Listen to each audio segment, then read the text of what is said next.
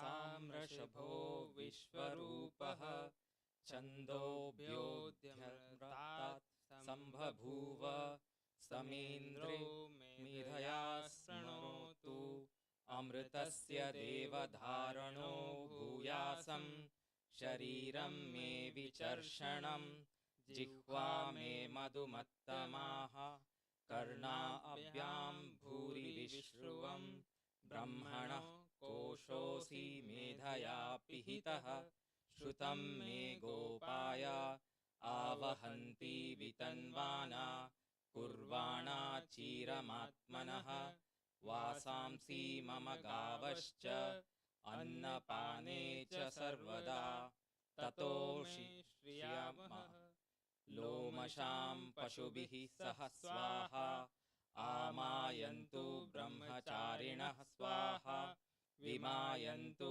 ब्रह्मचारिणः स्वाहा प्रमायन्तु ब्रह्मचारिणः स्वाहा दमायन्तु ब्रह्मचारिणः स्वाहा शमायन्तु ब्रह्मचारिणः स्वाहा यशो जनेसानि स्वाहा श्रेयान्वस्य सोसानि स्वाहा तं त्वा भग प्रविशानि स्वाहा समा भग प्रविश स्वाहा तस्मिन् तत्सहस्रशाख निभगाहं त्वयि मृजे स्वाहा यथापः प्रपतायन्ति यथा मासा अहर्जरम् एवं मा ब्रह्मचारिणः दातरायन्तु सर्वतः स्वाहा प्रतिवेशोऽसि प्रमाभाहि प्रमापद्यस्व ॐ शान्ति शान्ति शान्तिः।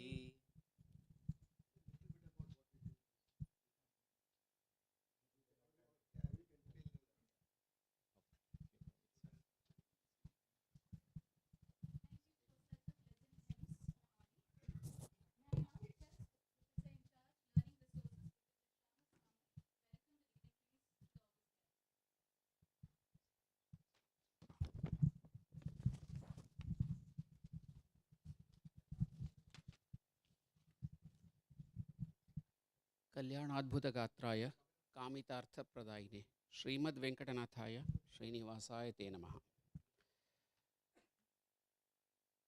I have been a professor here for more than 30 years, yet when it comes to this role, probably I'm not 100% sure about doing justice to this task. But it's my duty here to welcome the dignitaries to this August workshop, and today I'm really proud about having a very, very distinguished chief guest, Professor Srinivasa V-IKSHA, who is a Kannadiga by location, but currently the Vice Chancellor of the Central University in New Delhi, Central Sanskrit University, New Delhi. Premier and largest institution of higher education in Sanskrit. And he has a very illustrious career, being a former Vice Chancellor of the Karnataka Samskrita University, Bangalore. And he was also having an additional charge as the director of Melkote Sanskrit Academy. And formerly he was the director of Sanskrit Academy, a research institute funded by the Rashtriya Sanskrit Sansthan, Osmania University, Hyderabad. So these are only few things to name, but his achievements have been really so big. I was just browsing through the website, including the Wikipedia. I was stunned to see his biodata, and I have tried to summarize these things. So many are his achievements. I think I leave it to Professor in charge, Professor S.M. Kulkarni, to give a detailed presentation on his achievements. And I heartily welcome our chief guest, Professor Srinivasa V-IKSHA, on this occasion. I request our beloved director, Professor B. Ravi, to hand him small sapling.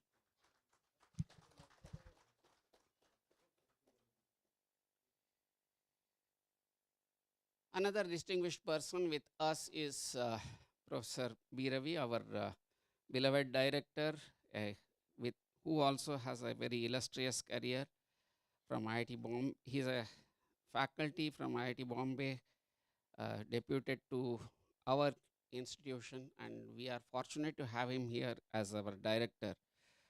He has been instrumental in bringing a lot of innovations in the campus, and we look forward to more of these achievements. I request Professor Govindaraj, the chair of our curriculum revision committee, to hand a small.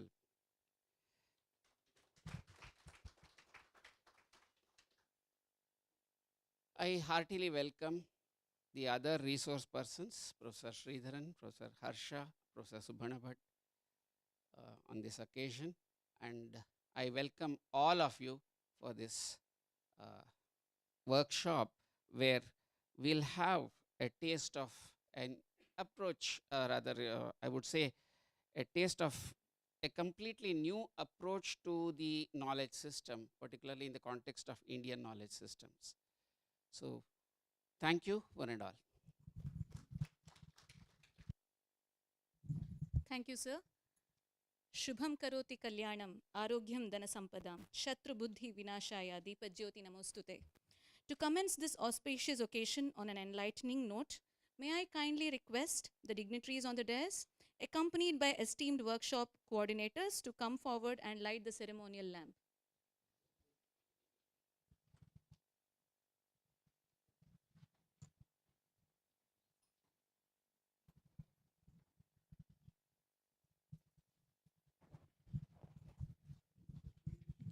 One,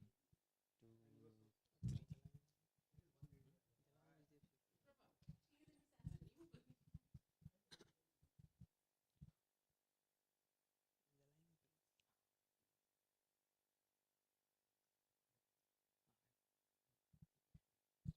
Shu- Om Shubham karoti kalyanam Arogyam dhanasampadah Shatrubuddhi vinashaya Deepakaya namostute Deepajyotik param brahma Deepajyotirjanardanah Deepo haratu me papam Deepajyotirnamostute.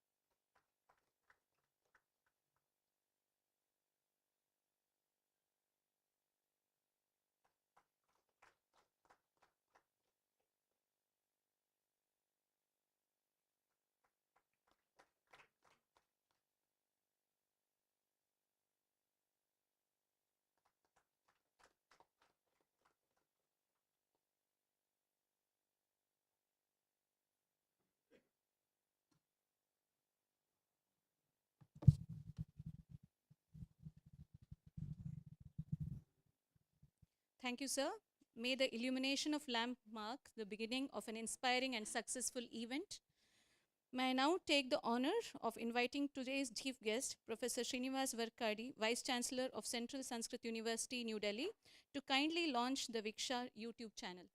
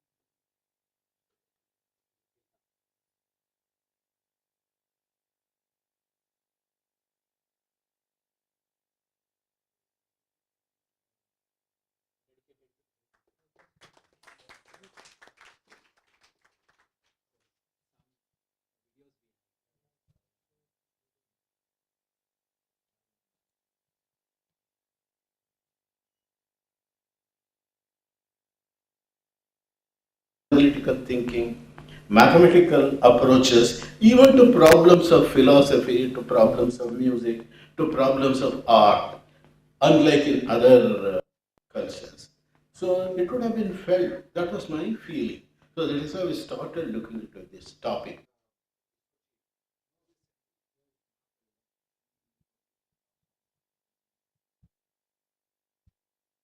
I now request Ms. Shivali Ghoshal, Sanskrit teacher, Central Sanskrit University, to introduce Professor Srinivas Varkadi to the August gathering.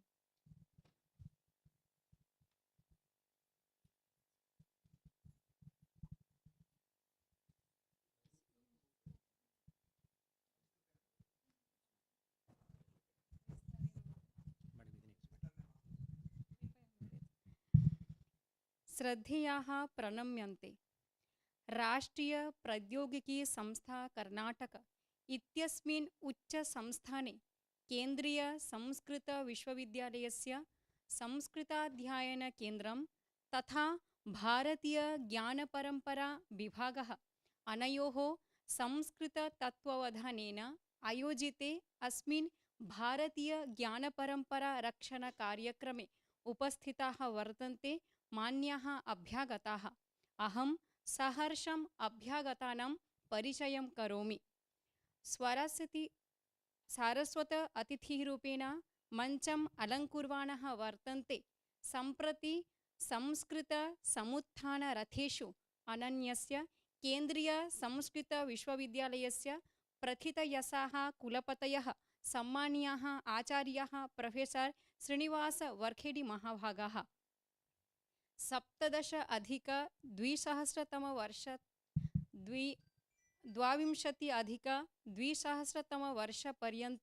इमे कविकुलगुरुः कालिदास संस्कृतविश्वविद्यालयस्य कुलपतित्वेन दायित्वं निभूढवन्तः। पूर्वम् academy संशोधनसंस्थायाः निदेशकपदम् अलङ्कृतवन्तः। एतत् अतिरिच्य विभिन्नसमितिषु तथा राष्ट्रीय अन्ताराष्ट्रीय शैक्षणिकसंस्थासु सदस्यत्वेन नैकानि कार्याणि कुर्वन्तः राराजन्ते। भारतीयसर्वकारस्य शिक्षणमन्त्रालये संस्कृतसंरक्षणं संवर्धनविकासेभ्यः विशन् डॉक्यूमेंट इति समितिसदस्यत्वेन अपि च केन्द्रीयसाहित्य अकादेमी इत्यत्र विविधपुरस्कार समितिमार्गदर्शित्वेन पदम् अलङ्कुर्वन्ति। संस्कृतभाषा गणनादि विज्ञानक्षेत्रेषु अमुभिः बहुधा कार्यं कृतं वर्तते। भारतीय ज्ञानपरम्परा, संस्कृतानूधिकं चिन्तनम्, ई-भारती सम्पद्, भारतीय भाषा संवर्धनम् इत्यादिषु क्षेत्रेषु निरन्तरम् उत्साहवर्धकाः प्रेरकाश्च इमे दृश्यन्ते। 30 अधिकानि संस्कृतपुस्तकानि अमुभिः प्रकाशितानि सम्पादितानि च। महर्षि वादरायण व्याससम्मानाख्यः राष्ट्रपतिपुरस्कारभाजः इमे आचार्याः। राष्ट्रविकासाय आसमुद्र हिमाचलं प्रतिस्तरं संस्कृतप्रचारप्रसारादि यज्ञस्मिन् कृतभूरि परिश्रमाणां संस्कृतशुभचिन्तकानां महानुभावानां दार्शनिककल्पानाम् अमूनाम् आचार्याणां योगदानम् अविस्मरणीयम्। विश्वगुरुत्वेन भारतं पुनः प्रतिष्ठापयितुं, विश्वस्तरे संस्कृतध्वजाम् उत्तोलयितुं, श्रेष्ठमर्यादां प्रापयितुं च इमे अग्रगण्याः नित्यं संस्कृतसमुपासकान् प्रेरयन्ति प्रेषयन्ति च। अहं सश्रद्धं स्वागतं व्याहरामि आचार्याः। अपि च अस्माकं राष्ट्रीय प्रौद्योगिकी कर्नाटक सुरत्कल संस्थायाः निदेशकवर्याः मान्याः प्रो वी रवि महाभागाः अपि वर्तन्ते। एते महानुभावाः भारतीय प्रौद्योगिकी संस्थान मुम्बै इत्यत्र यन्त्रविज्ञानविभागे संस्थाचार्याः तथा VETIC संस्थापकाः वर्तन्ते। एते राउरकेला स्थित राष्ट्रीय प्रौद्योगिकी संस्थायाः प्रख्यातपूर्वछात्राः आसन्। एते 86 अधिक 90 तमे वर्षे स्नातकपदं प्राप्तवन्तः। अनन्तरं भारतीय विज्ञान संस्थान बेङ्गलूरु इत्यत्र स्नातकोत्तरं च PhD कृतवन्तः। एतैः 60 पेटेण्ट् आविष्कृताः, तेषु कतिपयाः उद्योगस्थानेषु ग्राह्यीकृताः च। एतैः 30 शोधपत्राणि प्रकाशितानि 30 अधिकानि आमन्त्रितव्याख्यातानि दत्तानि एते AICTE DVT DST ICMR शिक्षा मन्त्रालयः NITI आयोगः इत्यादीनां प्रमुखसर्वकारसंस्थापकानां विशेषज्ञसदस्यरूपेण सेवानिरताः वर्तन्ते संस्कृतभाषाप्रसारप्रचारयितुं क्षेत्रेषु एतेषां महत् आवदानम् अनस्वीकार्यम् अहं रवि महोदयानपि हार्दान् स्वागतं व्याहरामि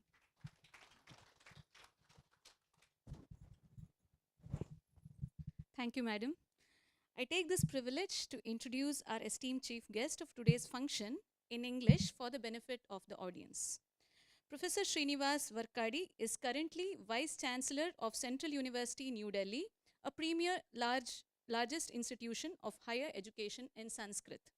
He served as Vice Chancellor in Kavi Kulaguru Kalidasa Sanskrit University and Karnataka Sanskrit University, and he also held the additional charge of the Director of Melakote Sanskrit Academy. Formerly, he was the Director of Sanskrit Academy, a research institute funded by Rashtriya Sanskrit Sansthan, Osmania University, Hyderabad. He is a member of various committees and national and international academic bodies such as Academic Council of RSVP Tirupati, Board of Management in Chinmaya University, Board of Studies in many other universities. He is also appointed as Honorable Chairman of Managing Committee of Mumbadevi Adarsh Mahavidyalaya, Mumbai. He worked as a member of the Committee for Vision Document for the Development of Sanskrit constituted by MHRD, Government of India. He is a part of the NAC Guidelines Preparation Committee for Sanskrit Universities. He was also a member of Grant in Aid Committee, MHRD, Government of India. He participated in faculty selections in EFLU Hyderabad as the nominee of President of India. He has been serving as a member in the selection committees for various awards in Central Sahitya Academy. He has been associated with many national and international research journals as editorial or advisory board. He has earned the respect of being invited as visiting faculty in many national level institutions. Recently, he was sent to an international conference organized by Indian Embassy in Paris by the Ministry of External Affairs, Government of India. He has been awarded the Maharshi Badarayan Vyas Samman, an award given by the President of India in 2008. He has received many awards and titles for his work in the field of Sanskrit and Indian knowledge systems. With the vision of re-establishing India as a Vishwa Guru to elevate the Sanskrit flag on the global stage and to restore its highest dignity, these eminent personalities constantly inspire and will continue to inspire dedicated seekers of Sanskrit. It is indeed a great honor to invite Professor Srinivas Varkadi to grace this august gathering with his scholarly insights and inspiring words. Sir, please.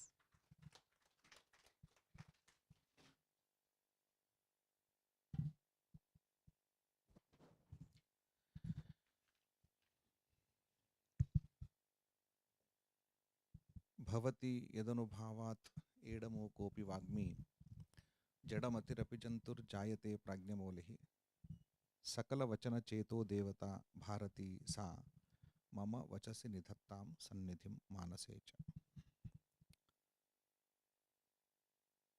Honorable Director of NIT Suratkal, Professor B. Ravi Garu, Professor Kulkarni, Professor Kamath, Professor Subbanna, Harsha, Professor Sridharan, and many colleagues of this institute.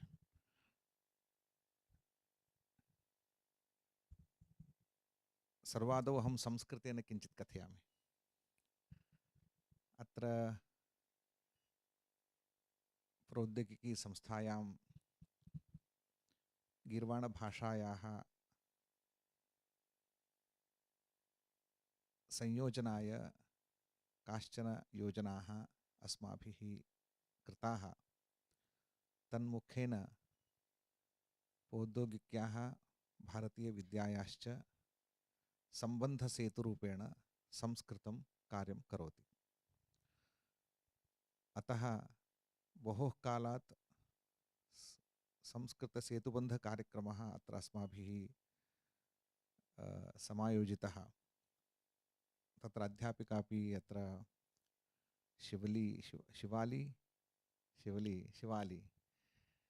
शिवली घोषाल् अत्र कार्यं करोति। सा तु पश्चिमबङ्गतः अस्ति, पश्चिमबङ्गदेशतः, अयं तु पूर्वदेशः। एवञ्च अनयोः दूरदेशयोः कः सम्बन्धः? संस्कृतं सम्बन्धः। काश्मीरमारभ्य कन्याकुमारीपर्यन्तं भारतस्य परशुरामक्षेत्रमारभ्य ईशान्यदेशपर्यन्तं भारतस्य अखण्डतायाः एकं किञ्चित् सूत्रं, तत् सूत्रं संस्कृतं। प्राचीनभारतस्य परसहस्रवर्षेभ्यः पूर्वं यद् भारतं, यद् ज्ञानमयं भारतम् आसीत्, तस्य भारतस्य अधुनातनभारतस्य एकं कालिकं सूत्रं संस्कृतम्। So this is the beauty of Sanskrit, and in connection with IKS, when we initiate something without Sanskrit, it is not possible. Today I am happy to be part of this program where NIT Surathkal, under the able leadership of Honorable Director Professor B. Ravi Garu. I am specifically Ravi Garu, I am telling, you should understand what is this. This is the beauty of Indian languages. We should, ನಾನು ಕನ್ನಡಿಗ, ಕನ್ನಡ ಚೆನ್ನಾಗಿ ಮಾತಾಡ್ತೇನೆ, ಇಲ್ಲಿ ಕನ್ನಡ ತುಂಬ ಜನಕ್ಕೆ ಬರುತ್ತೆ ಅಂತ ಅನಿಸುತ್ತೆ. ಎಲ್ರಿಗೂ ನಮಸ್ಕಾರ, అందరికీ ನಮಸ್ಕಾರಾలు. So this is beauty of India. Even if I speak in Telugu, you will understand. If I speak in Kannada, all of us can understand. Because the common thread is Sanskrit. We share. These languages do not divide us. They unite us. They connect us. The connection, one connection that we established, our ancestors established, that is Sanskrit. It is, that in various time points and various spatial points, we can connect through Sanskrit. So today we are engaging ourselves with Indian knowledge system, the Bharatiya Jnana Parampara. So in these are the initiatives that are considered to be very innovative now, because we started to search our own roots. We had forgotten our roots. Now we are reconnecting ourselves with roots. Two examples I would always give. The tree which cannot connect with its own roots will die. The tree, through its roots, when it is well rooted in the grounds, that tree will enjoy the top of the sky. It can reach anywhere. And the kite which fly on the sky can reach any point of time, any point of the sky, very highest point of the sky, only through its thread. If it is cut from the thread, if it is cut from the roots, then it cannot reach the sky. We must understand that today the Indians have excelled in many fields, in science, in technology, in business, everywhere. Not because we have just excelled in our education, because the tapasya of our ancient thinkers. I consider that today I'm able to speak, I'm able to pronounce very complicated, complex varnas, because this vocal cord is trained over the period of thousands of years. This is trained. This is not my contribution. This is the trained vocal card I am given. Therefore, I am able to do that. So all Indians can do that. And any student of any boy who is born in India can easily grasp 3 to 5 languages, because this is a multilingual country. Not because the environment we have retained. We don't have good environment for in education system. We have lost the good environment for Indian languages. But still, any average boy can learn on the street 3 to 5 languages. And he can grasp any idea from any corner of the country. This is simply because our ancient rishis and thinkers have developed this brain. They have contemplated a lot, and then that through that contemplation, through the language upasana, they have developed such a brain, and which is contributed to us, and we are able to do anything. So that we have excelled in any other field. We have excelled in mathematics, we have excelled in technology, we have excelled in engineering, because of our capacity of our brain to grasp so many ideas, so many languages, so many cultures, absorb the so many cultures. So today Indians have excelled in many countries, and they are considered to be part of global citizens because of their absorption of their cultural heritages. So with all these recognitions, we are now able to understand that what is the power of our knowledge, our ancient knowledge systems. Though we are cut off from the roots, so today we are enjoying the fruits of Indian knowledge systems. I'm happy that today NIT Surathkal has taken a great initiative through this IKS center, V-IKSHA center, which I am given informed understanding that this connects with all other departments. मैं हमेशा बोलता हूँ, ये भारतीय ज्ञान परंपरा के लिए अलग एक डिपार्टमेंट शुरू नहीं करना है, क्योंकि this becomes again one more department, and which is isolated department.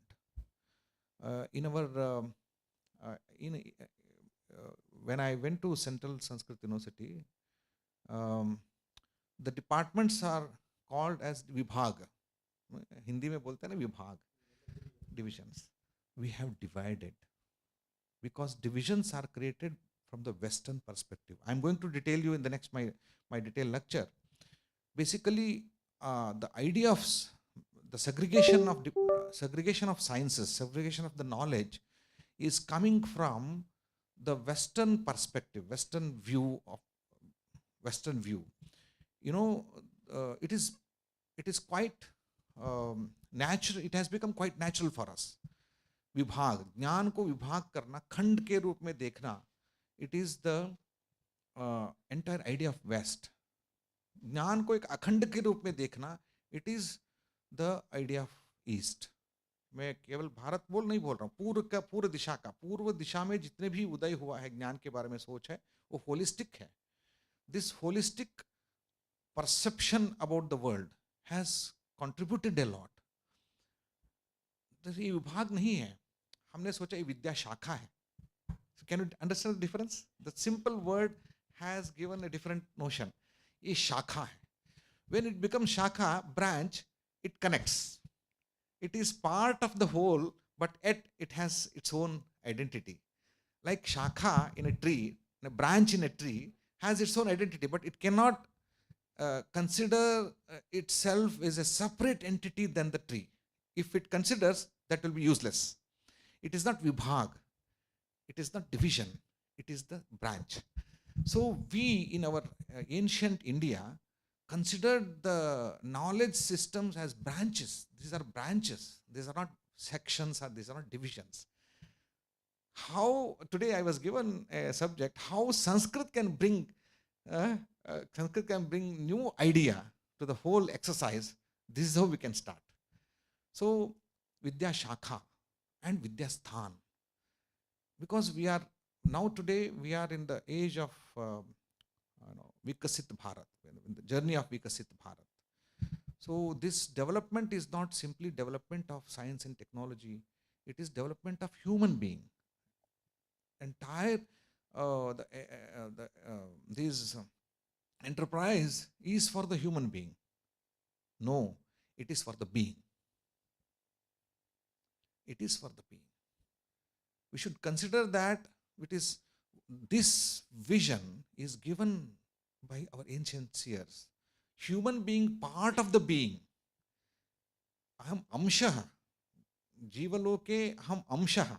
Mamayivamsho jivaloke jivabhuta sanatana. So this is just part of that. So can we see this? I mean, I'm just part of this. I'm just part of the whole. So whole enjoys the supremacy, and I'm not. I'm just part of it. I can contribute to the whole.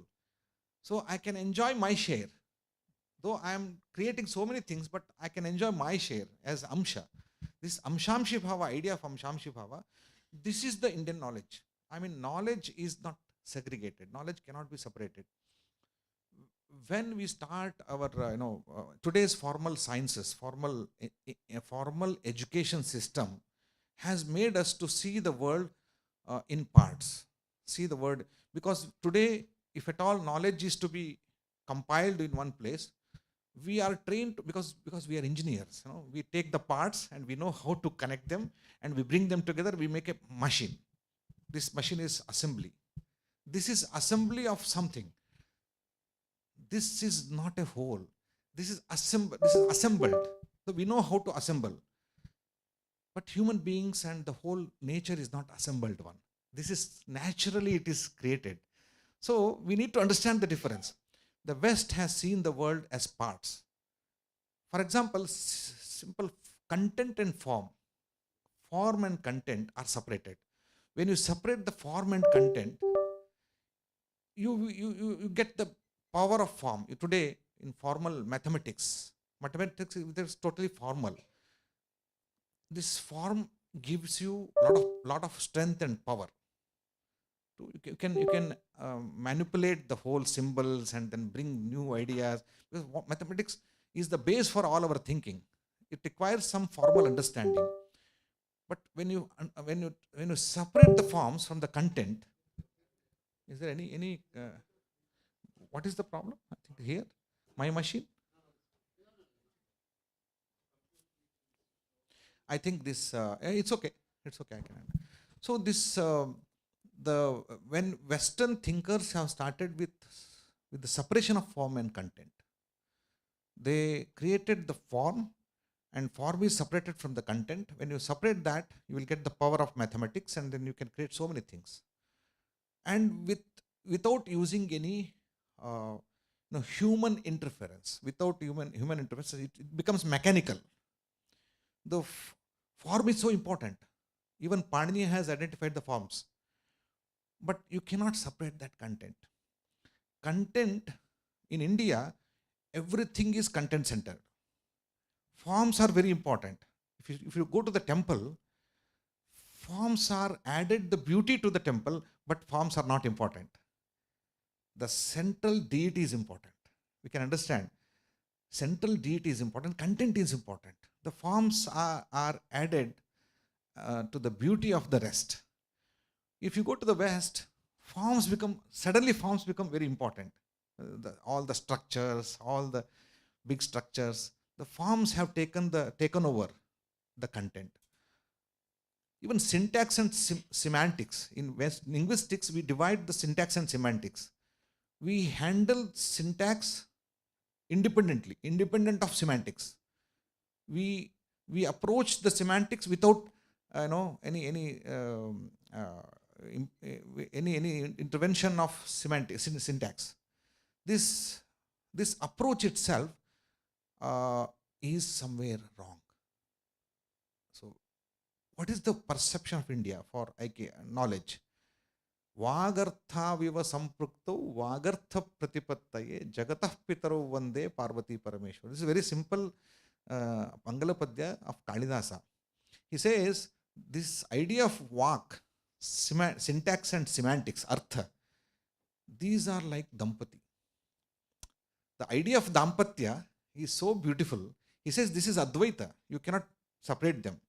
This is not something which you can see two entities. They are not two entities. They are the one entity, and you can see them in different two ways. Svak and Artha, these two, form and content, form and syntax and semantics, you cannot separate because they are together. Samprukto, like Parvati Parameshwara. For Parvati Parameshwara, in daily life, we go to temple, we worship Parvati Parameshwara, but in our education system, we divide it. This is where our training has made, in one sense, we are Indians. Today, we are living in dichotomy. Two words. One word where we have Parvati Parameshwara. In another word, we have syntax and semantics separated. Can we make it one? That's the question. Can we bring them together? That's the question. Today, through this V-IKSHA in NIT Suratkal, so all branches of knowledge should come together in one place. In one place, they should be connected. मैं हमेशा बोलता हूँ, भोजन में आप protein को खिला नहीं सकते. यदि खिलाएंगे तो टेस्ट नहीं होगा उसमें. बहुत प्रोटीन पाउडर बहुत गंदा रहेगा, कोई खा नहीं सकता. लेकिन प्रोटीन पाउडर भोजन के साथ सबके साथ बहुत अच्छा लगेगा उसको. So it should be mixed with the rest of the food. So IKS separately कोई भोजन करेगा तो बोर हो जाएगा, उसको मत करो. It should be part of rest of the branches. It should be part of mathematics, it should be part of mechanical engineering, it should be part of other biochemistry, it should be part of science, rest of the science and technology. Then it is enjoyable because it adds the beauty to it. It adds new dimension and new life for the rest of the knowledge. Thank you so much. I appreciate the efforts taken by Honorable Director and his team. And this was my route since my childhood. IIT Suratkal is not new to me because this is very much, we know that from Udupi to Mangalore and Mangalore to Bangalore, whenever we travel, this passing this. And today I'm happy that I'm part of this program. And thank you so much for inviting me. And just like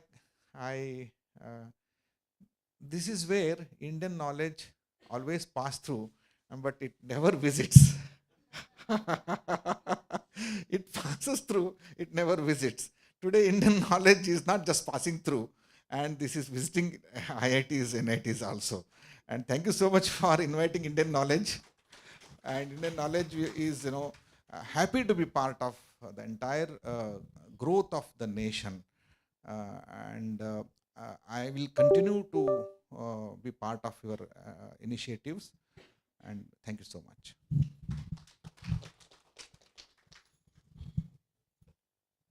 Thank you, sir, for sharing such an insightful knowledge. Spanning disciplines from mathematics to medicine, philosophy to architecture, India's knowledge traditions have always emphasized harmony between thought, action, and consciousness. Thank you, sir, for such a great session, talk about being, firm and content, syntax and semantics, form and content, and so on. Thank you, sir. Whenever I see our beloved director, it reminds me a core principle of Indian thought, that is Karma Yoga, a call to act with dedication without attachment to outcomes. Nisthaya karma phaleshu ma karma phalahetur bhu, ma te sangostva karmanihi. A second chapter of Bhagavad Gita, which says, you have the right to perform your duties, but never to the fruits of those actions. Let not the results be your motive, nor be attached to inaction. I deem it a privilege to introduce our esteemed director, Professor B. Ravi. Our director is an institute chair professor of mechanical engineering at IIT Bombay. He is the founder and in charge of Biomedical Engineering and Technology Innovation Center. He is a distinguished alumnus of NIT Rourkela, graduated in 1986, followed by Masters and PhD from IISc Bengaluru. He has 60 patents, many of them licensed to industries. He has published more than 300 papers and delivered more than 300 invited talks. He is a distinguished member of agencies such as DBT, AICT, DST, ICMR, Ministry of Education, and Niti Aayog.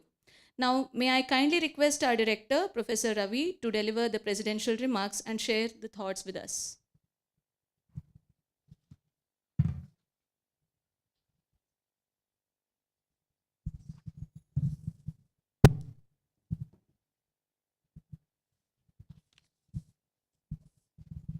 Namaskara.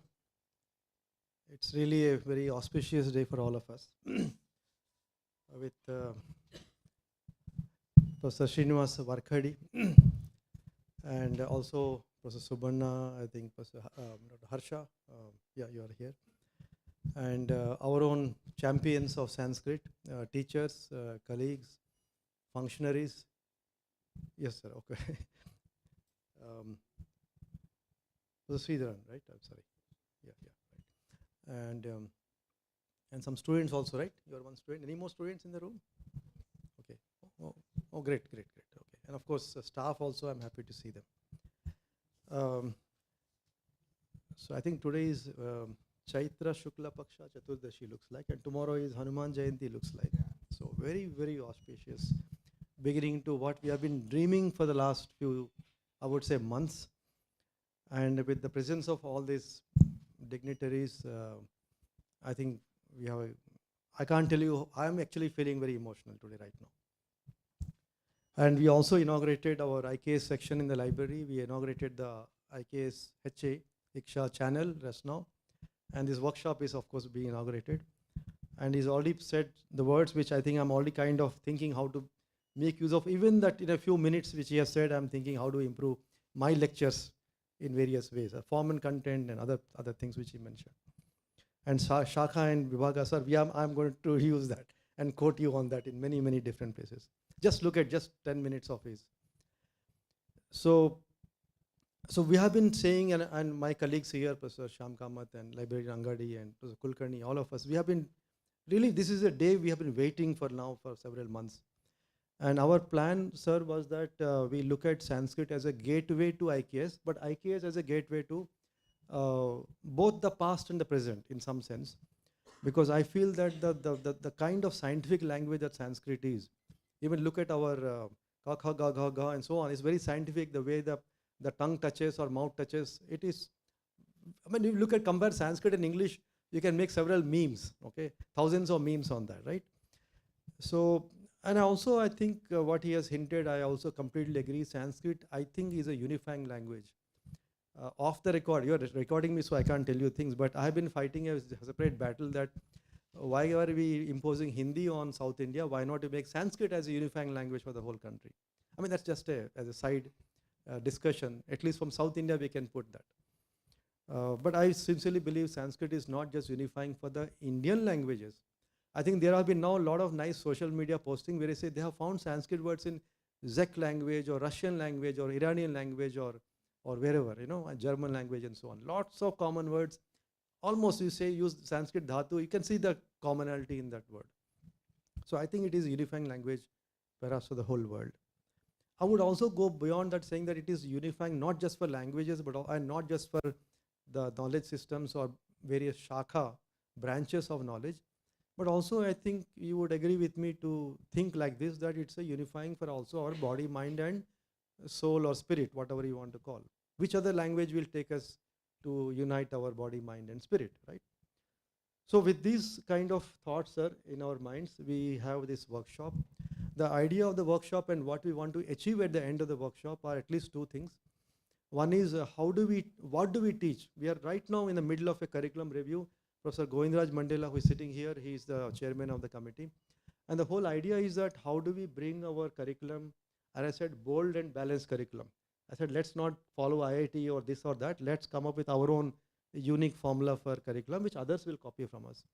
And for us, this is a very important route for evolving the. So when you say curriculum, people talk about only what to teach, but this particular workshop, we also want to focus on how to teach. And we believe that our IKS or Sanskrit or our ancient systems, we have angles of that also. For example, Gurukula system, Guru Shishya Parampara, and the whole mindset of what kind of, how Shishyas should be, Swikriti. Even say Guru Swikriti is also talked about. You have to test the Guru also, from whom you have to learn. So there are lots of points in our own ancient system which we can start incorporating. And as you said correctly, sir, I think I've been joking that usually faculty are intellectuals. Intellectual means a sharp IQ, and sharp is like a weapon, and we use a weapon to differentiate the languages, knowledge. So I say engineering is not enough. Engineering, mechanical, civil, electrical. Mechanical not enough. Thermal and fluids and manufacturing. Manufacturing not enough. Casting, welding, forming, whatever. And you can go beyond that also if you want. But I'm saying that basically what you have to look at is knowledge integration.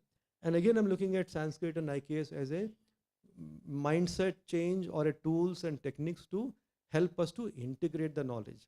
Because real problem solution requires knowledge integration, not differentiation. So with these thoughts, I think I would like to end by saying that those in the room today, I'm very thankful to all of you. I have taken a picture, that's why I've taken a picture also, see who are in the room today. I'm also looking at all of you to please help us, okay, to leverage IKS, bring IKS into our bloodstream of the institute, not just students and teaching and also, but our culture of thinking, culture of behaving with each other, the whole layer of ethics and morality and swadharma, what I like to call. So let us please use this chance to become good human beings to start with. And of course, that means also behaving well with each other. I want to see a day, sir, when there's no distinguishing between faculty and staff. I would even say teacher and student. Why can't teachers learn from students and why can't students learn from teachers? It should be both ways. Where is the knowledge, who is giving knowledge at that point of time? He or she is a guru at that point of time. And there's no one who cannot learn from. So I require, sir, your blessings, all the blessings of gurus in the room, that we start this pathway on this auspicious day. And I am saying that there's no limit. Let's create a model of NITK in terms of even in IKS. We may be starting a little late, sir, compared to IITs and all those things, but I feel that we can go much faster and we can create some systems and models and maybe processes which others will find it maybe inspiring to think about emulating. So thank you very much. Thank you for being in the room. And thank you, sir, once again for accepting an invitation. Sir, whenever you are passing by this road, just drop in for a coffee. We'll have some conversation. And I'll tell you what progress we have made in the few days that you have come before and after. Thank you very much.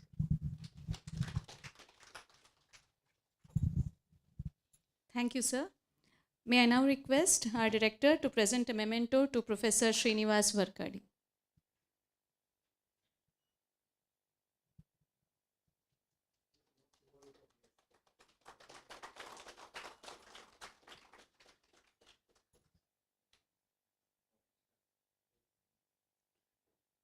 I request Dr. Mallikarjun Angadi, librarian and one of the coordinator of the workshop, to give away the memento to our director.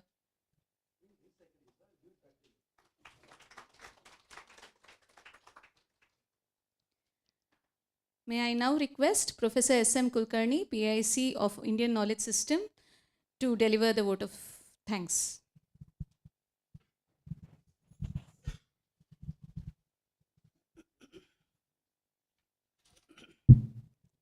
वसुदेवसुतं देवं कंसचाणूरमर्दनं देवकी परमानन्दं कृष्णं वन्दे जगद्गुरुम्. Esteemed chief guest of today, Professor Srinivas Varkadi, President of the function and our beloved director, Professor B. Ravi, participants from NITK and neighboring institutions, and my colleague friends. It is said in Bhagavad Gita, Adhishtanam tata karta karanam cha pratak vidam vividascha pratak chesta daivam chaivatra panchamam. See, for any event of this kind, 5 elements are involved: the establishment, the karta, the doer, then the apparatus and the procedures. All these 4 can be arranged, but the last one, daivam chaivatra panchamam, 5th element, unless it approves, things will not materialize. As our beloved director has told, we were desirous, based on his impetus that given, we were desirous of having this event in February, but the Almighty's will did not permit. With now, with his help, with his approval, this event is happening. So first of all, let me thank the Almighty for making it happen. So we are very fortunate to have Professor Varkedi. As he said, he's going this route, but finally he is here. It was very rather to catch him because he is a very busy man, a national figure. So he is very fortunate, and we are privileged to have you, sir. And thank you for making it and sparing your thoughts with us. Thank you very much. And Professor B. Ravi, our beloved director, the day he came here, he has started rather pushing us to do this. We tried hard, as I said earlier, to conduct this in February. We could not. But with his impetus, we are able to have this event. Sir, thank you very much for all your motivation and being with us at this hour. Thank you very much. Yeah, I am coming, sir. All esteemed guest speakers of this event, I thank all the speakers who have spared this time in spite of their busy schedule, and they have come here and they have accepted our hospitality and they are sharing their expertise with you. Thank you, all the experts who are coming here.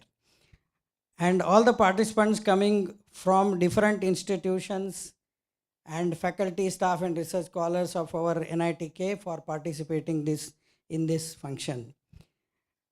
And especially I thank the representatives of the curriculum committee, Professor Govindraj and Professor Reddy, for making it for this function. And I thank all the library staff led by Professor S.S. Kamath and Professor Mallikarjun Angadi. Without their help, this function could not have been realized. So I thank you from the bottom of my heart. So this is a teamwork. The IKSHA team, the strongest part of the IKSHA team was the Central Library, the PIC of Learning Resources, and the Central Sanskrit Learning led by Ms. Shuli Ghoshal. She has taken part. And I also thank Professor Ashwini Chaturvedi and Professor Punekar, who were continuously involved in this, and they had given a lot of inputs from their side. Thank you, sir. Thank you, Professor Ashwini and Professor Punekar. And I thank Dr. Suprabha, whose entry into the IKSHA team really triggered our all the events, all the actions. So, and she also happens to be the anchor of the function today. Thank you, Dr. Suprabha. And especially I thank our research scholars, Mr. Vikram, Mr. Ashish, and Mrs. Uma, who are contributing as part of registration and preparing the kit. Thank you all. Thank you one and all. And this event is all because of the participants and the impetus of our director. Thank you one and all. Thank you, sir. And now let's break for tea. And once tea served outside, right outside the venue in the ground floor. And we'll take 15 minutes break, and 11 o'clock will be. Yeah, we'll come back at 11 o'clock for the session. Yeah. Thank you.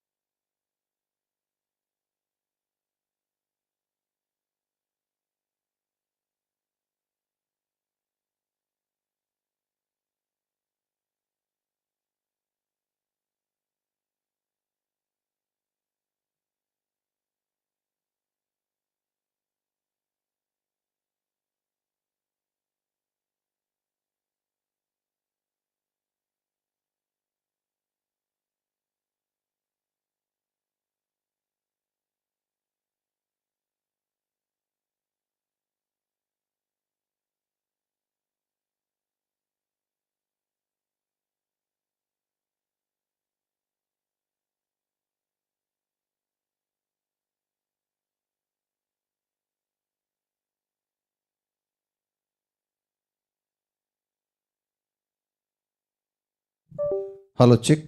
Hello, chick. Hello, chick. Hello, chick. Hello, chick.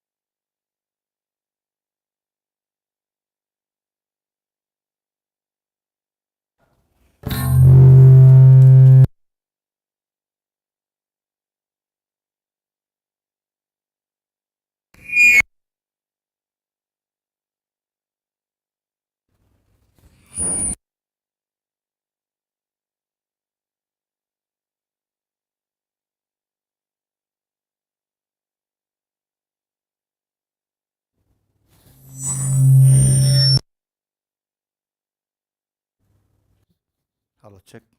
Hello, check. Hello, check. Hello, check. Hello, check. Hello, check. Hello, check. Hello, check. ಇಲ್ಲ ಅಷ್ಟು ಬೇಕಾಗುತ್ತೆ ಯಾಕಂದರೆ ಅದು ತಗೊಳ್ಬೇಕಲ್ಲ. Hello check. Hello check. Hello check. Hello check. Hello check. ಚೂರು ಕಮ್ಮಿ ಮಾಡಿ. Hello check. Hello check. Hello check. Tablet ಬಿಡ್ರಿಪ್ಪ ಏನಾರು ಮಾಡಕ್ಕೆ ಏನಾರು ಆಯಿತು ಅಂತಂದ್ರೆ ಅದು ನಮಗೆ ಇನ್ಸಲ್ಟ್ ಆದಂಗೆ ಆಗ್ತದೆ ಮುಗಿಸ್ಬಿಡ್ರಿ ಸೈಡ್.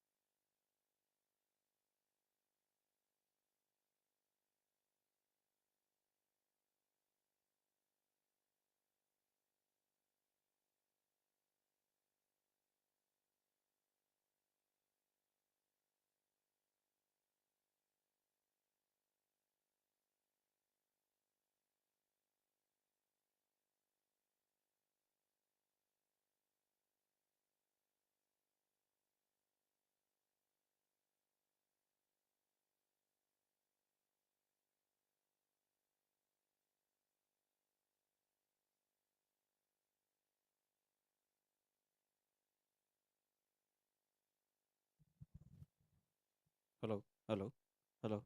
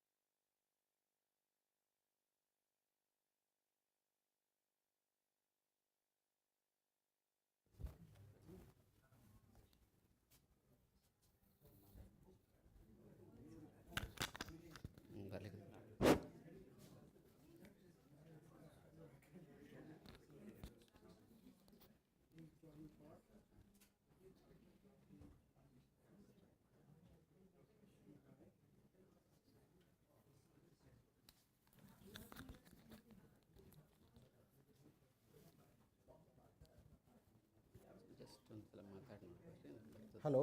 ಹಾಂ ಬರ್ರಿ. 1, 2, 3. Namaskar.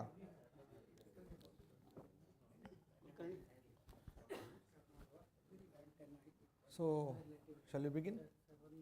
Yeah. Yeah. ಸಂಕ್ಷಿಪ್ತ ಏನು ಮಾಡ್ತೀರಿ? ಬೇಡ ಇಂಟ್ರಡಕ್ಷನ್ ಬ್ಯಾಡ ಅನ್ಸುತ್ತೆ. It's okay.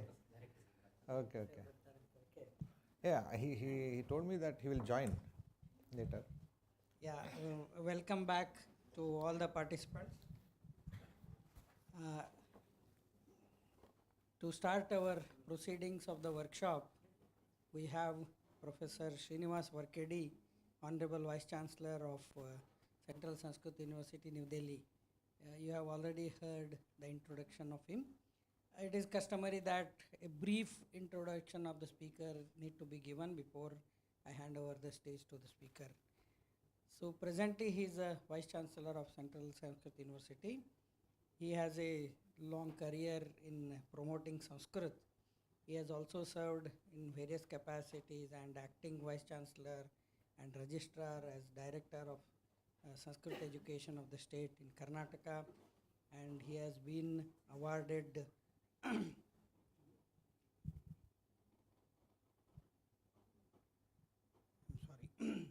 So he is on the board of management in Chinmaya University. He has also served as dean in Chinmaya University, Kerala.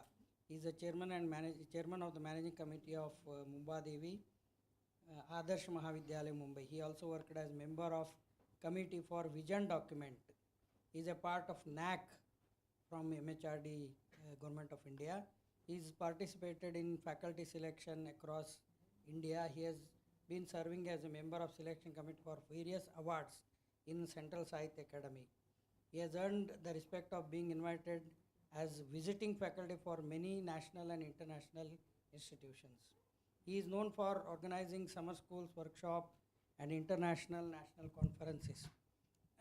To top of all his career, he is blessed with the award of Maharshi Badarayan Vyas Samman, an award given by the President of India.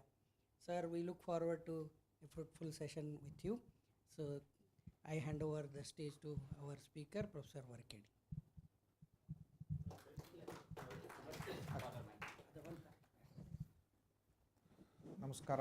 ನಮಸ್ಕಾರ ಎಲ್ರಿಗೂ ನಮಸ್ಕಾರಂ. So today morning we started this dialogue. Just I was wondering, any student is present here? Yes.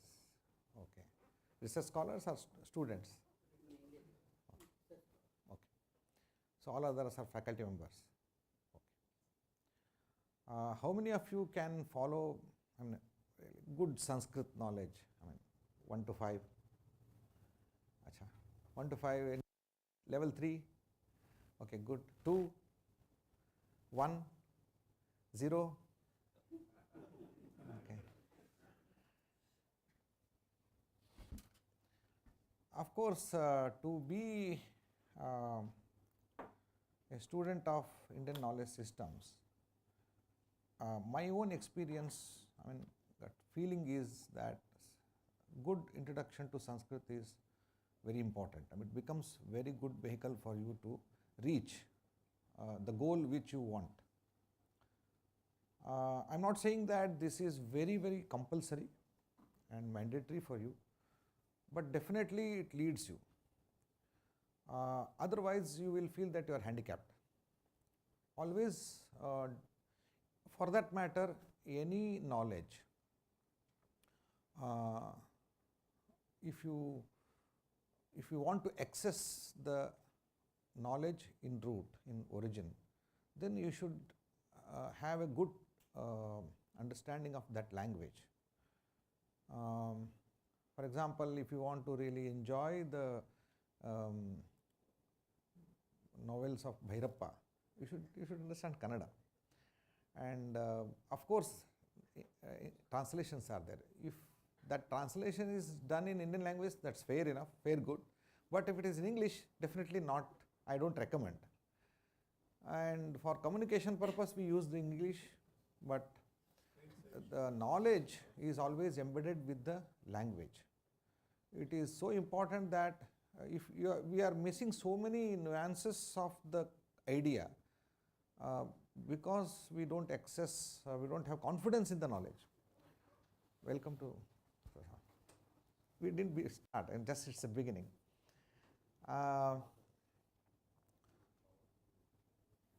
When in the context of Indian knowledge, we need the support of Sanskrit, because I am connecting the whole idea, IKS idea, with Sanskrit. Therefore, I am bringing this point for the discussion.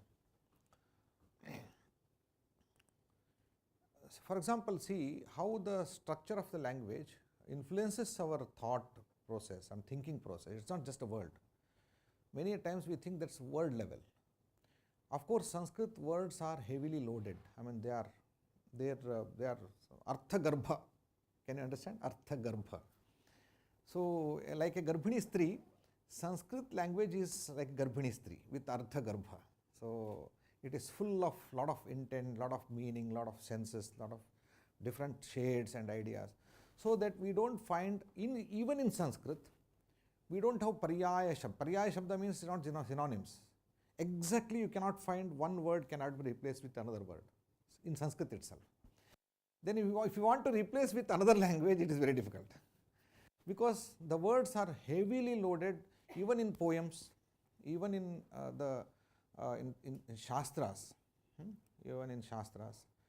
These are the terms that are used in particular senses, sometimes in Shastras, in different senses, sometimes in Kavyas. And Sanskrit is such a language which is used for scientific understanding, scientific expressions. With all rigorous mathematical calculations, Sanskrit is used. And Sanskrit is also used as a meta language for understanding the, for presenting the scientific thoughts, meta language. And Sanskrit is used as the language of communication, language of spiritual experiences, language of poems and poetries. So, whole range you can see in Sanskrit. Therefore, before entering into field of Sanskrit, learning Sanskrit, you should fix your mind that what exactly you want. It is not after reading, if you are aiming at mathematics, you need not read English novels, right? So, if you want to really, if you want to create knowledge for yourself, you should fix your mind and for what purpose you want Sanskrit. Then sometimes for a musician, he should understand all nuances of the ragas, etc. To appreciate the music, you need basic understanding of raga, how it functions, how it moves. Otherwise, you cannot appreciate. Similarly, appreciation level is very much needed.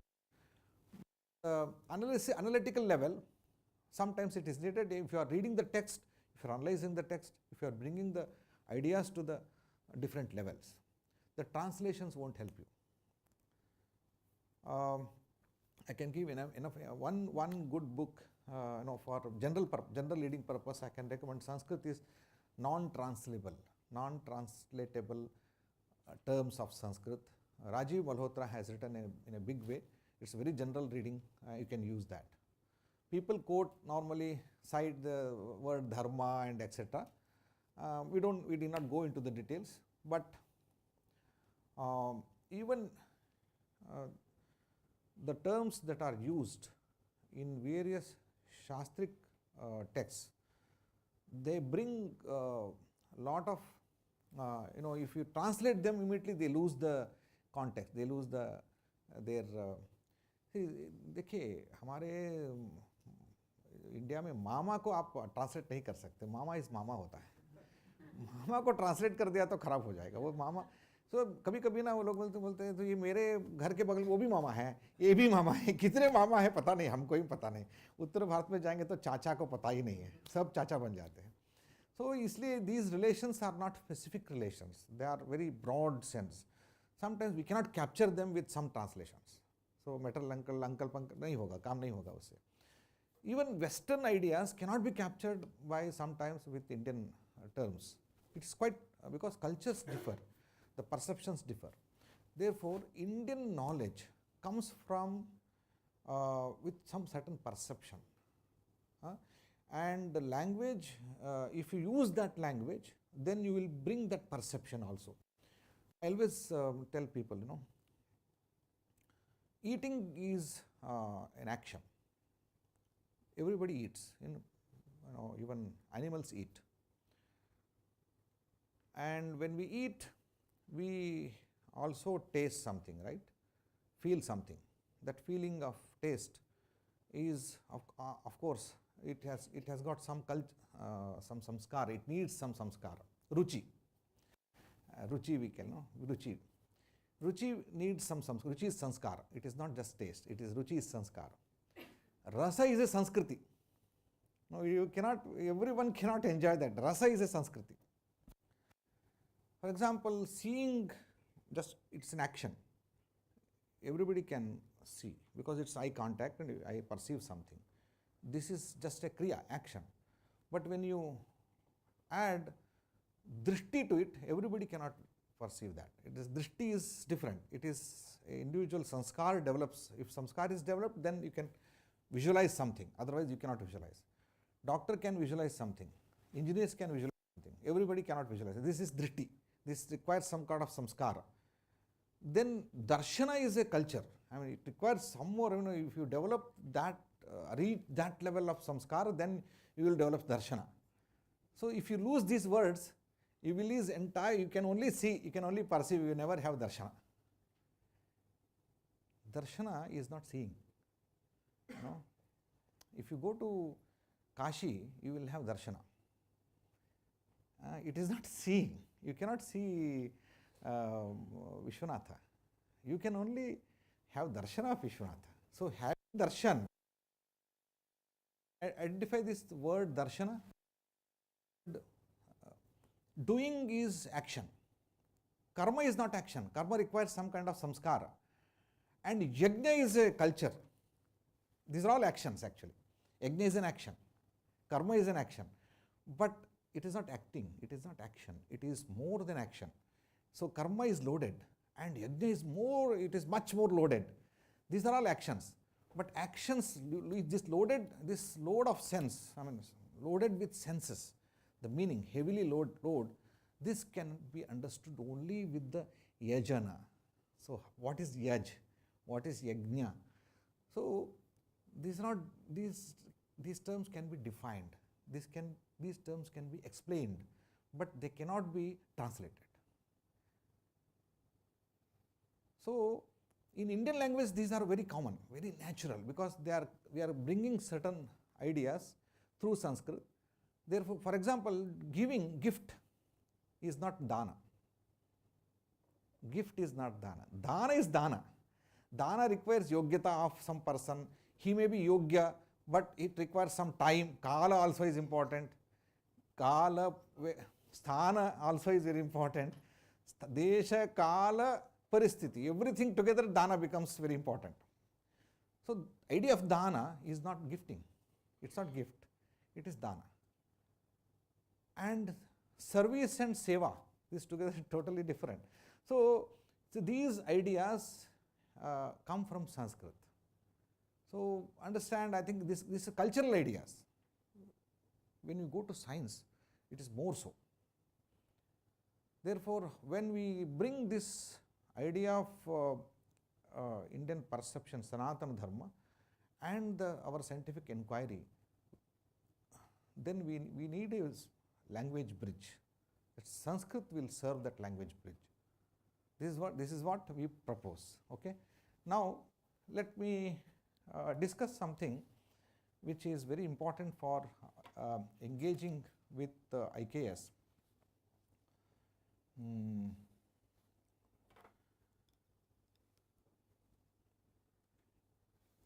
Let us define what is IKS, what is Indian knowledge. Whether knowledge has any division like Indian and Western. Knowledge is knowledge. Anybody who will understand the knowledge, knowledge is very objective, and it will be true forever, and it is true for all. It cannot be different from person to person. That is knowledge. When you think knowledge, and what is Indian knowledge then? Whether it has a meaning, Indian knowledge is a meaning. People laugh at us. What is and even it is originated, then if it is any place in the world, if it is the same, then it is global knowledge.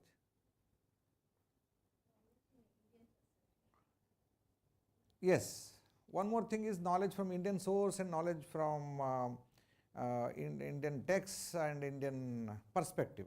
So another, if it is knowledge from Indian, then what is that perspective?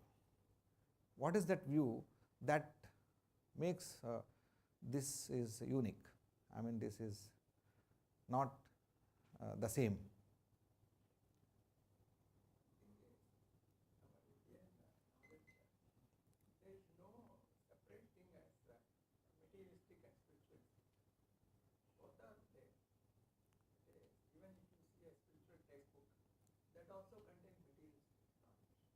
So where did we find this separation of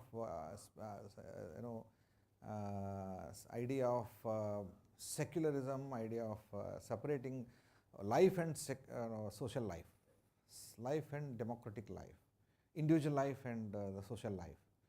And is there any individual life then social life? This Indians cannot understand. हमारे घर में एक उदाहरण बताता हूँ मैं. I'll give you an example. Or my mother can go to any room, and she can walk into any room and any time. She need not take any permission. She will not take. And we understand that she has the right to enter into anybody's room. Nobody questions this.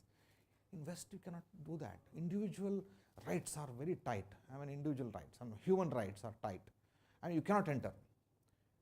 So this idea of the self and the rest is so separated in the West. You can see in the life, but today in India it is not so. But this is the same situation. Indian knowledge is the same way. You cannot separate that there are two things. Even I would say, after long discussions in objectivity of the knowledge, no, you cannot separate. Subjectivity becomes so important. Sometimes if you enter into the expansion of objectivity, you will find that subject enters there. You cannot exclude that.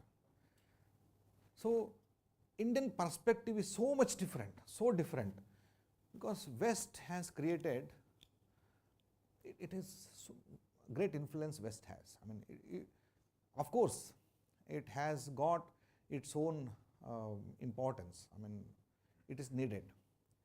But material world and the self and the rest of the world separation is very,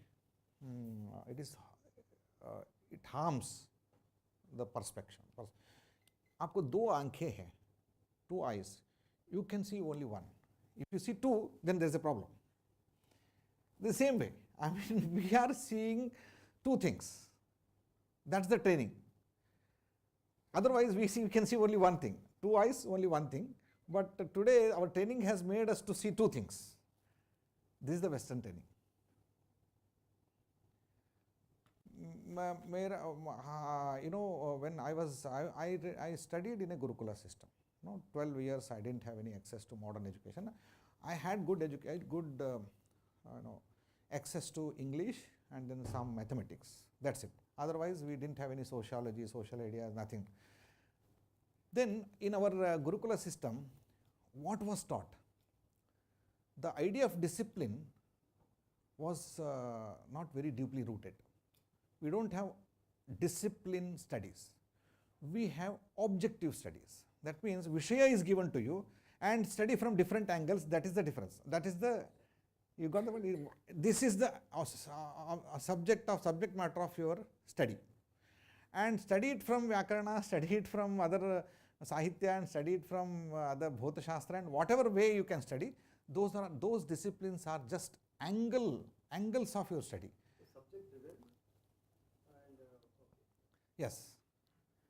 One thing is given, and you can from many angles you can see them. You can study, you can analyze, do that. But discipline, what are you studying? You are not studying disciplines. Discipline, you are studying the word actually.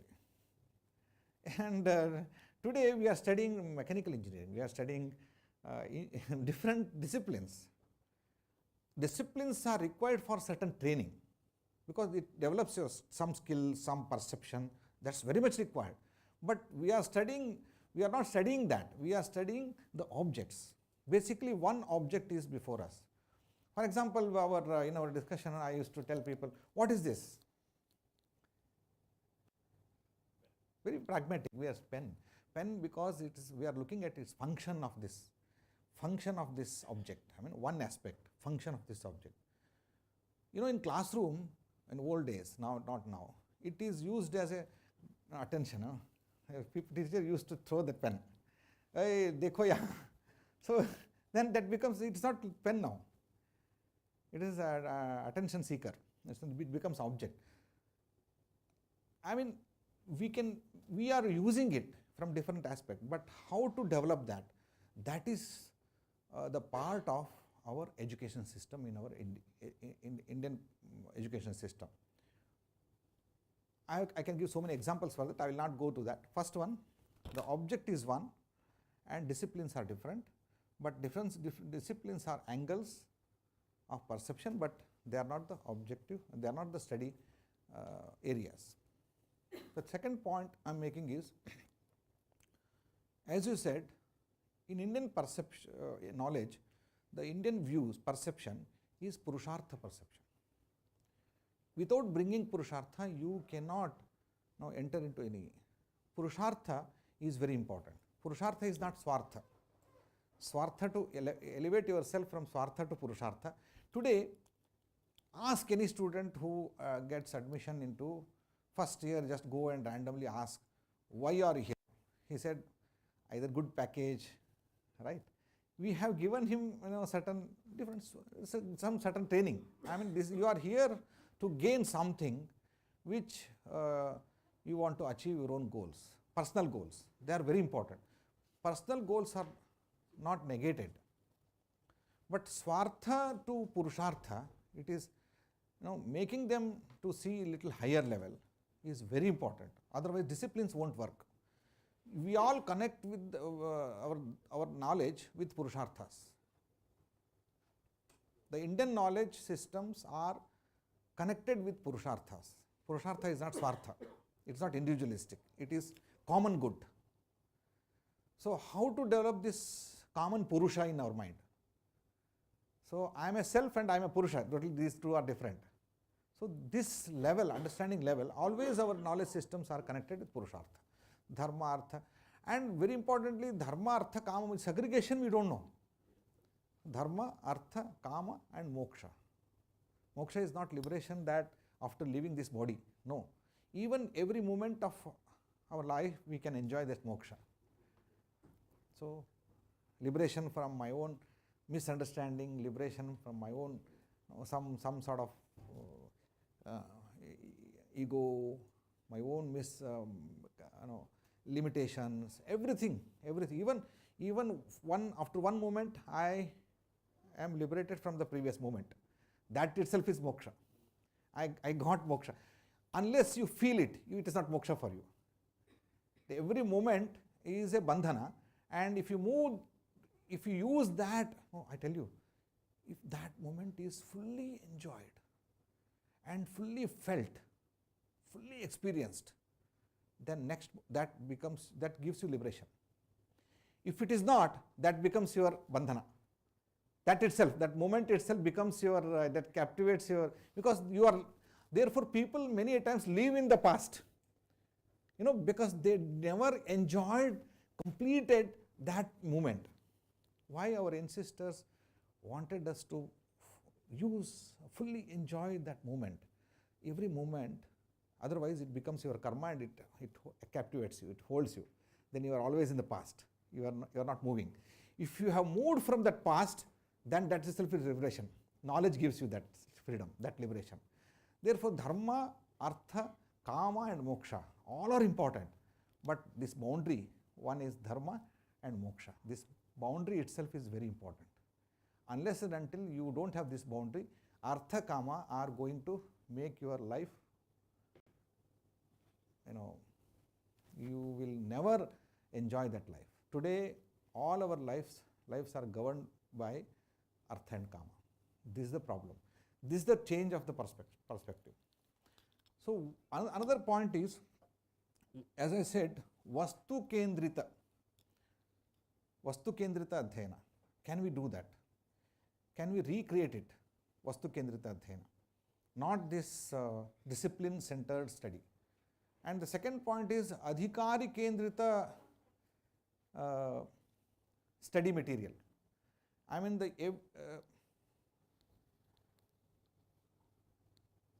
as we understand, mathematics can be taught to anyone. But as Adhikari Bheda, if Adhikari is different, then accordingly we can make it in levels, right? So the same thing can be taught to anyone. So Einstein can teach his teaching, for the first standard, no one can teach like Einstein teaches, right? First standard kid को इसको नहीं पढ़ा सकता हूँ मैं, ऐसा एक teacher बोलता है, तो ये टीचर का प्रॉब्लम है या स्टूडेंट का प्रॉब्लम है? Any complex ideas can be taught to the students at any level. It's through experience. So a good teacher, therefore I request my own colleagues in my office, senior professor should go to the first classroom, not the, you should really avoid the youngsters in the first year, engineering students. Very senior students, teachers should go there, and they should really, that transforms the institutions. I think whether NIT does it, intention, yeah, it should be done. Yeah, it should be done, and people should go there. And very experienced teachers will really transform the young students. I mean, we should develop that skill. I mean, sometimes what happens, senior teachers, we think that after going there we should deal with the silly questions and all that. No, those questions are very important questions. If those questions they get the answer, then they will transform the discipline. Teachers also. Because sometimes encountering such questions is difficult. How to start, how to really bring the classroom into the same level, it's very difficult task. And we also bring Loka Vidya and Vidya Loka together. So today, Loka Vidya and Vidya Lokas are different. Outside NIT, total no idea what it is going on. Loka Vidya and Vidya Loka, they are brought together in Indian knowledge. If you go to any Mahabharata, you will not see, only one idea it is discussed in a straight line. It is full of ideas, and it brings you a lot of holistic thinking. Actually, if you go to a single incident of Mahabharata, simple question, Draupadi asked whether it is right to bring me here in the class. A simple question, but it's not simple question. If you go to that, a lot of whole life is brought there.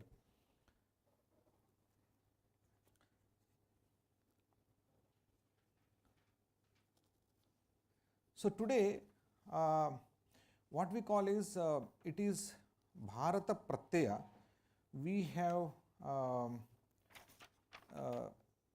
thought of to bring Indian knowledge into the current context, and we should also find the context for Indian knowledge. We should create the context for it, or content should find its context here. Otherwise, this missing part. And when people talk of Indian knowledge, then suddenly people don't find the context for that. I mean, 2 decades back when people discussed about Indian knowledge, immediately suddenly it's temple. It is temple related idea. I mean, it is ritual related idea. It has nothing to do with my lab. It has nothing to do with my experiments and with my scientific inquiries. No. So this has to be encountered. Because if we go to one, I'll just read the text. Recently, R.L. Iyengar has published one book, Mahasalilam. It is dated 3,500 years back. The questions raised there are so fascinating. I mean, we cannot imagine from 5,000 years. We think that all knowledge, all such questions are coming only recently after this 400 years, 500 years, when this. I completely agree, admit and acknowledge that the scientific experiments have brought lot of things to our life, and we cannot disagree that, we cannot discredit. But at the same time, whether it is bringing real happiness, whether it is bringing the real progress, this question is still unanswered. We feel it. But India, once upon a time, when we see the history, look at the history, it is very evident with all evidences we have, even Western scholars have agreed that more than 36% of GDP was in India. I mean, it is then what was that? What was that? Why it was that? And the ideas from India have reached many parts of the country, many parts of world. That's if you go to Japan, this side, northeast, I mean even China accept that, even Bhutan and other countries, and many countries are really enjoying. I mean, what is that which was taken from here, which made them happy and prosperous? So that we need to understand there's something is missing here, which Indian knowledge systems can contribute. There is a gap. That's what I'm saying. I'm not saying replacing. I cannot replace the contemporary knowledge with the Indian knowledge. No. If someone claims that, I'm not going to agree with that. I mean, it is not replacement. You cannot replace it. You can only bridge the gap. You can identify the gap and you can fill the gap. So where Indian thoughts, Indian thinkers are very good. One is very clear that there are two ways of looking at science. Hard sciences are developed today. Hard sciences, like physics, chemistry, and other branches of sciences, which are hard sciences, because you can deal with the object with certain tools and instruments, and you can understand them, fix them, and then come back with the idea and then deal with them and repair them and assemble them. All that is possible in hard sciences. You can test, but in soft sciences you cannot do that. In soft sciences, if you see, even today, the texts which are available in India, soft sciences means the objects which are not easily accessible. For example, the language. For example, the idea of the body, and body connection with the rest of the world, the universe connection with the rest of the universes. I mean, in global level, in super global level. These are the areas we cannot experiment. We cannot bring that into lab and recreate it. There, Indians excelled. The understanding level is really huge. We can see that even in just translation, every philosopher and scientists have appreciated it. Therefore, we are good in, for example, Natya Shastra. Natya Shastra, we have so rich Natya Shastra, which addresses the human being, how he is transformed into an artist. That entire range of transformation is documented with all smallest important information. Not only information, it is scientific understanding. For example, there are 2 points are given in Natya Shastra. If you go to the details are so mesmerizing. I mean, 2 points are given. one has to travel from this point to this point. This is mathematically it is explained, but at the same time, each individual, when he practices, he brings his own nuances, and then it becomes an art. It is not mathematics. So how best you can create the curve there? That curve becomes, that's the individual contribution. I mean, Shastra never stops you. Padma Subramanian beautifully explains this. If you go to Padma Subramanian, she beautifully explains that being an artist, being a scientist of that Shastra, she brings how beautifully Bharata has brought so many things, mathematics, psychology of the viewer, and how to connect with him. This is so fascinating. I mean, I think it's not so easy job to create. Panini's Ashtadhyayi, my own experience, Panini's Ashtadhyayi, my students have worked on this. I mean, how to resolve the conflicts in mechanical model.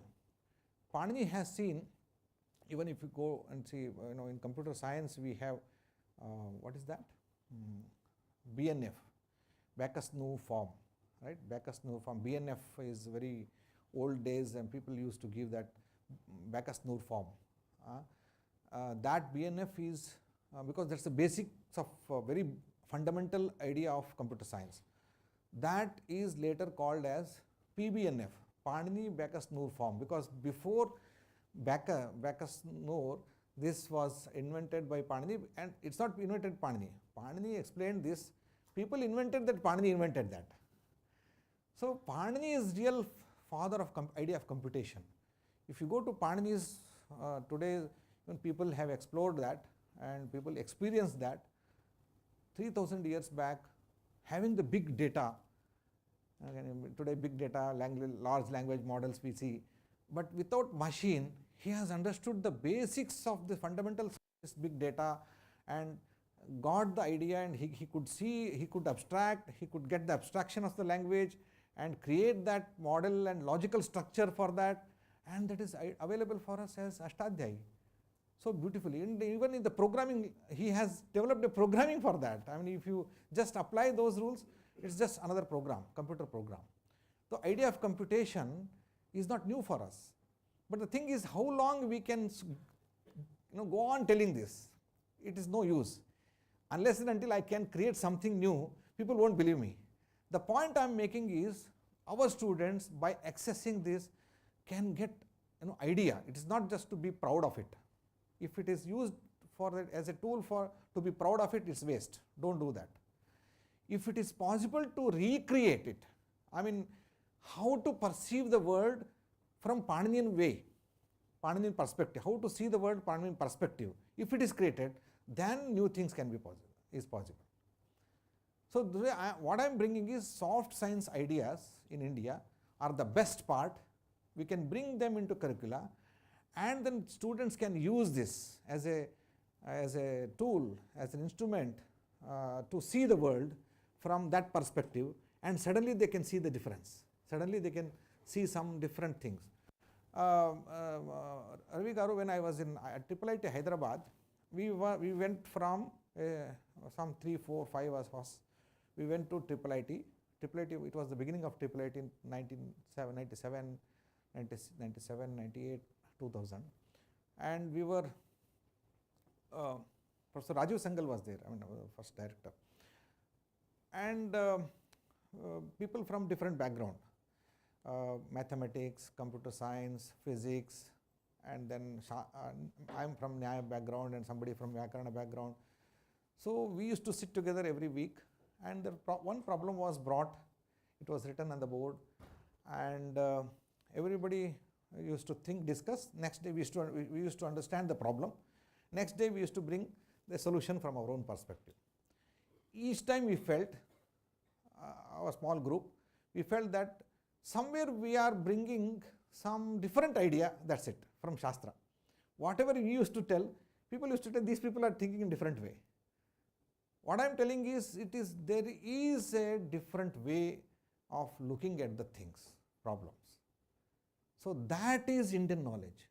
I mean, it is not the information. It is not just information that you will get it.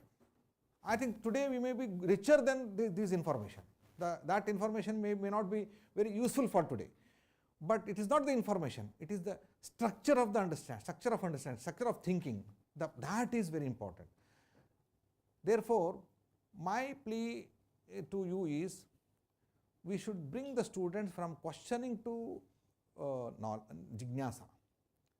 We should shift. Today, people ask so many questions. Questions involve rejection. When you ask question, you are rejecting. Sometimes teachers face it. In the classroom, students pose the question. The question means you are not correct, you are wrong. Questioning means rejecting. That happens. Can we bring them from the questioning mode to jignasa, a desire to know? I mean, there is something, can I access it? I need it. This kind of jignasa, therefore all our shastras start from jignasa. We don't start with the question, we start with jignasa. So this is Indian knowledge. Indian knowledge brings the jignasa in the front, because it's a submissive mode. If you go to the knowledge and say, I am great, then you will not get it. If you go to the knowledge and say, I am humble, and that is jignasa, and then you will get it. This is Indian mode. Jignasa is the beginning, and therefore shraddhavan labhate jnanam. That means if you submit yourself to the knowledge, then you will get more. Can we create this environment in our knowledge society, or we are just questioning it? I am not saying this scientific understanding has trained us to question something. Definitely that's very important. That is called in our system Purvapaksha. So Purvapaksha is also very important. If you don't have Purvapaksha, you will not have Uttarapaksha. But Purvapaksha is not the way for knowledge. Jignasa is the way for knowledge. Purvapaksha is to test my Uttarapaksha. It is testing point. In order to test my Uttarapaksha, Siddhanta Paksha, then I need to bring Purvapaksha and lot of testing. Then that's a testing bed, but that's not the starting point. See, when some question, jignasa is brought, after that there are two parties. For example, in a court, if you go to a court, for a judge, it's just jignasa. He is sitting without any occupation, and one party comes with some occupation and another party brings something. This is Purvapaksha and Siddhanta, Uttarapaksha. These two are Purvapaksha Siddhanta. They deny each other. They have right to do that, but judge does not have right to do that. Judge has to sit with jignasa and what is here. And then when the pramana comes into picture, pramana means the tool to understand the right understanding, then based on pramanas, he should think that whether it is right or wrong. Who is in right way.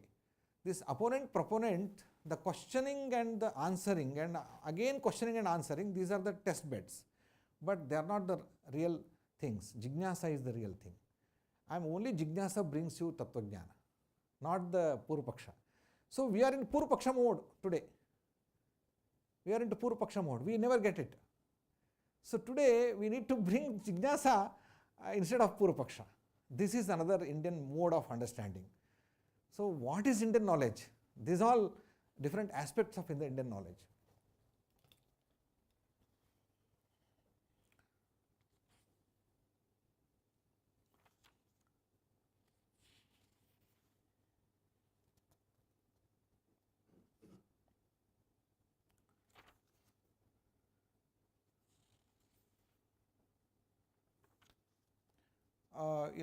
There is a famous understanding in Kautilya. Kautilya says, Sukhasya Moolam. Today, if you ask simple question in the classroom, to trigger and them, what is happiness? people will come with many answers. Okay, everyone wants to be happy, right? One is individual happiness. But any point of time, are we missing something? Most of the time when I dealt with the classroom, every student is bringing his own happiness. It is quite right. But can we think of a family happiness, which includes happiness of the self? If you grow, we will see that. I mean, today we are sitting in a very elders here, and we see that only family happiness brings happiness. It's not the one person individual happiness, right? We know that. It is not versus, it is includes. Individual happiness is always comes with the family happiness. Family happiness always comes with the total, holistic happiness. This happiness comes from, when you look at the relation with the cause and effect relation with the happiness, today our classroom setup, economics everywhere, we start with happiness comes from resources. We teach it, we teach in the classroom, but never we tested it. Happiness, root of the happiness is resource. If you have resource, then you can be happy, otherwise not. This is what denied in India.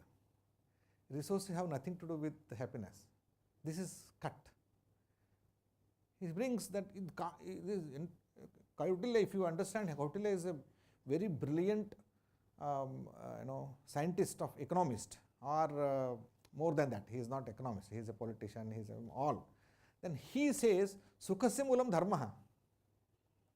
This connection we lost. Can we bring into in the classroom discussion? Sukhasya Mulam Dharmaha. And if we really bring it, and people will understand it, students will understand it. I mean, yes, सुख का जो individual आपको प्राप्त हुआ तो भी सुखी नहीं हो सकते. If dharma is not established, dharma is not the sense, in the sense that if everybody, it is shared with everyone, then happiness increases. Then dharma, can we bring that in classroom discussion and then experience level? Then dharmasya moolam artha, resources you need for the establishment of dharma. This, so information. So sukhasya moolam dharma, dharmasya moolam artha, arthasya moolam rajyam. There is a gap, but he has thought of it. Arthasya moolam rajyam. Resources, if you want resources, good resources, then you have to create the state. It is not just scientific understanding. It is not just creation of knowledge. More than that, if you don't have good state, you cannot have good resources. All becomes waste. Those resources and then connection with the state, Rajyasya moolam, people say democracy, right? If you want to establish a good state, do good democracy. As a democratic state, take a democratic state, is established based on Indriya Nigraha. If you don't have good control over your own self, then you cannot establish. Today we can feel that. Indriya Nigraha only has established good states. So these missing connections are possible in Indian texts. So why do you go to the Indian texts? भारतीय संस्कृत शास्त्रों में क्यों आपको जाना है? ये missing gap हमें दिखना शुरू हो जाता है. I'll bet you, go to any text, you will feel that missing gaps. I'm not saying that you will get complete model. No, model is not available.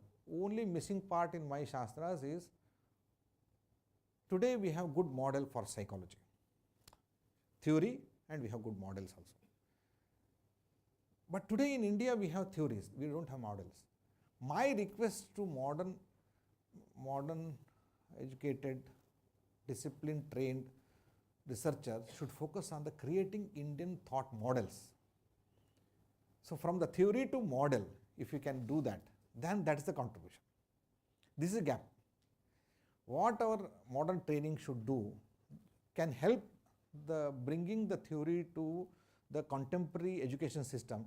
Don't teach theory again. It is not going to impact anyone. Can we create through our research models so that those models are the solutions for the current problems, and those will address the current problems, so that these models will become the our justification. So this is where we are, this is what we are missing today.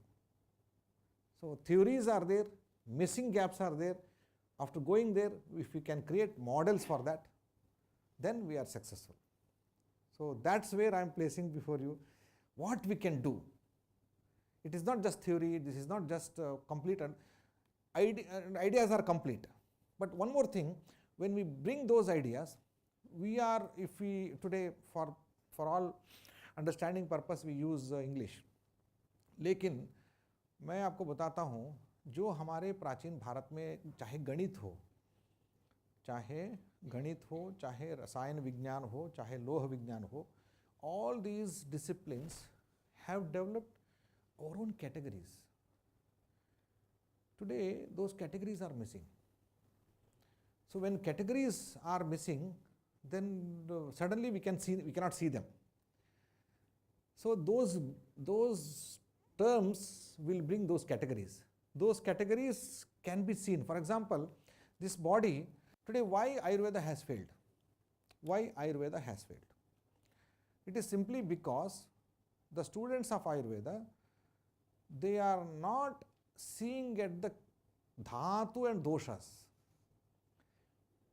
because they are again coming from their own scientific background where these basic categories are not there. The categories that they bring in, those categories are atomic structure of the body, anatomy, atomic structure of the body, which is totally different. So my body is physically, if you segregate, there are different parts of it. If you go to a small boy, he would say fingers, and then this is hand, this is the stomach, and all that.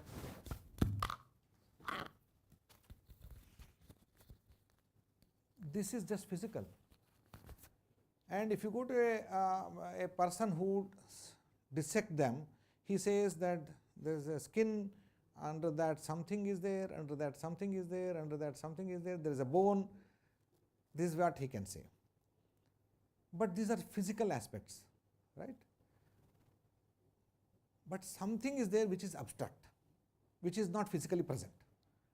This is, for example, dhatus are there, sapta dhatus, and 3 doshas are there, vata, pitta. Vata, pitta, kaphas are visible through its impact, through its parinama, results. Not exactly vata, pitta, pitta, kapha is not available everywhere. If you go to lab and you don't find it. It is just abstraction of idea. Sattva, rajas, tamas, for example. Sattva, rajas, tamas, today we can understand because all Indian languages bring this sattva, rajas, tamas, so everybody can feel it, right? Sattva, you cannot separately see sattva, rajas, tamas. So my action is rajas. My action is rajas. My reflection is sattva. My reflection is sattva, right? And my body, physical body is tamas. Without physical body, I cannot take action. Without action, I cannot bring reflection. So this is together. You cannot separate them. So this sattva, idea of sattva, rajas, tamas is abstraction. So abstract ideas cannot be tested in the lab. Mathematics, sometimes abstract ideas of mathematics, it has its own role. So why don't we understand and bring it is mathematical model, it's abstraction. Abstractions cannot be understood in terms of but these categories should be retained in our identification. If they are missing, we are missing the whole idea. So therefore, one example I have given, when I look at your body, if I can look at vata, pitta, kapha and the imbalance of vata, pitta, kapha, then Ayurveda Veda can give a solution. But if we cannot understand that, if we cannot see that, then he cannot do that, anything. Today, all our understanding, all our scientific inquiries do miss these categories. Basic categories we are missing. Therefore, we cannot develop our Indian perception. Therefore, we cannot generate Indian knowledge. Therefore, our knowledge becomes very information. It is not my knowledge. Today, if I look at you, if I perceive in different way, from my own way, that is Indian knowledge. That is not happening today. Can we imbibe Indian knowledge not as information, but as a perception into the students? In each discipline it is possible. So we should bring those categories. To bring those categories, we should introduce Sanskrit terms, those terms. Then only we can create it. State is not Rajya. Dharma is not religion. Right? So all these are totally different. So take your discipline, identify the categories, identify the terms, identify the texts, bring the ideas, and then bring the models.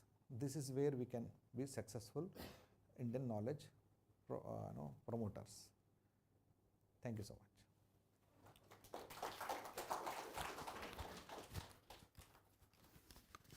So any question, and we can use 5 minutes for.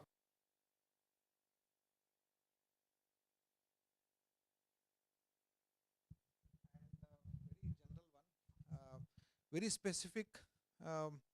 Normally, it is possible only in very focused setup. Then it is I can speak on one particular discipline and then how with taking examples and we can work out. But this is general setup, so we should have a complete picture, big picture. Then after big picture, we can go on discussing the some smaller things, specific projects. Any questions and inputs?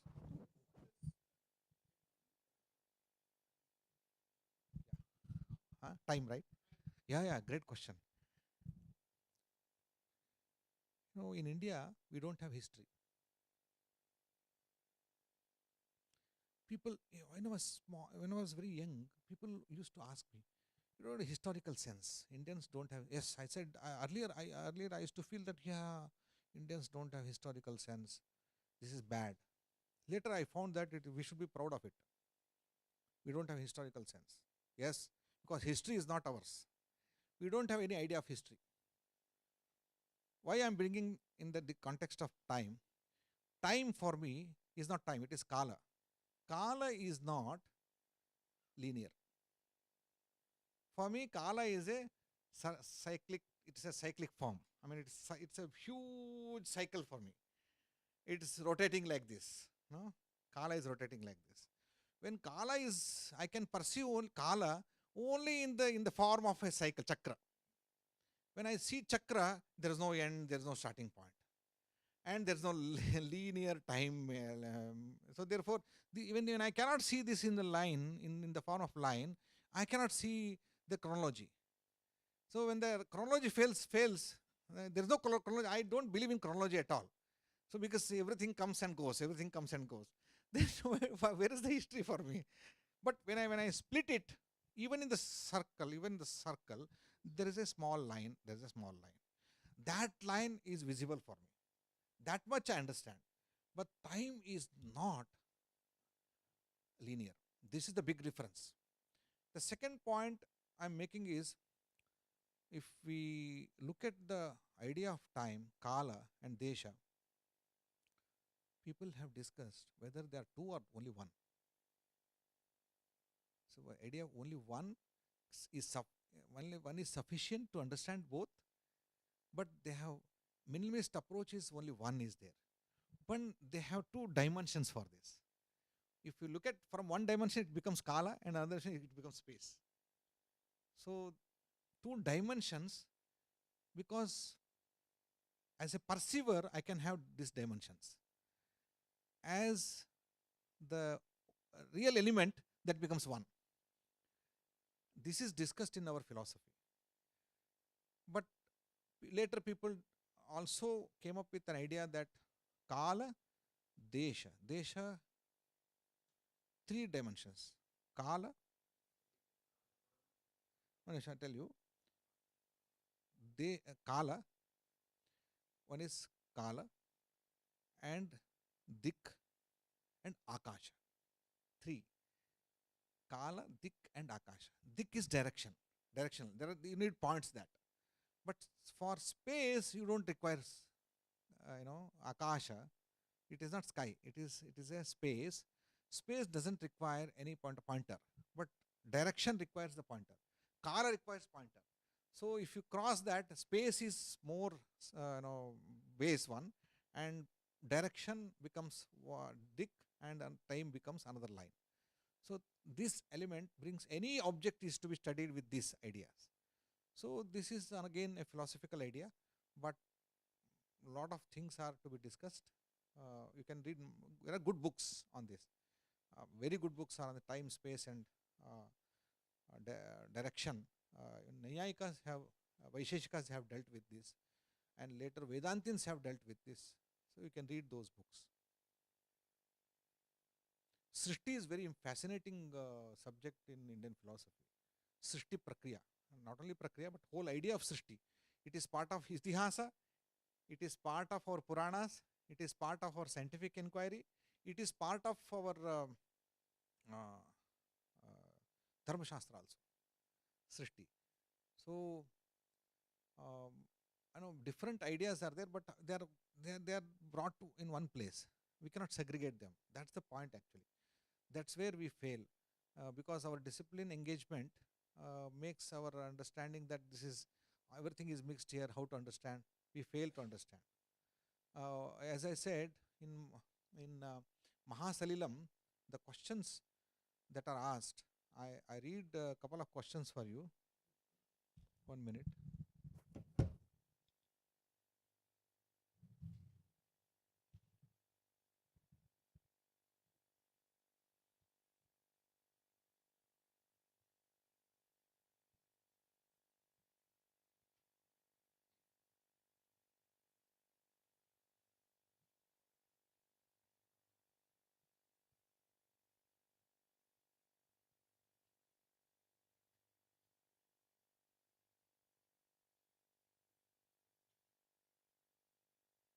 University, but earlier it was in V-IKSHA Science.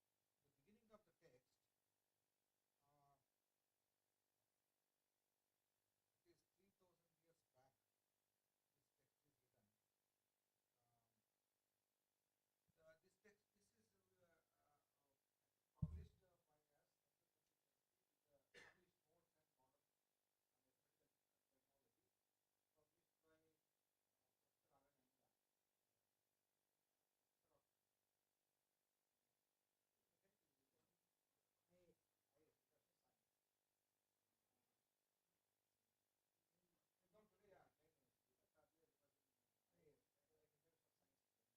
into the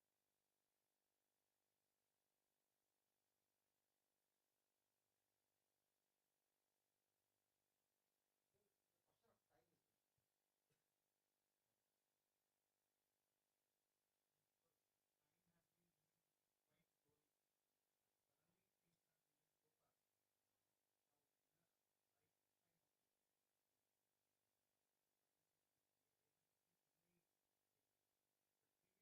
it will not go to zero. Suddenly now individuals have become important. All this is recreated on his reality. Time is moving all the time as it was moving before. Never it will change its state and its place. We are missing it. It's our problem. Sometimes when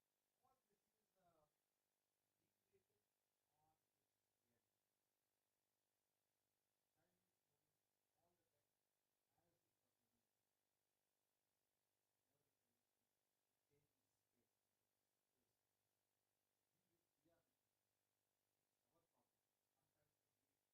it is fast and it's slow, all my perception. Where I am sitting, how I am sitting, how I am looking at the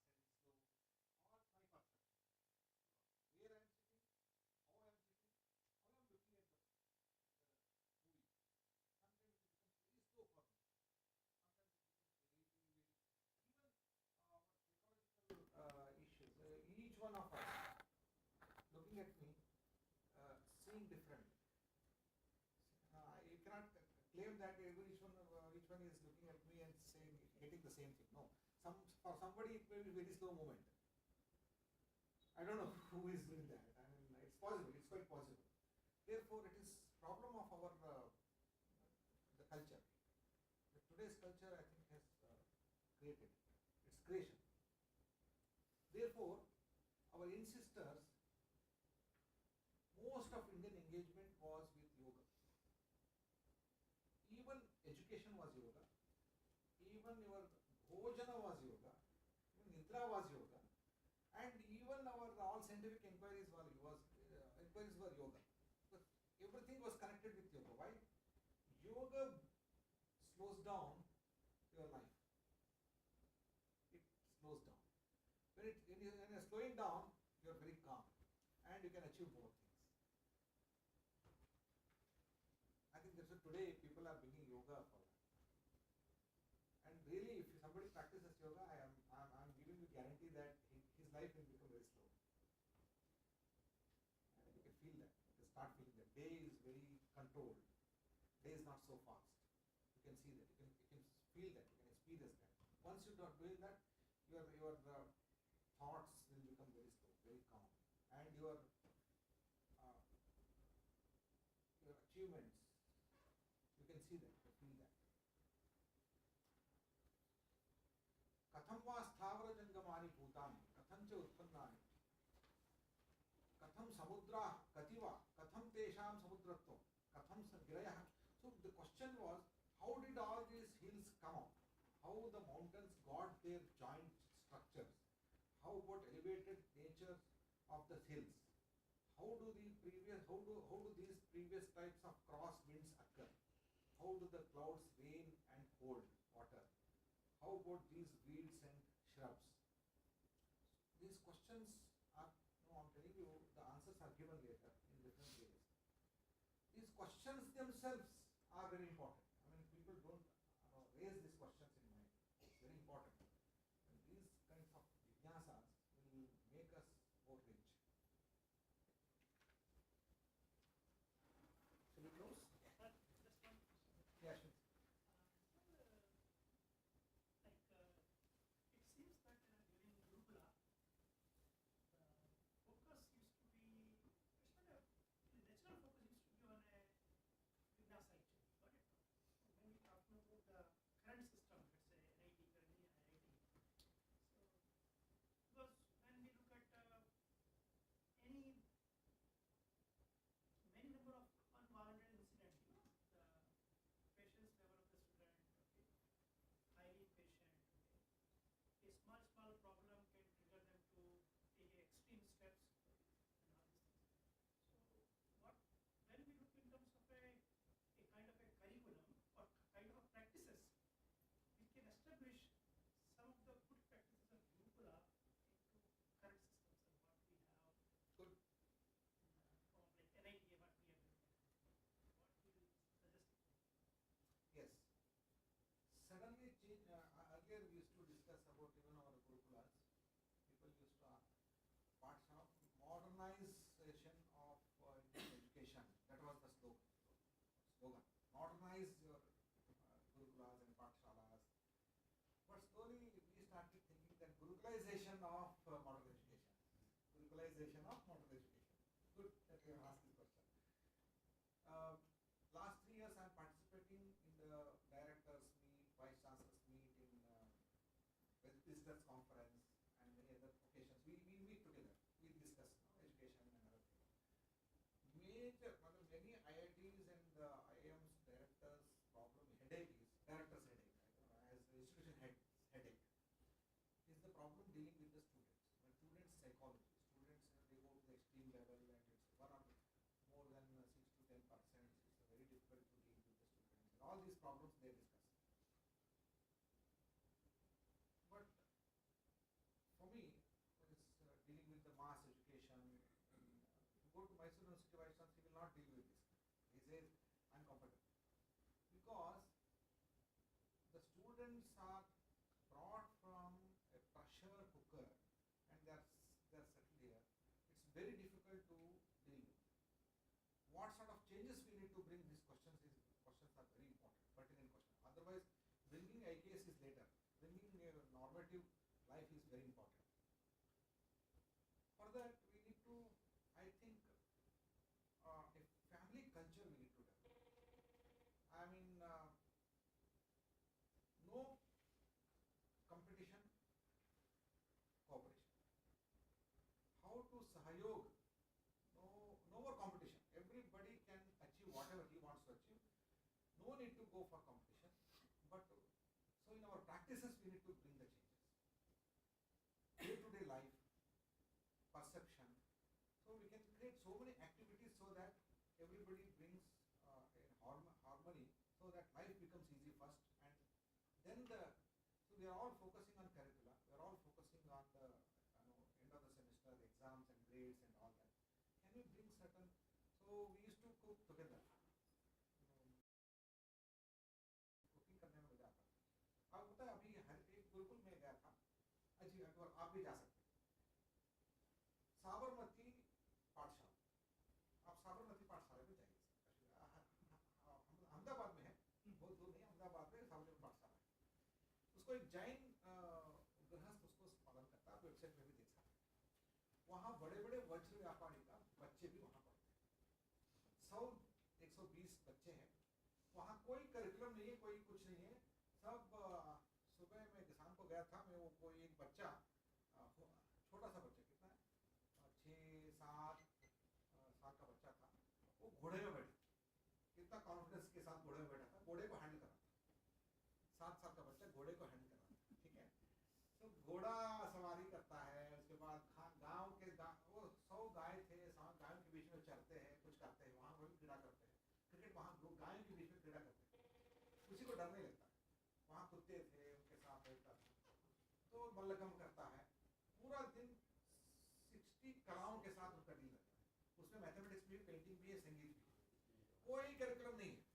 2 उनको skill सिखाते हैं, accountancy सिखाते हैं, क्योंकि वो business बच्चे हैं ना, बिजनेस घरों से आते हैं, तो उनको बिजनेस करना है, तो अकाउंटेंसी सिखाना जरूरी है, बुक कैसे रखना है, अकाउंट कैसे रखना है, कैसे सॉल्व करना है, वो सिखाते हैं।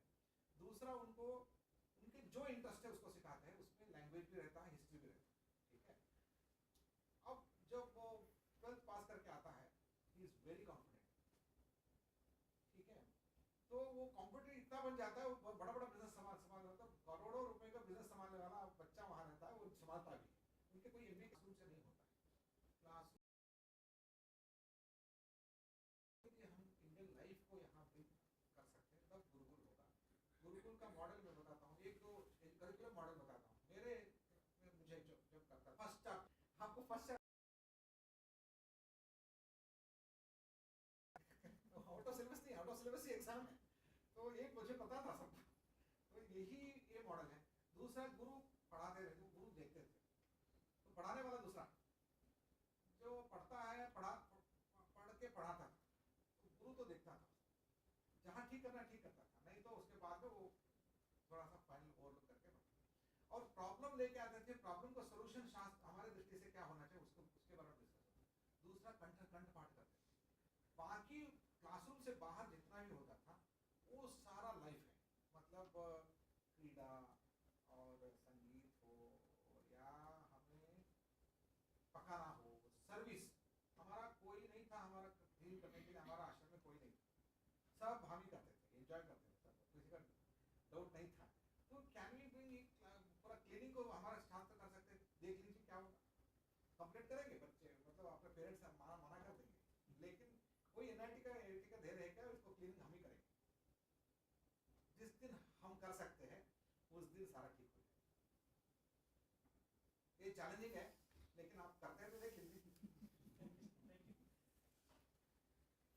Thank you very much, sir. Sir, you have nicely brought in the characteristics of IKS. Discipline, independent study, Vastu Kendrita Vidya, then Loka Vidya and Vidya Loka distinctions. You have brought in very nicely. Sir, thank you very much for your enlightening speech. Thank you. I request Professor. No problem. So I request Professor Kamath to introduce our next speaker. Hi everyone. It's my pleasure now to introduce one of our former colleagues, Professor Suparna Bhatt, with whom I have been having a personal attachment, and he was indeed my neighbor also when I was staying in the quarters. So I felt it as my privilege to introduce Professor Suparna Bhatt, a native of Perla, Kasaragod district, Kerala state. And he had his early education from there, and subsequently he studied in the erstwhile Karnataka Regional Engineering College, present day NITK. And he obtained his BE degree in 1974, MTech degree in 1977. He obtained his PhD from IIT Kanpur in the area of power electronics and joined the faculty of KREC and served in the Department of Electrical Engineering and also the Electronics and Communication Engineering between 1984 and 2007. He took a voluntary retirement and subsequently, post his retirement, he was with the Sankalp Semiconductor Private Limited and V-IKSHA VLSI R&D Center, Hubli, in various capacities, and concurrently he was also a professor emeritus at the KLE Technological University, Hubli. Later, he was the chief mentor for the Anveshan Labs, Hyderabad, and a consultant to Theomics Analytics, Bangalore. He conducts faculty development workshops for the engineering college teachers and students on a variety of topics related to electronics and communication engineering. Apart from this, his domain of interest extends from electronics to literature to see even history and philosophy. He has been an avid student of Indian history, and since May 2012, he has been active on a platform called Jignasa, the Indian Philosophy Club in Hubli. There is a website also, jignasablog.wordpress.com, where he conducts regular classes and workshops on India-centric themes, philosophy and history. He has conducted several workshops on Vedic paradigm and Upanishads, the Bhagavad Gita, Semitic paradigm, and mechanistic paradigm, etc. He lectures on the Aryan invasion theory, the Taj Mahal of Agra, the scientific heritage of India, concept of Shraddha, the concept of Dharma. These have been his most popular lectures so far. And without waiting much, and I look forward to really valuable input from Professor Subbanabhat. Over to you, sir.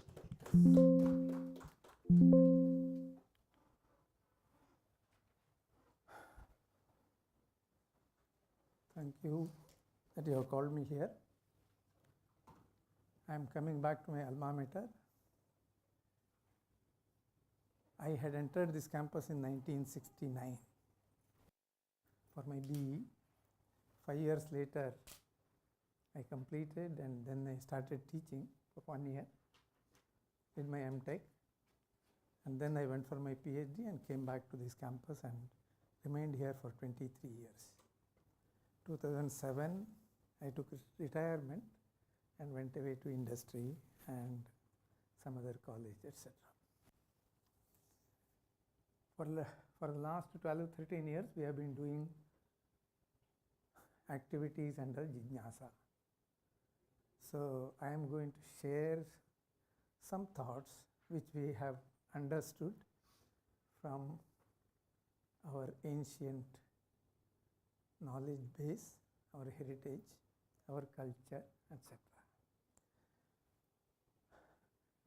When Professor Kulkarni asked me what would you speak on, I said that I will speak on the knowledge systems or the perspective, Vedic perspective on the knowledge systems. See, normally we are conscious of this world and our knowledge is based on our 5 senses. The data logging happens through our eyes, ears, nose, etc. And our mind analyzes that, draws conclusions, makes calculations, etc. But the Veda has, the central theme of Veda is actually slightly different. It thinks of 2 levels. So the Indian thought, of course we all know that Vedas are very ancient, we don't know the time frame of Veda. It is said that it has been active since long. Anadikala pravritto vedaha. This is a dictum that has come down to us, that it has been active for a very long time. But historically, if you try to find out when was it, there are many rishis, say Rigvedic rishis for example. Many of them, they're attached to certain mandalas. Their names are attached to certain mandalas. The second mandala is to Vishwamitra, then Vasishtha, Vamadeva, Gautama. All these people are attached to certain mandalas. That means they were contemporaries of Sri Rama. So Valmiki refers to them as contemporaries, and Rama interacts with them and their characters in Ramayana. Therefore, it is reasonable to say that historical documentation of these mandalas might have been done at that time, more or less around that, because it's certainly not done over 1 year or 2 year time frame. It must be a several thousand years, but on either side of Ramayana we can say, because many of these rishis are players in Ramayana. And if you look at Valmiki Ramayana, you will find Valmiki was a very good astrologer, mind you. In fact, Dasharatha comes and says that my astrologers tell me that since I have been seeing bad omens, I should hand over the power to my next generation. And at various places, Valmiki has suggested astrological charts and other things, and which can be connected to the astronomical constellations. For example, Sri Rama's birth was very clearly, very lucidly described by the horoscope chart by Valmiki. And there are several places you can connect it to the contemporary time. Today we have computers which can calculate and say, when did this constellation happen? So Sri Rama's birthday, there is a book called Historical Rama. I have not done this, but Dr. Hari has done that, Historic Rama, in which he says, calculating backwards, he says that Rama was born on 5114 BC. This is, we celebrate Rama Navami for a very long time. And Chaitra Masa, Navami Tithi, Punarvasu Nakshatra, all these things are connected. And it says 5114 BC, and he gives the date as January 10th. Now today our Vasanta Masa, this thing, and Navami Tithi, Chaitra Masa doesn't happen in January. So there could be some confusion in the calculation, I do not know. But then he connects 10 different dates. When did Dasharatha announce this thing? When did Bharata born? Of course, after Rama. He gives even the time, 12:30 p.m. Sri Rama was born on January 10th, 12:30 p.m. Bharata was born 14 hours later, he says. Then Dasharatha announces the coronation 25 years later. And Rama goes, like this, Hanuman leaves to Lanka on September 12th this year. So he connected, and it connects very well. Sri Rama comes back, after the war comes back, exactly after 14 years, maybe about 5 days less. All these things can be done. So if you say historically, this is around 5000 BC, we can connect it. But operationally, the thoughts, the principles enunciated in the Veda were ancient, more ancient than that. Now, of course, the rishis don't connect their names to the, it is a tradition, they don't connect that I have written this. They say it is the Lord who has written it. I have only heard it, I have documented it. That's why it is called Shruti. Veda is also called Shruti. What is the purpose of the Veda? There is another thing I need to say. See, the entire corpus of the Vedic literature is considered to be sacred. And if you look at the philosophy of that, it is given in the Upanishads. And there are many Upanishads. In fact, the tradition says there were about 1118 Upanishads. 1118 Upanishads. Vedas were 4, but Upanishads are scattered all over. But all the Upanishads, the thesis is exactly the same. They describe and explore or elaborate on different aspects of the thesis, but the thesis is the same. At one place in one of the Upanishads, there is Muktika Upanishad, it was a discussion between Sri Rama and Hanuman.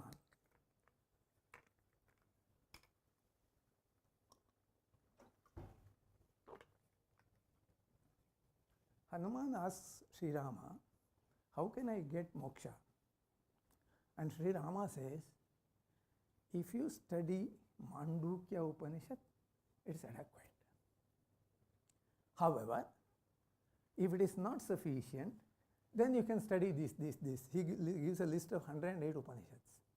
108. So traditionally we say that 100 Upanishads are sufficient. You don't have to read all the 1118 because all of them say the same thing, including these 108 say the same thing, including Mandukya says the same thing. Incidentally, Mandukya happens to be the smallest of the Upanishads. It has only 12 mantras. But the thesis is the same. And the weightage associated with the Veda, the Upanishads or the Veda, is the same everywhere. Just because it is in Mandukya, greater weightage is not allocated to that. Of course, it may be in the weight in the sense it is more complete, you can say, but if somewhere else something is stated, it is considered on par with this statement. The weightage is same. Okay. What is the, yes?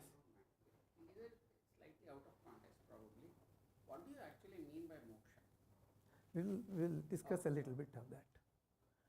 Because this moksha and maya both are very subtle concepts which I do not claim that I understand.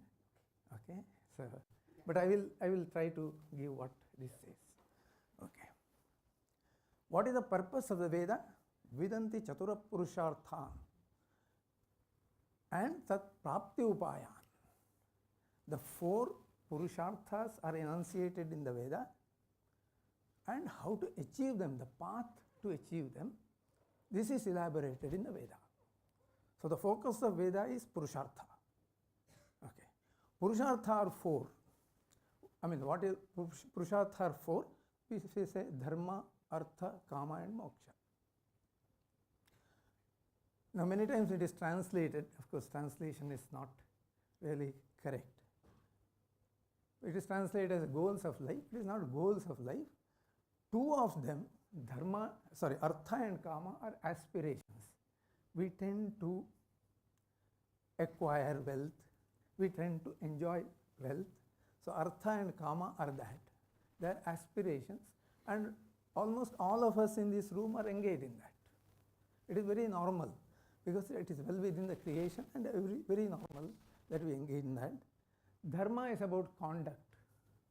How do you conduct yourself in this world? Through the journey of life, how do you conduct? That is dharma. And moksha is the goal.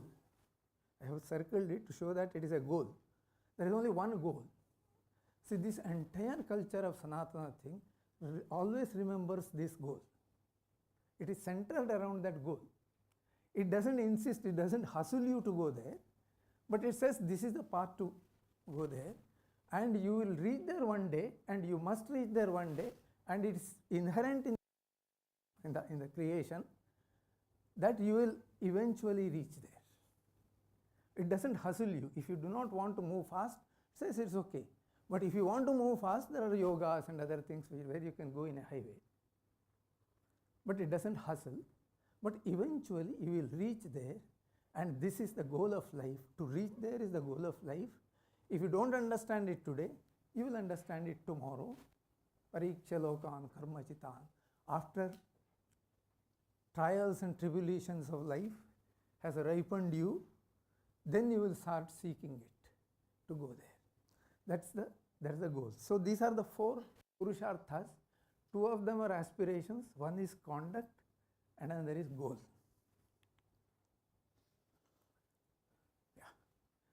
Artha is money, property, position, reputation, fame, etc. What we want to acquire. Kama is desire for enjoyment. Enjoy all that you have acquired there. Sensory and carnal pleasures. For example, sex also is part of kama, but not limited to that. Kama means desire. Any desire is kama. I want to build a house, that is also a desire. That is kama. Okay. So it is carnal pleasures, food, drink, travel and luxuries, etc. So we are all involved in this. So a worldly person, whom we call as worldly person, is involved in all this, artha and kama. Dharma is rituals and ceremonies. Part of it is rituals and ceremonies, which gives you samskara. See, as soon as we are born, there is a namakarana, there are 16 shodasa samskaras, they say, the samskara, then the manner in which you do, the pujas, nitya puja, all these things, acharas, are part of dharma. Why are they done? So that they will give you samskara, they will give you shape. Psychologically, they will form you. It converts you into, the samskara makes it your swabhava. It becomes your character. Our normal behavior is conditioned by our samskaras. And dharma is part of the dharma is to give the samskara. And then good behavior so that you can progress, restrain yourself, conserve your energy, use it for a higher purpose. The higher purpose is moksha. Okay. Those what we call as Daivi Sampada. In the Gita it is said Daivi Sampada. Abhayam Sattva Samshuddhi, Jnana Yoga Vyavasthitihi. All those things are essentially meant for growth, and it will take you towards liberation, and those are part of dharma. Then there are values of life. Now values, when I say, I'll call it satya. Satya is, it is not only verbal truth, I mean the chastity of speech, it is not only that. All the values of life are called satya. Satyameveshwaro loke satye dharma samashritaha, says Sri Rama. So it is about the conduct, and then is this moksha is called the Parama Purushartha because it is the ultimate target that each individual is destined to reach. That is called moksha. So there are two realities which the Veda propounds. What we see is called creation, but behind this creation there is another reality which is called Brahman. It is unseen, ungraspable, but there is a fundamental reality which is behind this universe. Whether you accept it or not, it is there. That reality is called Brahman. Moksha is to understand that. If you understand that, this whole creation drops off for you. One is this reality. This reality, what we see here, is real in one sense.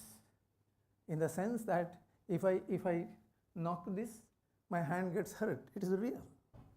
If I walk across without caring for this furniture, I will stumble and fall. So it is real. But this reality is called the secondary reality. Primary reality is the underlying reality, which is all pervasive and which is not definable, which is not understood, and that is called Brahman. And these two realities are called Prakriti and Purusha, Brahma and Maya, Shiva or Shakti, Shiva and Shakti. So these two realities are there, and Veda talks about these two realities. Veda talks about this world, yes. 95% of the Veda talks about this life here in the creation. About 5% of Veda talks about Brahman. And to arrive at Brahman, we are all within this creation. To arrive at Brahman is called yoga.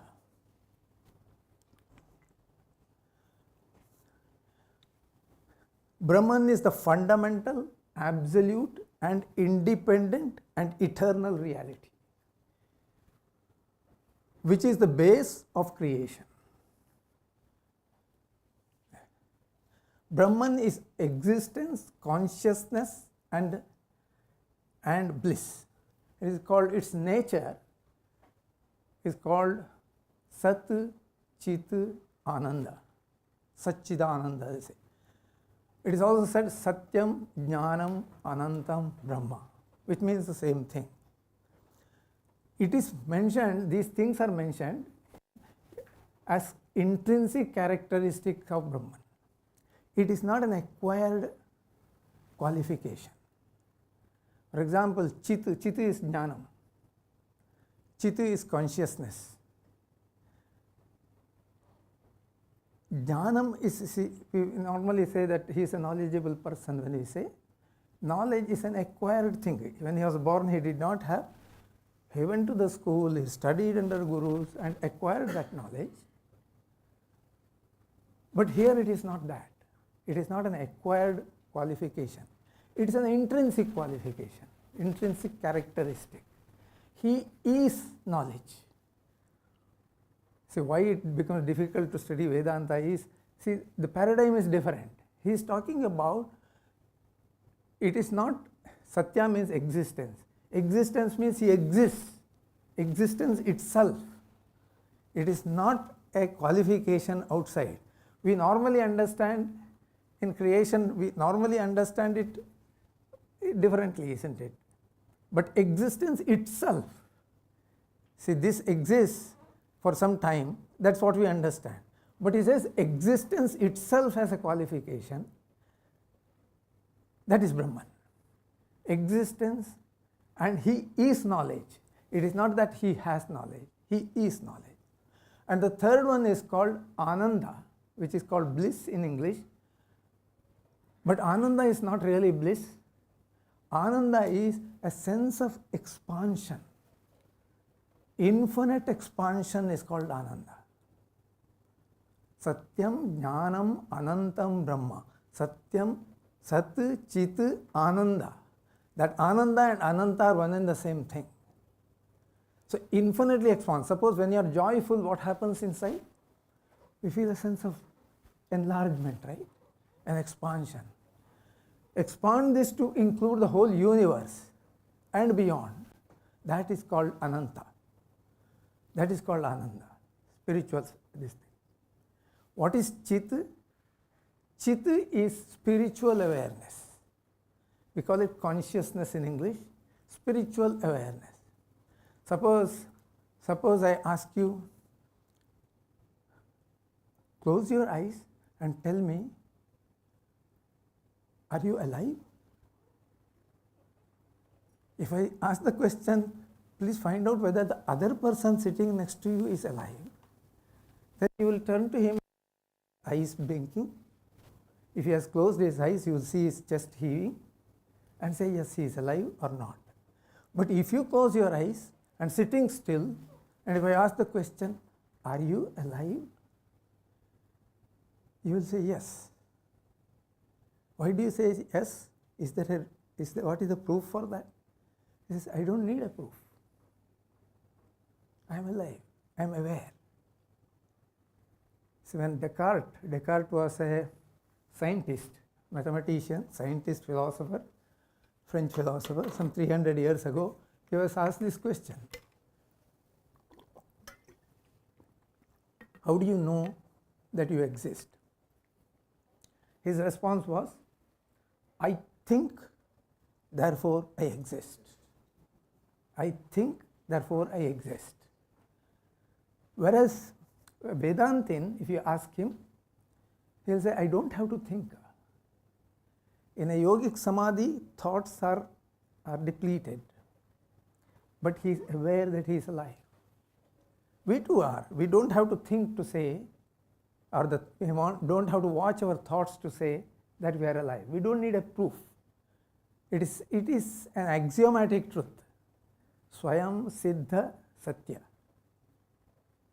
I am alive. That is consciousness. However, normal consciousness extends only to the limits of our body, the skin. It is limited.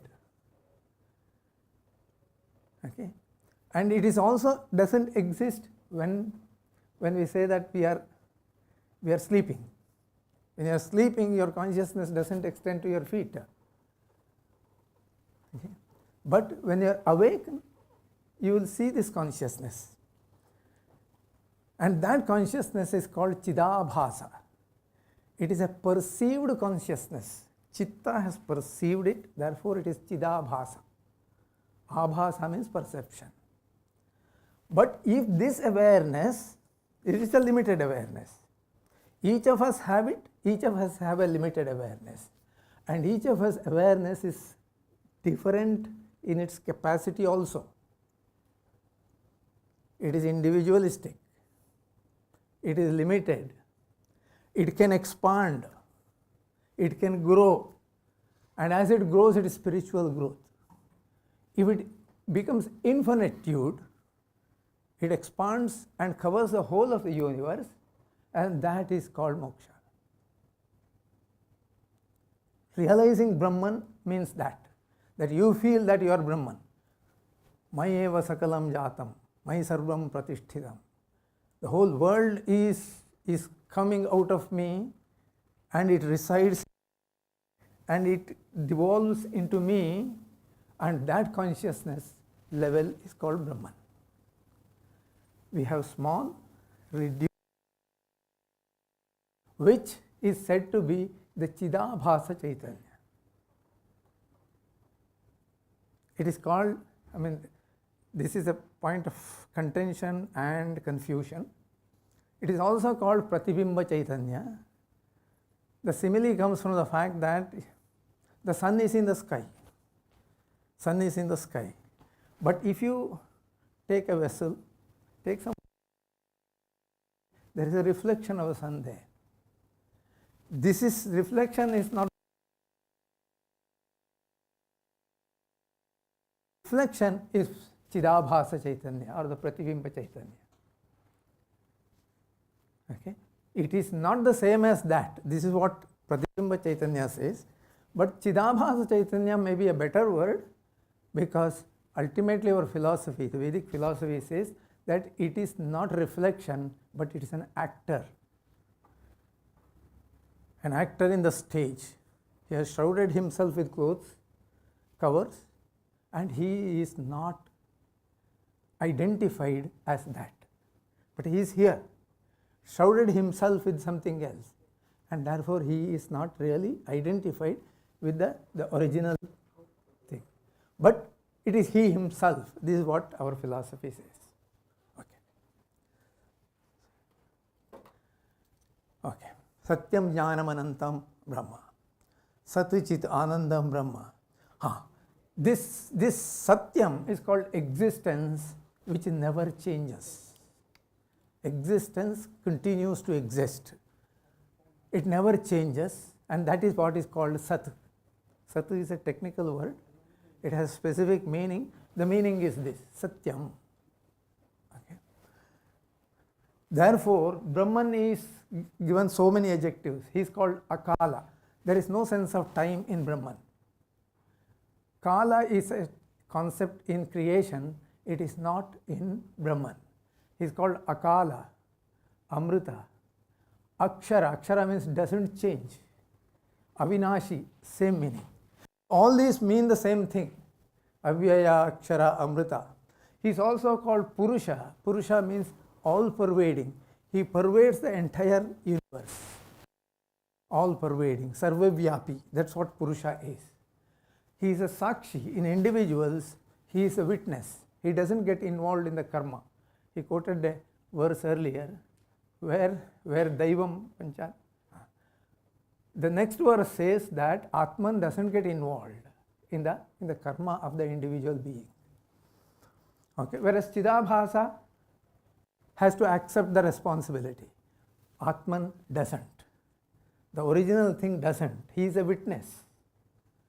Okay? He's called Sakshi. He's called Kshetrajna. That he understands, as a witness, he understands whatever is happening in the being.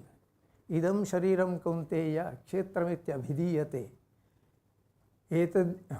The one who understands this Keta is known as Kshetrajna. And Krishna says, Kshetrajnam chapimam vidhi sarva kshetreshu bharata. I am one single and I know all the individuals. Sakshi, Kshetrajna. Atma and Paramatma both mean the same thing, both mean Brahman in the Vedas. Brihadaranyaka Upanishad repeatedly tells that both mean the same thing.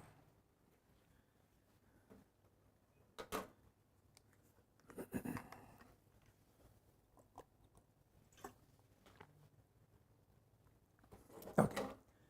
Creation is a manifestation of Brahman. It emerges from Brahman, it collapses into Brahman. Brahman is both the Nimitta Karana and Upadana Karana of the creation. What is creation made of? It is made of the raw material called Brahman. That is called Upadana Karana. So if you want to make a pot, this is a common example given, you need alluvial soil. Alluvial soil cleaned and processed, you can shape it into, not anybody can shape it, only the expert can make a murti out of that, make a Ganesha out of it. One has to be an expert, one has to be trained, one has a vision, one has to use his intelligence to give it a shape. That is called Nimitta Karana. One is material cause, which is you need the material, you also need the intelligence. So Nimitta Karana and Upadana Karana. There are two causes for anything. For this creation also there are both these causes are there. And Brahman is both the Nimitta Karana and Upadana Karana. He is Sarvavyapi. It is using his material that this creation has manifested. Because of his will that it has manifested. So that is our creation. Brahman is omnipresent, omniscient, omnipotent with regard to the creation. He is the Ishvara. Ishvara means he is the master, he is the absolute, independent reality. And creation is the secondary reality emerging out of Brahman, from the material of Brahman, by the will of Brahman, and therefore Brahman is omnipresent, omniscient, Sarvajna and Sarvashakta. Okay. Brahman is never changing, undifferentiated reality. Creation is ever changing and diverse reality. Now there is a contradiction here. How is that Brahman, who is never changing, has become ever changing creation? If he is never changing, he cannot be ever changing. So that contradiction is resolved by the word Maya. It is a very difficult concept in Vedanta. Maya. So it is said that Brahman has really not changed, but he projects himself as changed. It is projected. It is not transformed. It is visible from the creation that it has changed, but it is not visible from the Brahman perspective that he has not changed it at all. So there are two perspectives now. One from the creation, where things are changing and it is diverse, it is dynamic. There is a sense of Kala there. The other perspective is that there is no sense of Kala There is no change at all, and it is existence. Added to this, that Brahman is Chit. See, we can see this in our normal transaction. We see a person is intelligent. Somebody is more intelligent, somebody is less intelligent. This we can perceive. But Brahman is intelligence, intelligence itself. And it is an all-pervading, it is not an individual who is intelligent, it is an all-pervading intelligence. Sarvata panipadav sarvato akshishiror mukham. I know everything, he says. Krishna says this. Sarvata panipadav. I have legs and feet everywhere. I have eyes and nose everywhere. Sarvato sarvam avritya tisthati. I cover everything, pervade everything, and I sit. And therefore, there are two perspectives now, one from Brahman perspective and one from creation perspective. And therefore, Vedas decide two systems of knowledge. One is called Paravidya, and there is called Aparavidya. Para means higher, para means also subtler. Higher because it is subtler. Paravidya and Aparavidya, two systems of knowledge.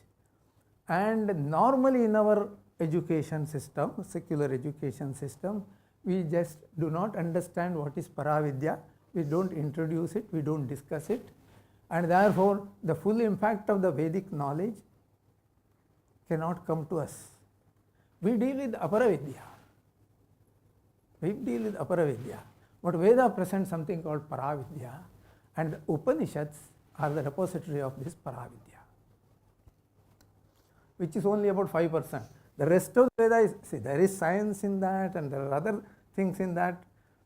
Knowledge, the Laukika knowledge, the Aparavidya is there, and 95% of the Veda is Aparavidya only. In fact, there is an instance in the Mundaka Upanishad.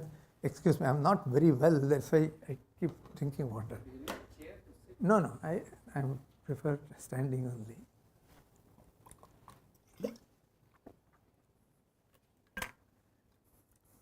In the Mundaka Upanishad, it begins with Shaunaka. Shaunaka is a disciple, a very learned disciple.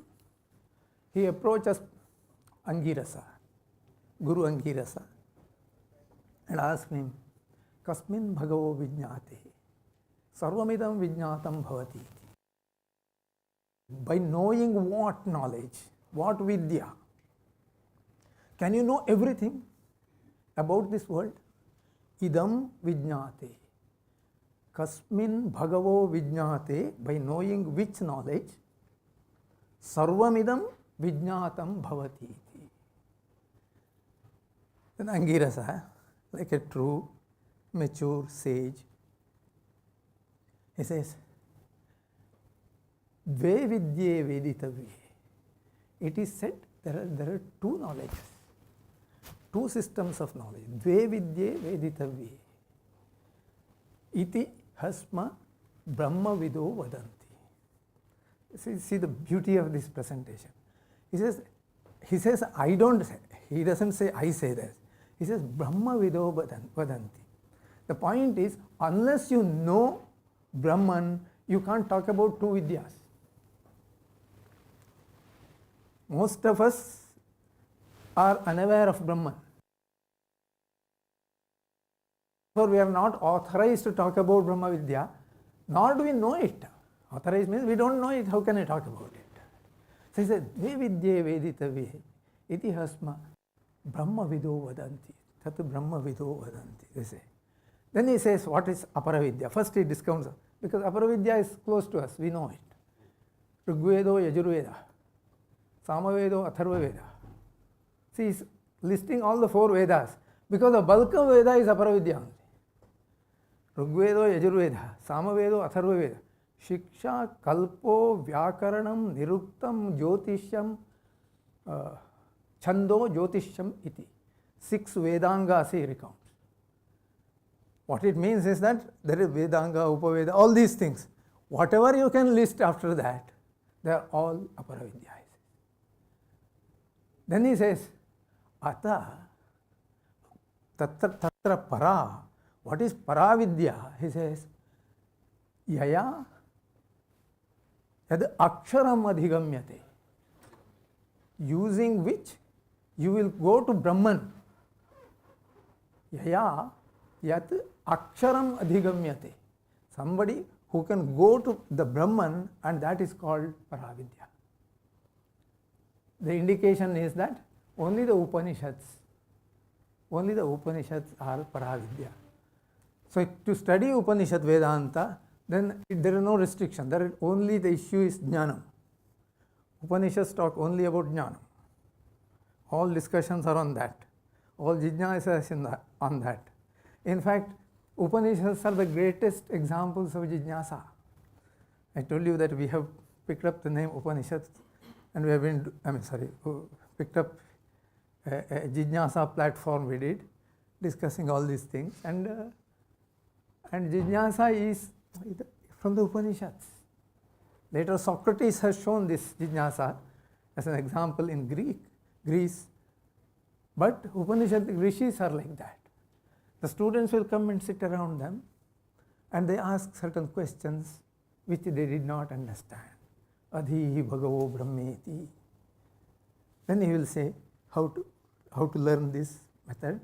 So it is an individual conversation, dialogue, and that dialogue is devoid of all ego. All ego. The cynical approach of saying that you are wrong, somebody pointed out, you are wrong. And if a student gets up and says, tell the teacher that you are wrong, see, that is called cynical. He tries to prove the other man wrong. Whereas here it is not that. Tell me, adhihi bhagavo, calls the Guru Bhagavan. Okay. So that is jijnasa, and the Veda talks about paravidya and aparavidya, two knowledge systems. It requires a great preparation to seek and obtain paravidya. Aparavidya also you need discipline, you need restraint, you need to conserve your energies and apply. All these things are true, but paravidya would require enormous preparation, very strict self-discipline, and yet you may not achieve it in one lifetime. It may take hundreds of lifetimes. That's what our scriptures say. But only the person who is devoted to it will get it. But it assures that if you strive, you will get it. Veda assures that. If you strive, you will get it. Okay. So two realities, the fundamental reality, which is Satchidananda, and then the creation, which is ever changing and ever diverse. No two things in creation are same. No two things. There can be 6 billion people in this planet. No two individuals are alike. Even twins are not alike. Twins externally may look alike, but internally they are different. Not only people. You may not be able to distinguish very clearly. Suppose I look at a lizard on the wall today, and I look at a lizard on the wall tomorrow. I may not be able to say whether it was the same or not. It may look not much in that. Good is not much in that. But if you observe carefully, they are not alike. Even plants are not alike. Even leaves are not alike. Because diversity is the principle of creation. In Brahman, it is quite the other way. It is uniform and the same. Sarvavyapi, Anantavyapi. Okay? So that's why when you are sitting in the creation, it is so difficult to conceptualize Brahman. The study becomes very difficult because our mind is not trained for that. Our mind is trained for a normal operation. So the Veda says that you need something called dhi. It is a higher intellect. Whatever we have, ordinary intellects is not adequate. It is higher intellect. Dhi is buddhi only, but it has 8 different functions. 8 different functions, from the lowest to the highest. Shushrusha, Shravanam chaiva, Grahanam dharanam tatha.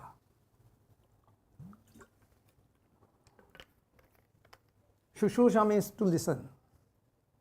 If you say something, you have to sit and lend your ears. That is Shushrusha. That is part of Dhi. Shushrusha Shravanam chaiva. Then you should actually listen. See, mind wavers, mind keeps going and coming, but you should make an effort and pay attention. That is also part of Dhi. Shushrusha Shravanam chaiva. Grahanam, grasp what you say. Active thinking. Grahanam dharanam chaiva. Store it in your memory. Uha poham. Uha poham. There are 2 words here, uha and poha. Apoha.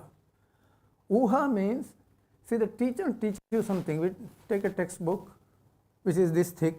Teacher doesn't teach everything, right? In 40 hours in a course, teacher doesn't teach everything in the textbook, but the syllabus covers that. It is expected that what he has not taught, the student should learn himself. Assignments are given and tests are conducted, given one chapter and examination another chapter, as professor said. So the student is expected to do that. That is called uha, interpolation in our English language, interpolation. Apoha means the teacher may something which may not be correct. So you need to apply a filter to reject certain things. That is part of buddhi. Artha vijnanam. Artha vijnanam means insight. Insight. See, insight means what? So we use this mobile phone. Do we know how it really works? We do not know. But does the designer know? He knows certain things in that. Certain things in that. See, I have been teaching electronics for 40 years, but I do not know everything about electron. I don't know about electron much. I know certain principles enunciated, and I understood those principles. What is it? Abstract principles, our Thevenin's theorem, Norton's theorem. I understand that, and using that, I design a circuit, and I predict that this would be the result. I check with the simulations, and if the simulations are right, then I go for making the chip. All these things are done not by actually seeing electrons, but it is inside. I understand the inside of that. It's inside. That is called Artha Vijnana. Then comes Tattva Jnana. Tattva Jnana. Tattva Jnana means, do you understand the all-pervading reality that pervades the whole of creation? Can you grasp that? Up to Artha Vijnanam, we understand. Even that is not easy, right? It takes 16 years of study to become an engineer. And after that also everything we don't understand. I ask this question to my students, do you understand how an electromagnetic wave propagates? Most people don't understand. We understand certain things here and that. Okay? But to some extent we understand. To understand it properly, it is very difficult. But we have grown our intellect to that extent, partly. But Tattva Jnanam is something to perceive the reality which pervades the entire creation. Entire creation means entire creation.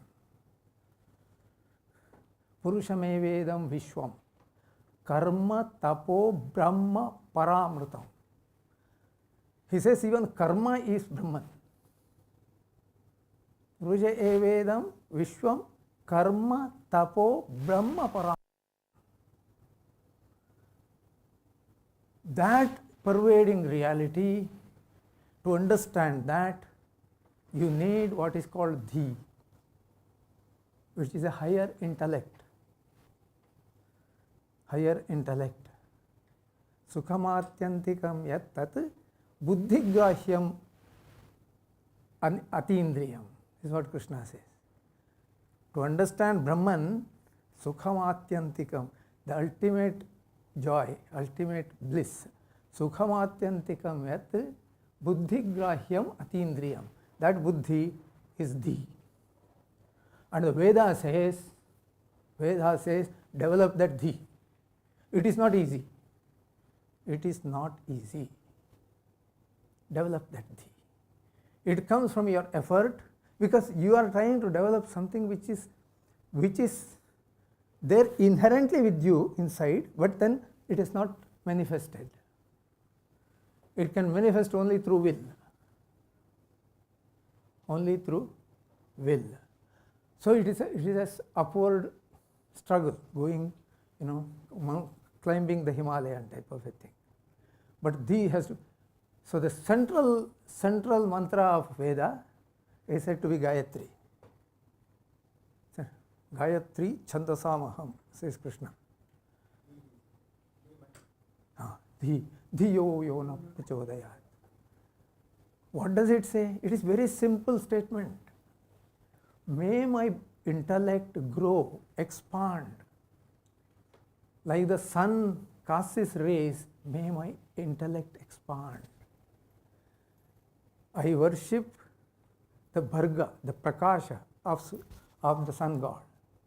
May my mind also expand like that. That's all it says. But you are expected to chant that, remember that, day after day, till your death, and in the next life also. Because it is an uphill task. Okay? Okay, let me proceed this. I have 25 files here. Okay. What happened? Yeah.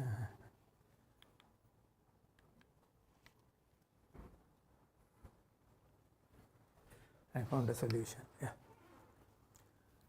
Now Maya is said to be this. I'm coming to the topic of Paravidya and Aparavidya. Maya is said to be the divine power of Brahman. It is part of Brahman. It is with Brahman. Maya is the divine power. The two together have created this world. Creation is a manifestation of Maya, which is what is the projection power. His power using which he projects. Divine power using which creation is projected. Not the world, projected, not transformed. Vedantins will not accept that the world is a transformation of Brahman. It is not. It is a projection of Brahman. It appears like that. Appears like that in the creation, does not appear like that in Brahman. Okay. It's a combination of divine principle and the material principle. It's called Jada and Chetana. All of us are a combination of Jada and Chetana. The Chetana part I mentioned to you earlier, the spiritual awareness, that consciousness, that is Chetana. And Jada, the rest, all the rest is Bhumi Rapo Ranalo Vayu Mano Buddhirevacha Ahkara Iti Bhinna Prakriti Rashta. All these are lower Prakriti. And apart from that is my higher Prakriti. Joining to these two, creation is made, beings are made. So all human beings certainly have both this, consciousness as well as other rest of Jada Prakriti. But even animals have it, but the consciousness has not manifested. Even the plants have it, but you don't see the manifestation of consciousness there. But it is there, without which creation will not happen. And as a person progresses, the Chetana part becomes stronger and manifests more. So, for example, a saint, he has grown, spiritually grown, and therefore we go and pray to him. Since you are Chetana, your consciousness, if you bless me, I will get something. Okay. Now that, yeah. So it is always Brahma and Maya together. That is called Ishvara. Even use alternate terms, Purusha and Prakriti. They mean the same thing. Or Shiva and Shakti, they mean the same thing in Vedanta. Okay, Shiva principle that we are talking about. Okay.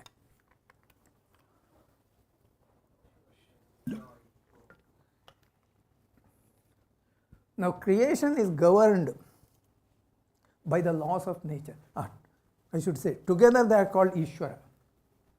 See, we worship Durga also, we worship Shiva also.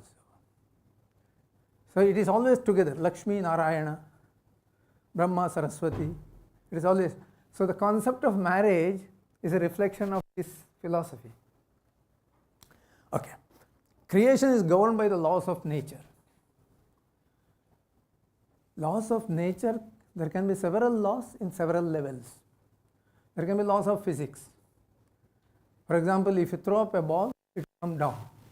This is a law. Of course, it is not understood in the form of a law until recently, relatively recently.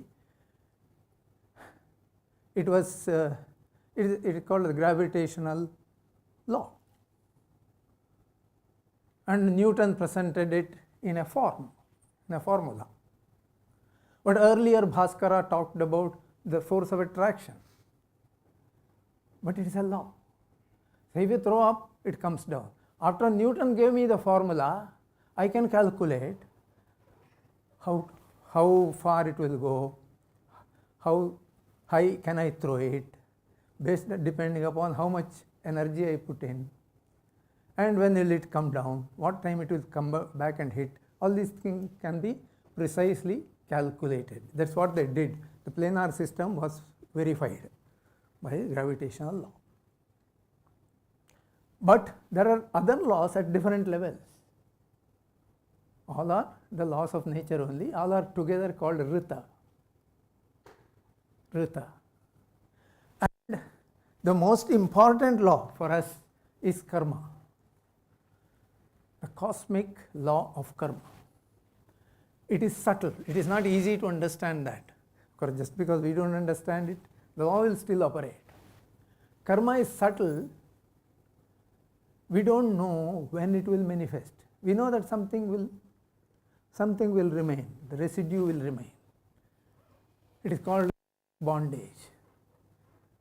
We know that much, but beyond that we do not know. When will it manifest? When will you have to? Don't do this. If you do this, you will have to bhogna padega. Mother will say this. But kab bhogna padega ye nahi batayenge, because nobody knows it. Only a sage may be able to say it. Krishna may be able to say it. But for the rest of us, Gahana Karmano Gati. That is a spiritual law which all our systems, Veda, yes, but apart from Veda, all the Vedic philosophies accept this. Non-Vedic philosophies also accept it. Jainas accept it, Sikhs accept it, Buddhas accept it. Only the Charvakas don't accept it. Charvaka is a materialist. Today our not only our country but the whole world, there is a group of intellectuals who are left liberals. They subscribe, whether they know or not, they actually subscribe to the materialist philosophy. In our tradition, it is known as the Charvaka philosophy, which was always there in our history. Concurrently, along with this, this is the mainstream thought, but parallelly there was a very thin stream which was existing. Even at the time of Ramayana, it existed. In fact, there was a minister called Jabali of Dasharatha, minister of Dasharatha, Jabali, who comes along with Bharata, he comes to Chitrakuta and tries to convince Rama that he should return. And he advances the argument of Lokayata philosophy. And Rama refutes it. Rama is out and out Sanatani, He belongs to this Vedic tradition, whereas Jabali was not. At least initially he says he was not. He gives all arguments and Rama rejects them, and then Jabali accepts. Okay, no, I was only, because the incident is that Rama tells him, refutes his arguments and then tells him this: while looking at you, I feel that my father made a mistake in appointing you as a minister. That convinced Jabali that he should withdraw now. He says, no, I too belong to your category only. Don't remove me from position. This is also a very typical Lokayata approach. Very typical Lokayata approach. It was there then as well as now. Okay, so Krishna says this: Prakritim swamavashtabhya visrijami punah punaha bhutagrama imam krishnam. Krishnam means entirely. Bhutagrama means bhuta jiva. Grama means multitude of beings, and its entirety is going through the cycle of birth and death. That is called the samsara chakra, according to the law of nature. And the is karma. Okay.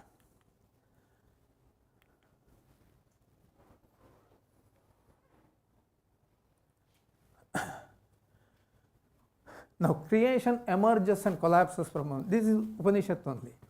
This is Mundaka Upanishad. Yathornana, he gives 3 examples. Yathornanabhi srijate grihnate cha. Yatha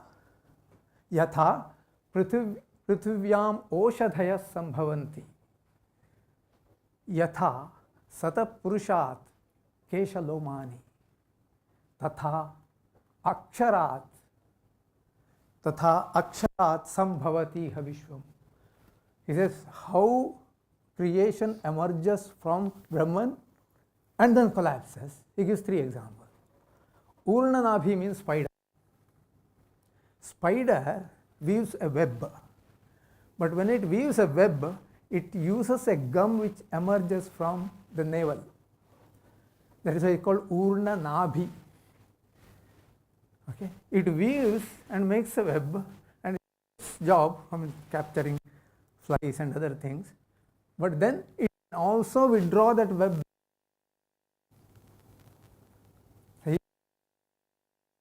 Urnanabhi, yathornanabhi srijate grihnate cha, it withdraws its web.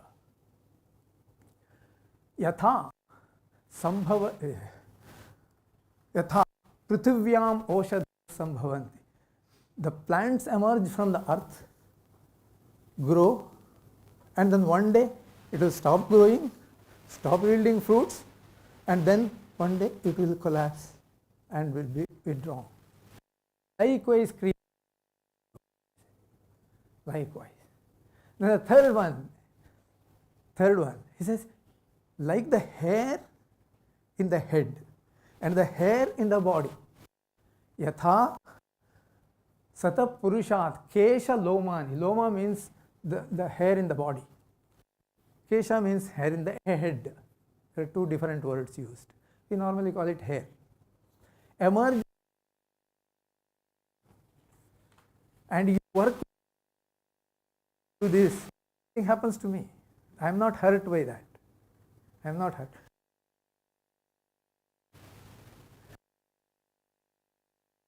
I am not hurt. So in the creation, whatever happens, it will happen according to the law of nature. But to pull it, I will. Somebody asked me, he said, how is that? There are lakhs of people are your followers, your disciples. How is that you will know if something happens to somebody? He said, if you call me, I will know. Like, if you pull one hair, then I know this hair is being pulled. If you don't do that, I may not worry. If you pull, I will respond. Call me. He is Ishvara. Ishvara can intervene in a creation. He is absolute. He can intervene in whatever manner he wants on that. He doesn't, but he can. In fact, this intervention is said to be in the Vedanta, it's said ways. One is responding to your prayers, responding to the prayers of the bhakta.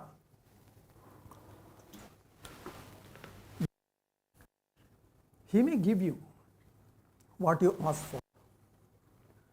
He may relieve you. He may give you. You may know it, may not know it, but he will do that. If it is possible, if it is permitted by your karma. Time is up. Shall we stop? So we'll stop now.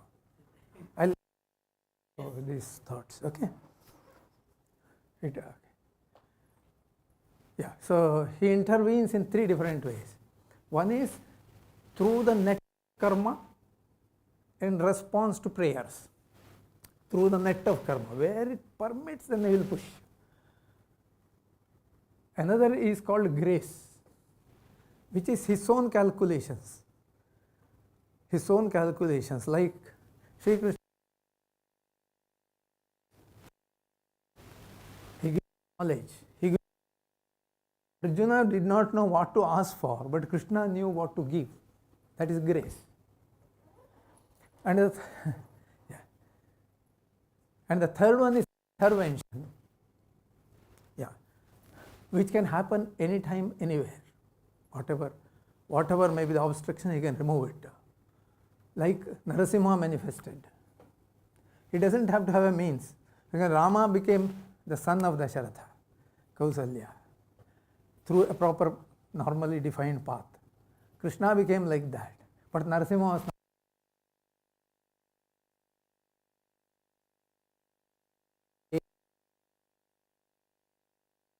So that is the Vedantic. What are the three terms?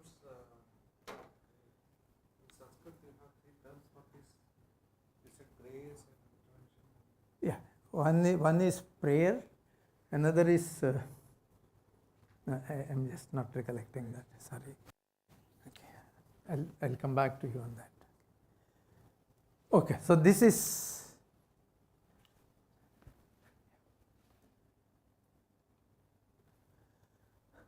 This is another quote from the Upanishad.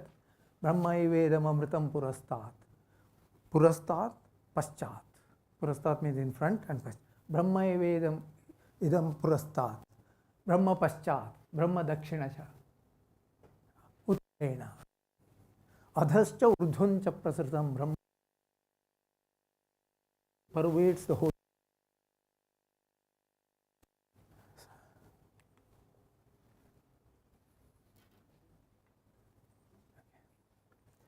And karma is a creative force. Krishna says, Bhuta bhavodbhavakaro sarga karma samjitaha. Bhuta means jivis. Bhava means existence. Udbhavakaro. The birth and existence of beings are governed by karma. Birth, that is rebirth, and existence are governed by karma. This is Bhagavad Gita. I will stop at a point. Presently I will stop. Okay. Now, two realities and two perspectives. Since we have Brahma on one side and creation on the other side, we have two perspectives and therefore two vidyas. One is Para. Okay. Now, Apara we are familiar, and the manner in which we collect data is through the senses. Indriya we call that. Indriya has two levels in Vedanta. One is the Golaka part, that is the outer bodily arrangement. Another is the interpretation part in the mind. The interpretation part is a part of mind. So it goes with Sukshma Sharira. Sukshma Sharira. Whereas Golaka part is Sthula Sharira. There are three bodies, Sthula, Sukshma and Karana.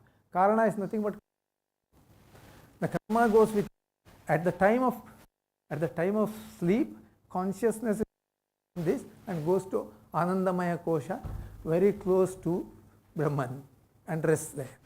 Therefore, it is called Anandamaya. You sleep well, you feel happy. If I Anand is death. Upon death, the body drops off, Sthula Sharira drops off, but the Sukshma Sharira, which Prana, Mana, Indriya, Buddhi, Chitta, Ahankara and Chidabhasa Chaitanya, which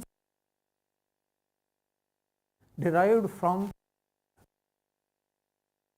with Karana Sharira, that is karma. It travels to another body. Okay, Sukshma Sharira, Karana Sharira, Chidabhasa Chaitanya, they travel to another body based on your karma. Okay. Now the third, this keeps on going. This cycle keeps on going. Third one is, from Karana onwards there is a disengagement at the time of Pralaya. See, the earth is, the system, our Milky Way or whatever, the system is expanding. There is a time when it started contracting. So that is called Kalpa. So until the Kalpa this goes on.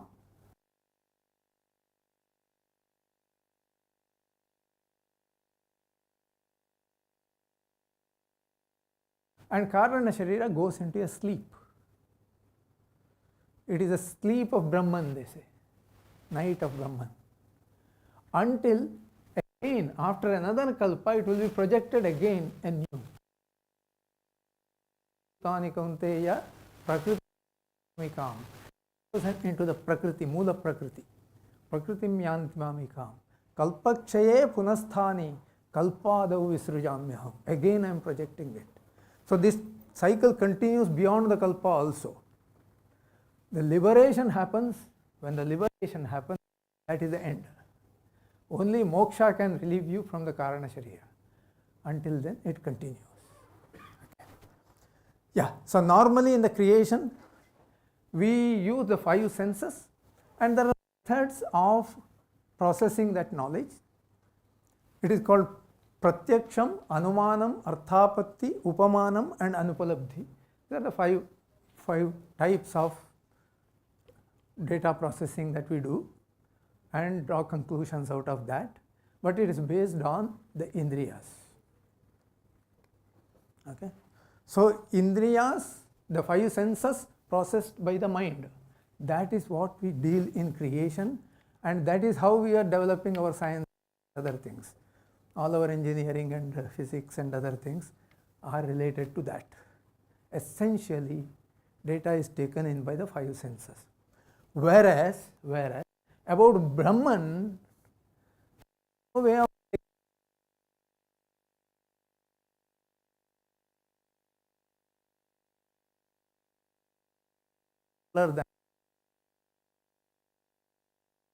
subtler than the intellect also, unless it is not accessible to you. So what is, how do I access this? Through the Veda.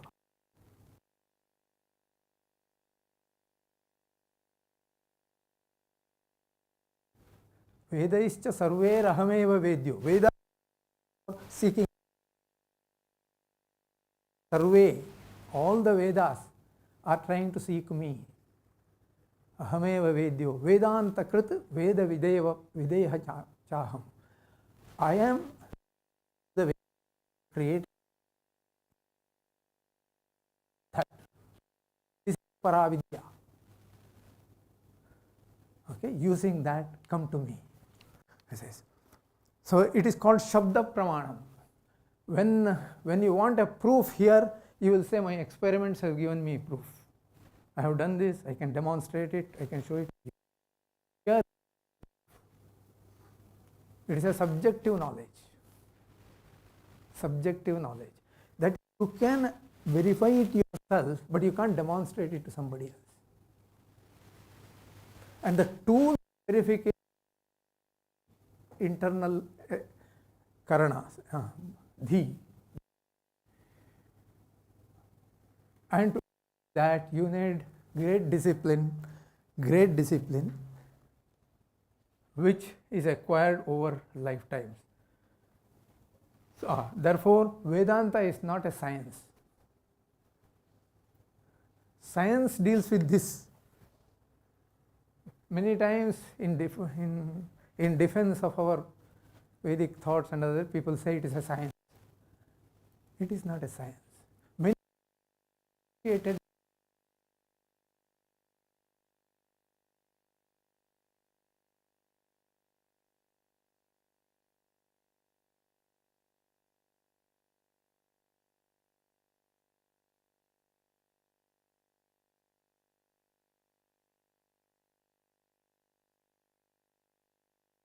he was an admirer of Vedanta, Gita and all that. But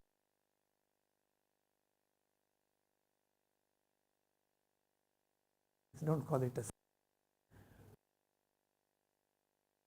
self, but it is not a science. And if you say, what is the proof of this? I will say, this Upanishad has said this. That is it. Alter it. When you even print the Vedic text, they don't alter what has been printed earlier, even though they know that there is an error in that. Verbal errors could be there. The interpretation, they will correct it, but not, presenting it to the outer world. There is V-IKSHA, I can't correct it. It's given. Okay.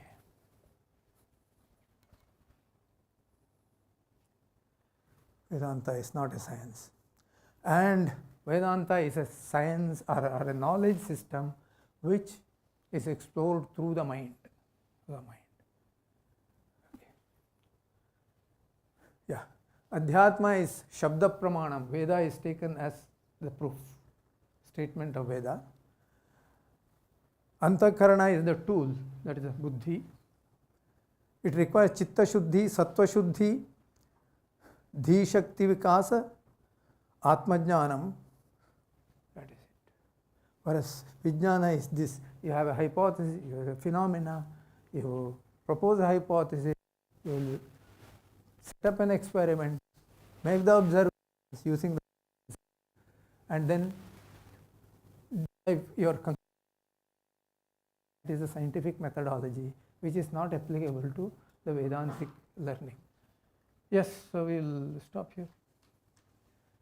Now this, what I have prepared is a little elaborate, but see, this is about the structure of the being, the Jivatma.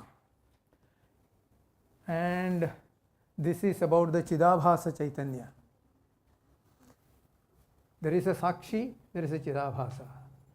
This Sakshi is Brahman, but Chidabhasa is a Chidabhasa Chaitanya, is a Pratibimba Chaitanya, more or less.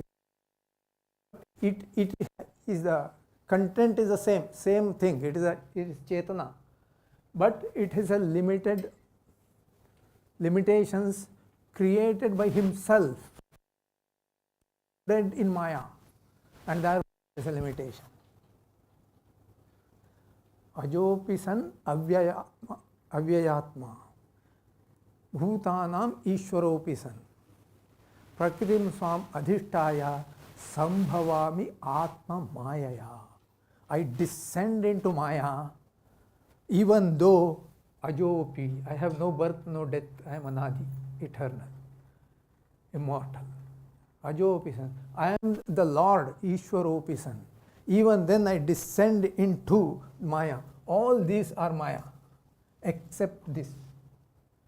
This has a limitation, not because he is incapable of that. He has the potential to identify himself with that. When he identifies himself with that, that is called moksha. Expand your spiritual awareness to a level that it identifies with Atman or Brahman, that is called moksha. Moksha. And you need several things. You need faith. This faith is not the faith of the Semitic religion. religions, the faith is the end in itself. This faith, the faith, you without Guru, it cannot work out.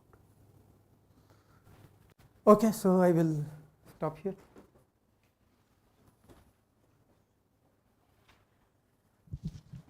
Thank you, sir. It was a wonderful time with you. Because the lunch time getting exceeded, we have to, otherwise, we could have gone on with his presentation. I think his YouTube videos are also available and on this Jignasa and other things. Those who are interested, of course, it's available through Google search itself. Those who want to interact with him, anyway, we have lunch to be served in the ground floor Akshara cafeteria area. Those who have questions may interact with him during the lunch. I wish to thank Professor Subramanian Bhatt for this wonderful talk where he took us into a different world altogether, I would say. I would like to request Professor Pandurang Vittal to hand over a small memento as a token of our love.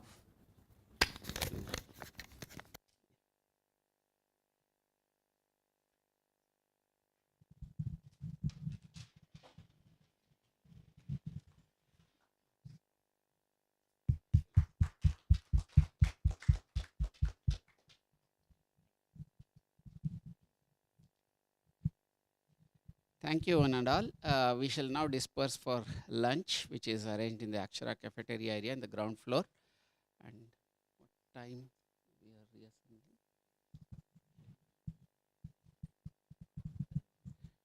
2.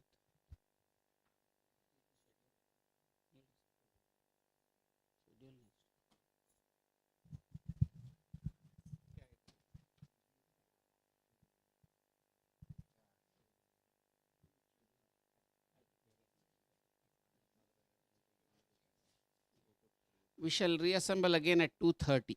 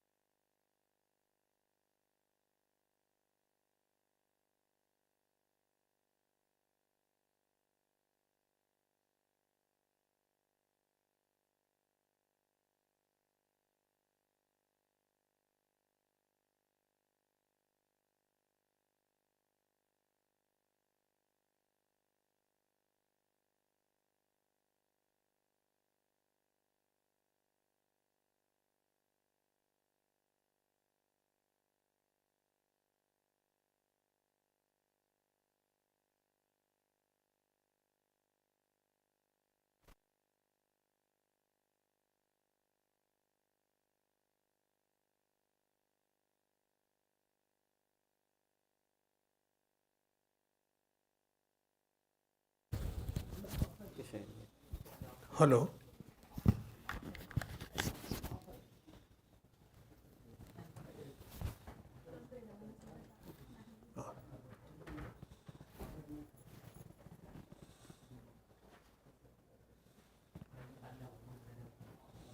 Gurur Brahma, Gurur Vishnu, Gurur Devo Maheshwaraha, Guru Sakshat Parabrahma, Tasmai Shri Gurave Namaha.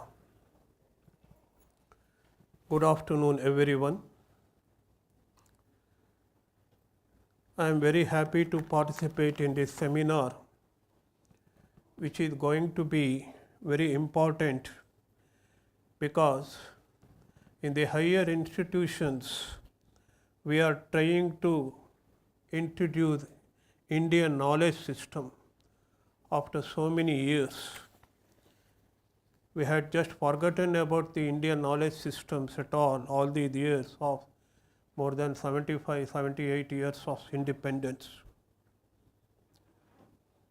At least now the government has waken up. Our policy makers have woken up. We are trying to introduce some of the elements of the ancient Indian wisdom even in professional colleges, in the learning system. System of the professional colleges. I am not going to do any kind of miracle here, but I am just introduced to you some of the aspects of ancient Indian education. Here it is called IKS, and I want to show how practically we can create a kind of Gurukula mode of system in higher institutions. Before that, we should know some of the modes and methods of education in the ancient Indian educational system. The very important thing we forget is we do not teach the children, we do not teach the students how to learn. We just give them information, we just pass on the information, but we don't allow the students to learn. We don't teach them how to learn. The real challenges in an educational system, according to me, proper understanding of process of learning and training a student how to learn. This failure to learn how to learn eliminates a chunk of students from schools and colleges. They become the burden to the society. So those who are in this field, all the stakeholders in the educational system should have a clear understanding of how one learns. Now, in this regard, I will tell you more afterwards. And what is the qualification of learning according to IKS or ancient educational system?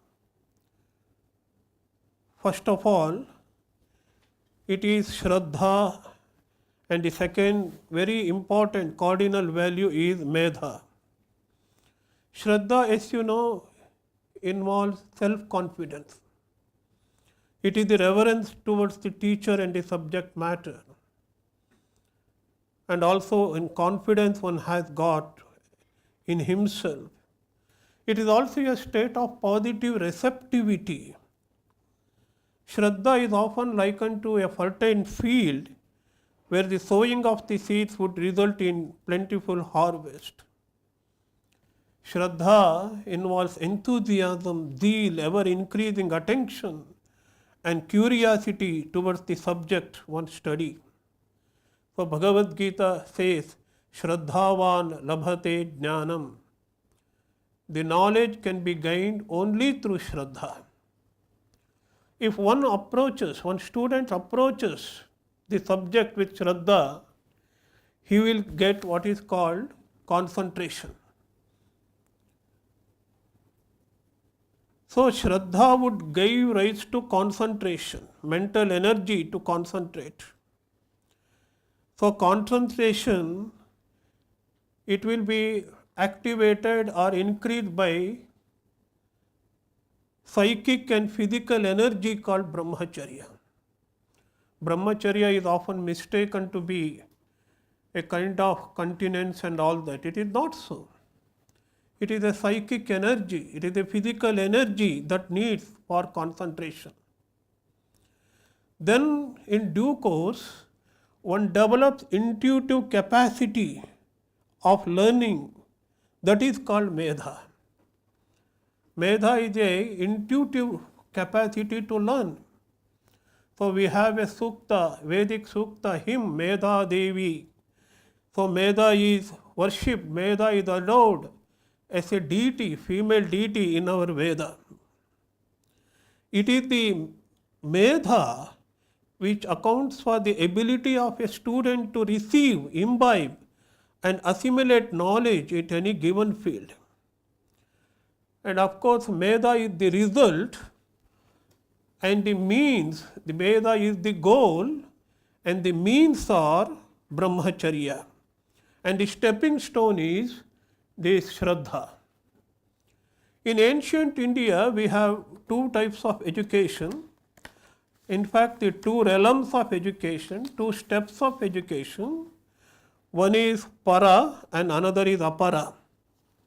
Apara is secular education that will help us to acquire necessary skills, empirical knowledge, etc. to make a good living. That is what we are inculcating in our students, acquiring skills, external knowledge. This is called the lower knowledge. This is called the lower knowledge, apara vidya. This apara vidya is a stepping stone to the para vidya. The para vidya is self-discovery, self-knowledge, who I am really, what is my worth as a human being. I am just a human being or more than a human being. I am not a human being, I am a divine. I am the reality I am seeking for. So this apara vidya will lead to liberation or the moksha. Interestingly, in the Upanishad, and I studied a little bit of the Brihadaranyaka Upanishad, it is the biggest Upanishad. It is the largest Upanishad in size as well as content. So there are three kinds of instruction. There are three processes of learning. One is Upadesha. It is a direct instruction. In first chapter of Brihadaranyaka Upanishad, what is Brahman? What is God? Direct instruction. And you also use this kind of techniques while teaching. Directly you say something and the students have to imbibe that. But direct instruction will not do. So we go to the second step. The teacher will teach the same thing, what he has taught in the first chapter, in the second chapter, in the second section, the same reality, same Brahman, same facts are taught in different way, through deliberation, through rational explanation. It means you are showing the students how to think, how to properly think. Reach the truth through a proper thinking process. This is what is lacking in the modern education system. Our instruction, our education is mainly through direct instruction. We don't allow the students to properly think. This thinking process that facilitates one to reach the objective of one's education is the essence of learning process in India. So through questions and answers, logical development, and you will find hundreds of instances in our scriptures. Nothing is told directly. Of course, some direct instructions are also there, but everything will be taught step by step, logical progression, so that the teacher will take the student step by step in a psychological journey, in a logical journey towards the truth or towards what he wants to instruct. This is a wonderful method we can adopt in our schools and colleges and even in professional courses. But the last one is very interesting. This is what I call the higher learning. It is not a lower kind of learning, upasana. You will get absorbed in a subject. First it is verbal or reading, just words. You can say the direct instruction is just words. But in second step, you logically start thinking, you make the subject your own. But in the third step, you contemplate on that. You will get absorbed in that through imageries, through concept, and student will get the higher level of consciousness.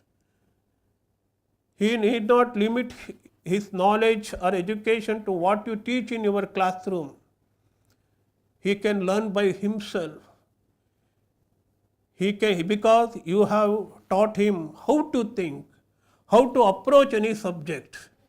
This is the greatness of our ancient Indian learning or ancient Indian education. So there are unique features of the ancient Indian education. First of all, what is lacking now is intimate relationship between teacher and the student. That is the essence of Gurukula system. Why Gurukula system? Why can't teacher go to a Raja's or the king's palace and teach the student? Students come from various backgrounds and study in Gurukula. The students from poor background comes, rich background, even the royal palace, royal family has to come to the Gurukula because a ambience is created there, pleasant and undisturbed environment is created. It will be very soothing for the student to learn in Gurukula. And teacher and his wife will replace the parents. He will get the parents' love also, and in the same time a kind of academic atmosphere also is created. And there will be a close attention by the teacher upon the students, and student learn by watching the teacher. So both will be complementary to each other. This is what is needed in our educational system. Unless the relationship, mutual understanding between teacher and student is of this type, affectionate, loving, trust, we cannot hope for an effective learning in the educational institutions. And it may look very odd to you, service to Guru, whether it is possible. But this is one of the method of the training. A student has to purify his mind before he learns something. I want to learn some higher truth, my mind has to be purified. It doesn't mean Guru very much requires the service of the student. Guru doesn't require it. But even then, a teacher asks him to serve him because student has to purify himself. Purification of the mind comes only through service to the elders, service to the teachers. And third one is, very interestingly, the method is always through unknown to known, known to unknown. Known objects. For example, an abstract idea like Brahman, Atman, God, these are all the subjects of study in the Shastras. But we start with tangible objects. We know what is space. We know what is breath. We know what is body. In Taittiriya Upanishad, instructions begins with Annamaya Kosha, this physical body. Then teacher takes student to Pranamaya Kosha, vital body. What is vital body? Made of vital air. And then mind. And then intellect. Then he says the reality or the self or Atman is beyond even the intellect. So, body, vital energy, mind, intellect, from known to unknown. This is the method being followed. And student has to meditate upon it, contemplate upon it. And the fourth element is self-effort. I have already touched upon it, learning how to learn. You have to teach the students how to approach the subject, and the self-effort and hard work on the part of the student is absolutely necessary. So, a student has to live a life of faith, concentration, simple living, etc. Unless we make the students understand all these values of life, I don't think the learning will be effective. You may pass on the information, you may give lot of information, you can give opportunities to, you can expose the students to lot of avenues. But what is more important, what is all important is life itself, not that information. And Indian knowledge system, along with the secular information or the secular knowledge, will make one spiritually illumined. That is the goal of the Indian knowledge system. And that is why tapas is emphasized in the student's life. What is tapas? Self-control, dedicated life, reverence, concentration, and intellectual pursuit. Then learning and teaching will not be mechanical at all. And he will be learning fresh. He will be, every hour of learning will be an innovative experience for the student. And teaching also will be very fruitful experience for the teacher. This is the essence of the ancient Indian education, and also the memorization. Often the new educational systems or the modern education ridicules the memorization.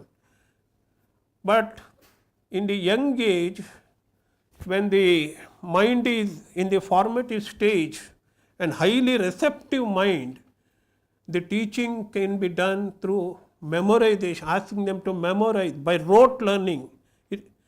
In fact, all our Vedas, Upanishads are preserved because of the memorization power. There was no. So the basic thing is, ancient Indian education caters to the spiritual aspiration of a human being. But our modern, so-called modern, it's only for a prosperous life in society. So its approach is to investigate and discover inherent divine potential. But the modern education focuses only on the acquisition and acquirement of knowledge and skills from external sources. The modern education will not teach you there is a treasure inside the human being, inside the human mind. It will not allow to investigate and discover the infinite human potential, infinite potential inside one's being. As Swami Vivekananda beautifully puts, each man is potentially divine. Religion is the manifestation of divinity already in man. In the same breath, he says, education is the manifestation of perfection already in man. That perfection, divinity within us, the modern education is not focusing on that aspect. That is why we face so many problems. in our educational system, and we create and we produce excellent students who could gather immense information and retrieve it, and also they can reproduce in the examinations. But are we creating excellent human beings who are aware of them, aware of their self-awareness, aware of their own worth as human beings? That is the challenge of the day. Swami Vivekananda's ideas. Swami Vivekananda was a great educationalist also. I will give only 3 ideas, entirely depending upon the ancient Indian education. He gives us 3 ideas, very pragmatic and integrated view of the education and learning. And he says, what is education? What is learning? Uncovering, because knowledge is already there.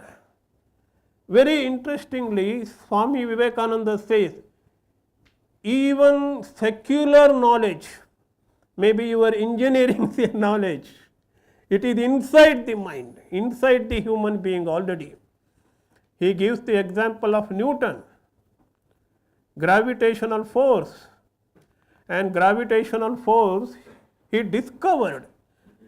He did not produce. And where was gravitational force? The idea, the knowledge was inside him.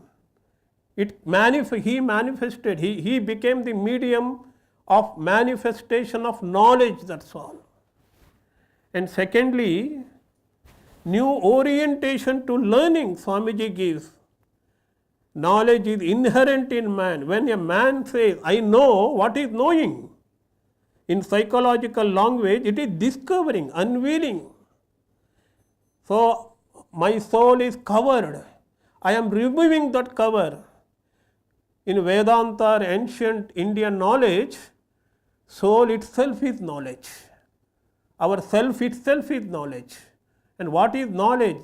Knowledge of the self is the true knowledge. Knowledge of ourself is the true knowledge. And thirdly, he gives importance to concentration.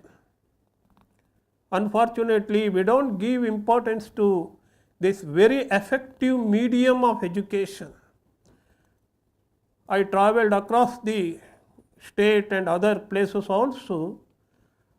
I had an opportunity to talk to hundreds of students. I find especially in engineering colleges, medical colleges and degree colleges, the students lack concentration. They are not able to listen to properly whatever the lecturer or speaker speaks. They cannot focus on that. Have we done anything to improve that? It is the greatest help we can do to the students when we can help them to grow help them in inner growth. This is inner growth, developing concentration.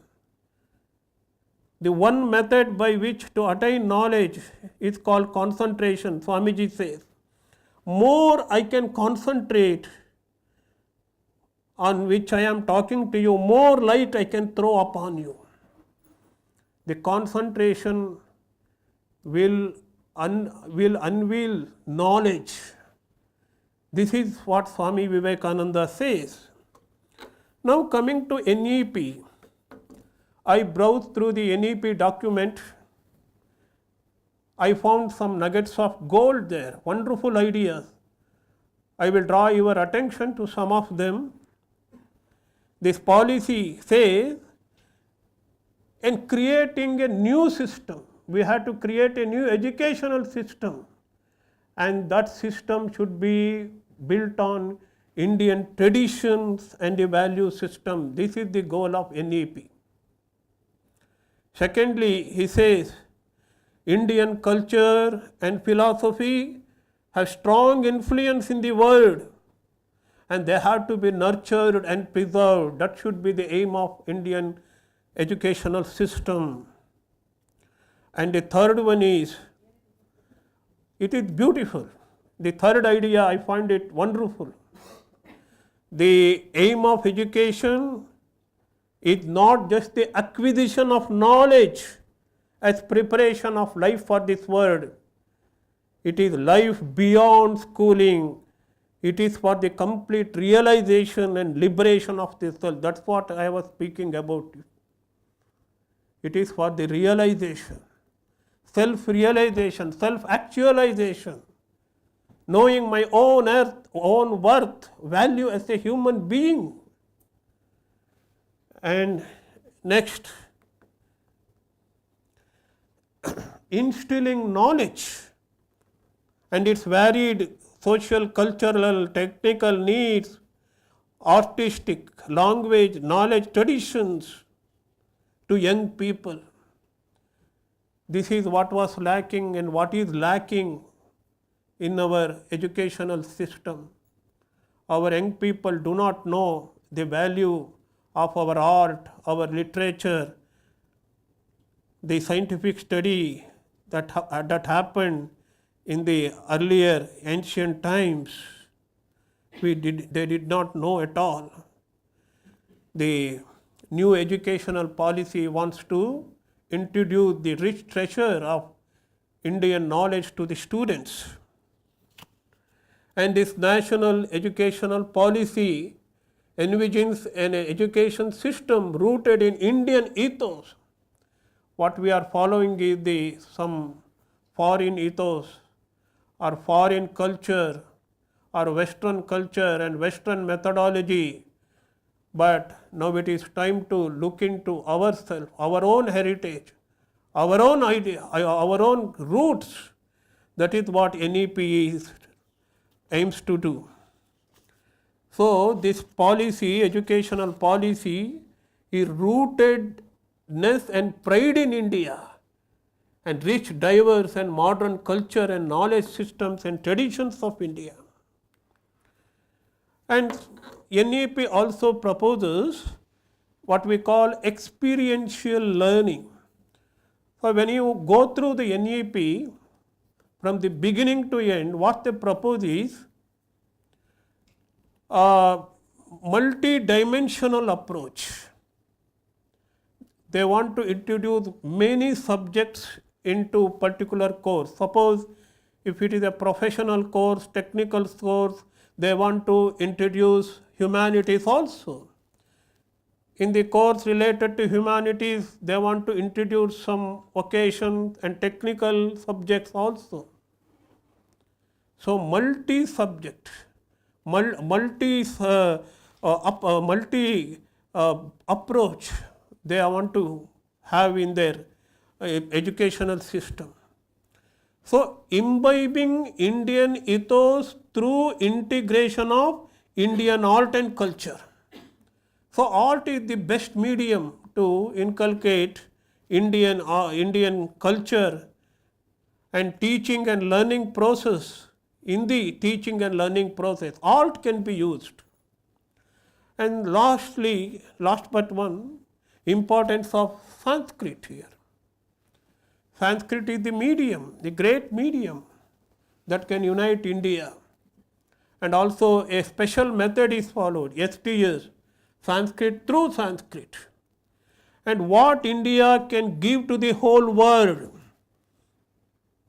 knowledge from ancient India and its contribution to the whole world, that is also the focus of NEP. And NEP lists many traditional values that should be imbibed, that should be instructed, that should be inculcated in the students. Seva, ahimsa, swachhata, satya, nishkama karma, shanti, sacrifice, etc., etc. Now the important question, whether it is practical. They are all theoretically wonderful, very good to listen in this afternoon session after having hefty lunch, and I hope it was a very good lunch. But is it practical?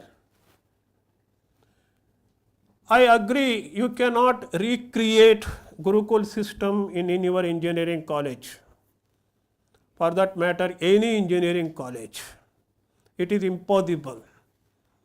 We cannot go back to the Vedic times or Upanishadic times or even Puranic times. At least we can be guided by some basic principles and values of the ancient educational system. We can be guided by them. We can keep them as background, and with that spirit we can approach the students. Suppose first I had to be educated in Indian educational system or Indian knowledge system. How much I know about the Upanishads? Have I read Mahabharata, Ramayana? What are the values of Indian knowledge system? First, I should be educated first. You see, Gurukula system means, I told you, it is a close and intimate relationship. Can we put into practice in our colleges? Can we have more close relationship and intimate relationship with our students? We may not bring back the Gurukula system, at least we can be affectionate teachers, and we can make them students a loyal students also. And what is the medium? We say if you teach in English, that will be good, or if you teach in Kannada, that will. I will tell you a story, an anecdote from the life of Holy Mother Sharda Devi, the wife of Sri Ramakrishna Paramahamsa. Holy Mother Sharda Devi went to Madras. A small girl wanted spiritual initiation. It's called Mantra Diksha from her. Small girl did not know any language except Tamil. Holy Mother, coming from a rural background of Bengal, did not know any language except Bengali. Still, Holy Mother gave Mantra Diksha to that girl. And Mantra Diksha cannot have any interpreter or a mediator. It is one-to-one process. And how she could give? I say it is through love. It is through heart. In one place, Swami Vivekananda says, education is Atman, the soul of the teacher is speaking to the soul of the student. From the soul of the teacher, something is coming out and going into the heart of the teacher, a student. Some energy, some strength, the spiritual strength, spiritual energy, the transference of it is what is called the education. So education has got such a lofty pedestal in the ancient India. The second, we have to, in India, ancient Gurukula system, teacher is a highly revered noble soul. There are three qualities. One is Shrotriya, adept in the subject of the study. Avrajanaha means he should have noble motivation behind teaching, and Akamahataha, he should be sinless. These qualities should be the bedrock of teaching professional in any educational system, not only higher educational system. If teacher is a noble person, an ideal person, naturally we will have very good students, noble students.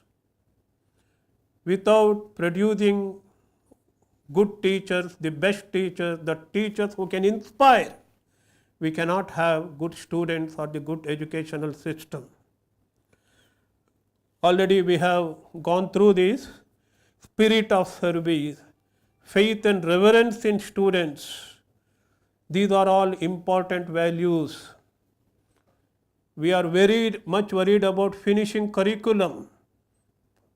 In high school, our teachers used to, our duty is to finish the portion as early as possible, even months before the examination. so that our part of the duty should be over. This is not what a good teacher has to do. A good teacher has to inspire. Or in other words, I have repeatedly told you, you have to teach the students how to learn, not just teaching the subject. And also the teaching method also. It is not just direct instruction. For whatever is in the textbook or whatever is in the curriculum, you just repeat year after year, month after month, that will not become a teaching. You have to find out innovative ways. It is a performance. In Bangalore Ashram, we conduct teachers' workshop every month. In one session I spoke, a teacher has to be a performer. He should be a good performer. He should be a good actor. He should keep the students alive. And students should participate in that. I will tell you, I am not a science student, but I studied science in my second PUC, pre-university course. We had a physics teacher, and I have done everything about acceleration due to gravity, that is called G. But I remember my teacher more than 35 years ago, he would take one chalk piece and the duster. In one hand chalk piece and another hand duster. He would allow both of them to drop. He would ask, which will fall first? Which has fallen first? Both have fallen at the same time. This is acceleration due to gravity. Again and again he would make them fall. That is what I have remembered. That is a great teacher. That is one teacher who can inspire the students. Their life. Then you have to allow the students to learn by themselves, self-effort. And through dialogue, interaction. You see our Shastras, Bhagavad Gita, many Upanishads, even Puranas also, all are dialogues, long dialogues and interaction. So we have to be inspired by the Gurukul system. We may not recreate the Gurukul system in our institution. The spirit of the ancient educational system of Gurukula is to guide the person to discover one's own innate nature. That's why the last point, it is self-knowledge and the self-discovery. That is the goal of education. And we should adopt the modern methods, technology, know-how, even AI also, conducive to modern way of living in educational system. However, the guiding light of the whole educational system should be, it is enshrined in one great Upanishad called Mundaka Upanishad. The Mundaka Upanishad says, Sa vidya ya vimuktaye. What is real knowledge? What is real vidya? That knowledge which liberates us. That knowledge which gives me freedom. That is real vidya. With this background, if we can strive hard, if we can do little bit in that direction, a lot of changes can be brought about. A tremendous transformation can be expected in our educational system. Only we have to know, we have to have proper understanding of the values our ancient Indian system or the IKS stand for. Thank you very much for your patient hearing.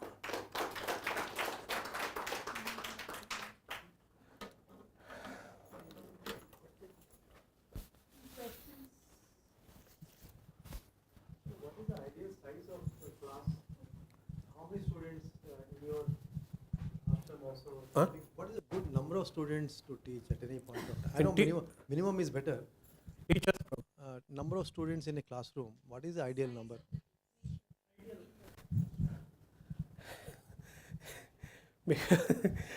I gave an illustration of physics teacher, and we were more than 100 students there. Even with more than 100 students, he was teaching like that. And whenever he would move in the corridor, we would not see him as a person, we would see subject in him. Oh, physics is going. and he would bring big books. It's only a PUC course. But he would bring MSc course or even postgraduate, very standard physics books, and he would solve the problems of the higher physics. That's what inspired me. I didn't become a physics student, I became later a Sanskrit student, but that's what inspired me to read more and more about physics. In fact, I read Albert Einstein inspired by that physics teacher. He would hold the 2-3 books, heavy books, each 1 kg or 2 kg, and bring and put it in the table. The class period was hardly 45 minutes, but in that period, how much interest he would take. He's a wonderful person. His name was Parthasari, that much only I remember. Swamiji, you are telling about teaching in ancient Indian system. Upadeha, Upapatti and Upasana. Is it these three, or is it similar to our Shravana, Manana, Nididhyasana? Exactly. Exactly. But Shravana, Manana, Nididhyasana from the standpoint of the student. But the very teaching method in the Upanishad, and it is recognized by none other than Shankaracharya, the commentator. In the Brihadaranyaka Upanishad, there are 3 sections. Each section has got 5-6 chapters, you may be knowing. First chapter, he says, deals with Upadesha, the direct instruction. And there, Aham Brahmasmi, although direct sentences come. But in the second chapter, it is about Upapatti, the logic.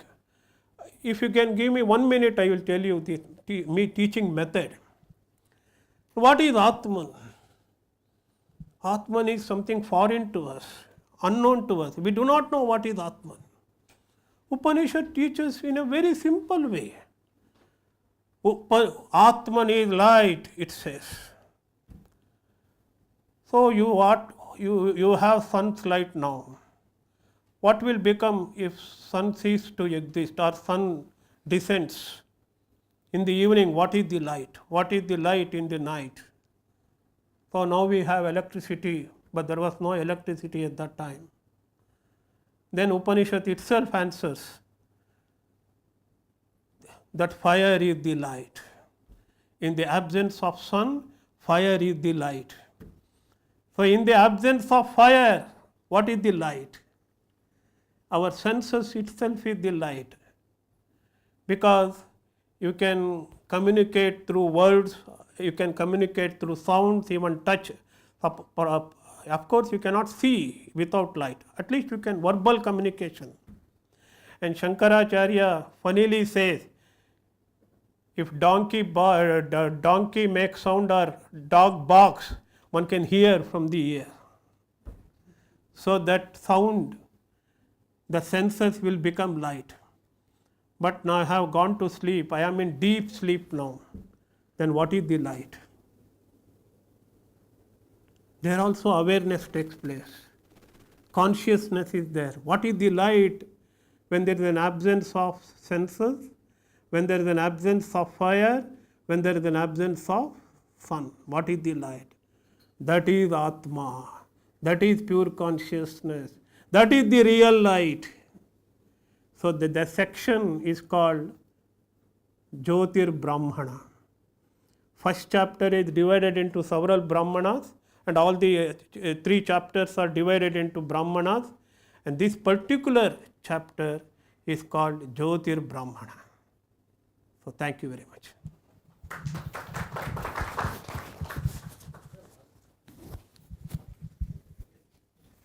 Yes. Thank you, sir. This is just a comment actually. This was even while Professor VC CSC was giving the lecture, I wanted to tell about this. So you now rightly brought it out. One of the features of, among the features of Indian education system, memorization is listed. I am very thankful to you. Because normally nowadays people say that, no, bunking, remembering, no, don't do that. This is normally the thing that is happening. I think, I mean, as you also told, the ancient education system has come just because of memorization. No writing was there earlier. So I hope that CSC will take up this job of, converting all our theorems, whatever it is there in scientific knowledge, into shlokas, mantras. I think that will be very good. It will be a very good addition to the IKS. Yes.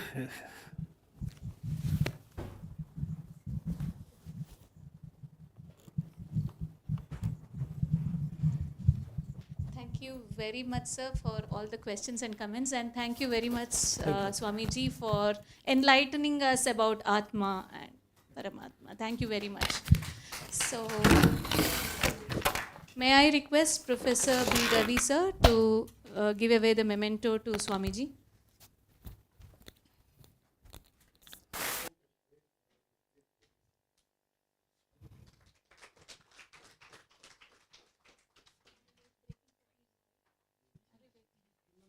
Okay. Thank you, sir. So the next session would be from Dr. Harsha Simha. He would be talking on multidisciplinary fusion of IKS and modern academia. So I take this a privilege to introduce him. Dr. Harsha Simha is an associate professor in the Department of Avionics at the Indian Institute of Space, Science and Technology, Thiruvananthapuram, Kerala. He holds a PhD in Systems and Control Engineering from the Indian Institute of Technology, Bombay, and specializes in complex systems, geometric mechanics, with applications to spacecraft, attitude dynamics, and control. Notably, Dr. Simha is involved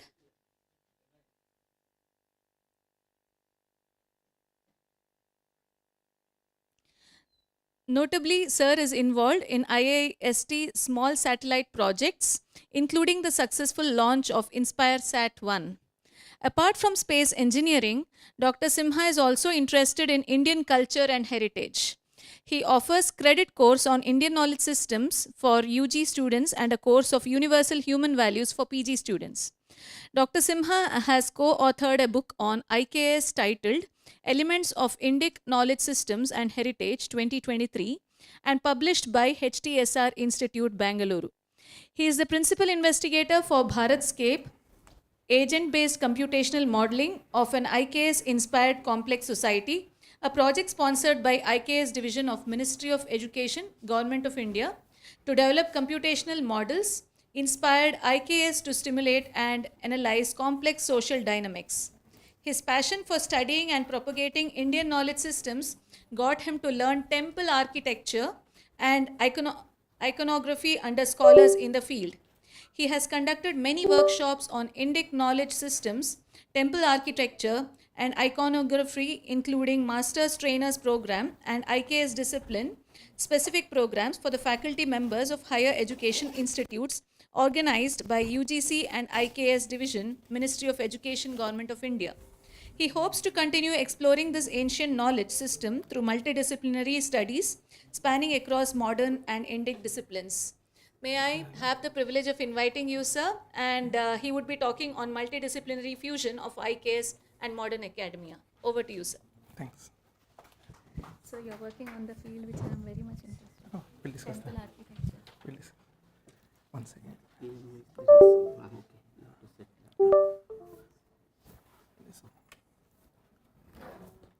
We have to switch, I think.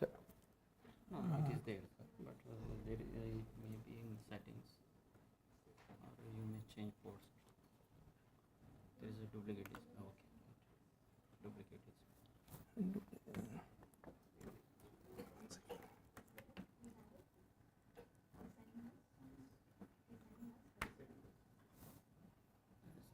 connection. Detecting for a while. Loose connection. It's detecting. Maybe now it is.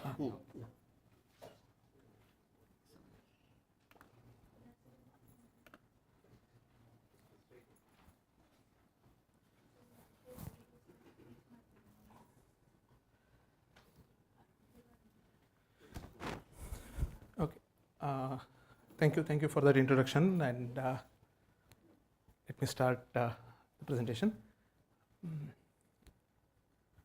Okay. So let me start with showing one image. I want you to tell me what's happening here, what is being depicted. Give your wild guess. I think many are faculties here, so feel free. Okay. Looks like some kind of ceremony. Huh. And some ornaments are being presented. Okay. At this point, while yes again. Yeah, your observation is correct. But what they are trying to depict? Any other guess? So this is this is from a manuscript made in France around 15th century. So it's a collection of several texts based on travelogue of many travelers, including Marco Polo and others. Okay, and what is being depicted here is a Indian temple scene. Okay, so someone came here, saw a temple. There were many. Some ceremony was happening with some dance performance inside the temple, as usually happens, and he wrote about it. He went back, and there one artist who had never visited India tried to depict that. So what that person who came here may have seen maybe something like that. Okay, and when it translates to someone there who had not experienced this culture, this country, it becomes this. So let this be the background for today's discussion, where I want to present some topics regarding this. So what is key here? What is missing here in the artist? Artist is a very good artist actually. I don't remember the name, but he's a very famous artist. And the traveler who had written also he has described it nicely. But what was missing was the experience, right? So let us start our journey from there. Any comments on why the person standing on the ledge was having a black? Because it was a black idol, a stone idol. It's a Devata, it's a Devi temple actually. In southern India, a Devi temple. Okay. Yeah. Yes. So let me start with a small story. Assume you are a botanist, okay, and you are doing some field research, and you come across a a new species of plant. Okay, no one knew about it. So as a botanist, you have a PhD degree, okay, and you take that sample to lab.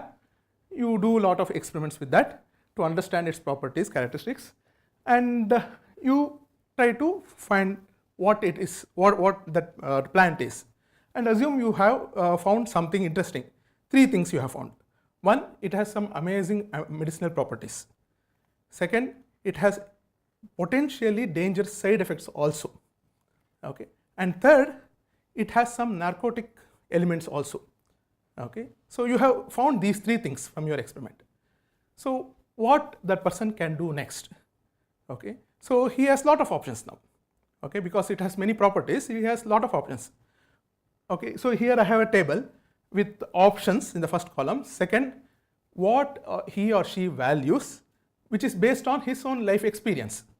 Okay, assume he has his colleagues always have looked down upon him. Okay, to prove himself.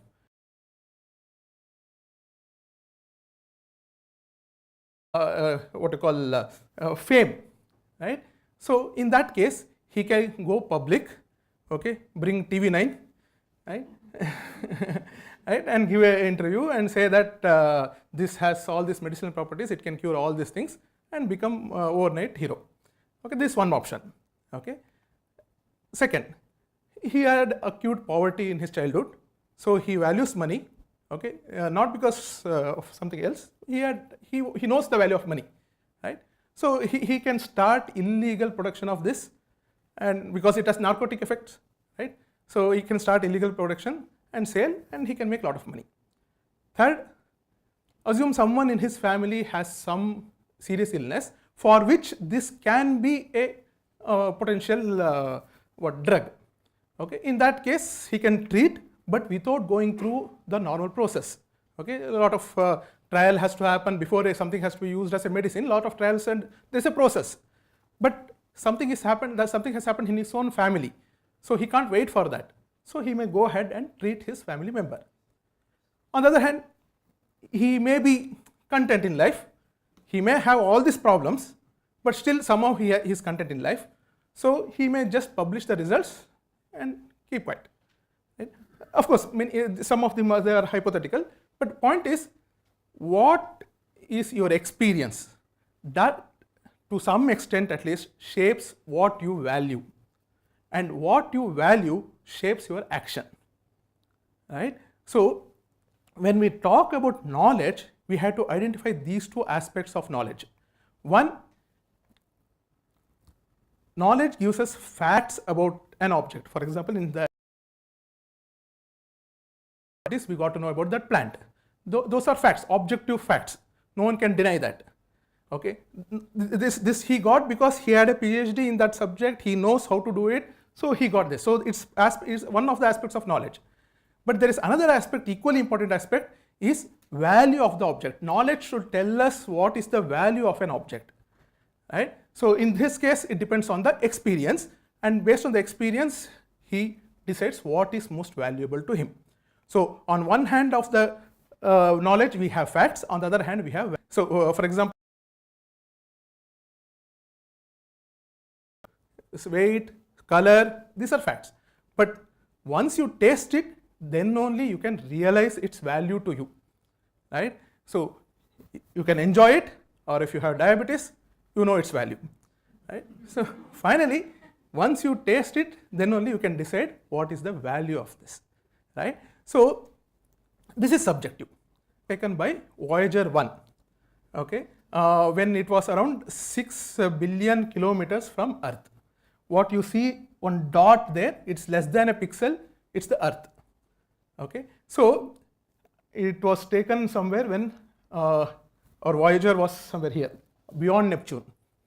Okay, so now when you see this photo, see, we know how vast this entire cosmos is, but when you see this photo, experience is different. Right? When you see that one small dot, a photo that was taken from 6 billion kilometers away, right? Then you will understand what is the value of our life here. What is the value of this planet? Daily happenings. Okay, just for 1 minute you contemplate what small we are in this entire cosmos. Okay, our daily struggle with our spouse will become irrelevant. So that is the power of experience. Right? That's what happens when you experience something. See, before that also we knew that is 600 billion kilometers, it may look like this. Right? But when you see that photo, the experience is different. Okay? Carl Sagan, famous American astronomer, his comments I have given there. See, he is an astronomer. He knew this entire, what is the structure, how vast it is. But still, when he saw this photo, this was his uttering. When you experience, naturally something comes out of you. Right? This was his uttering. Okay, I'll not read and bore you, but you can just have a look at it.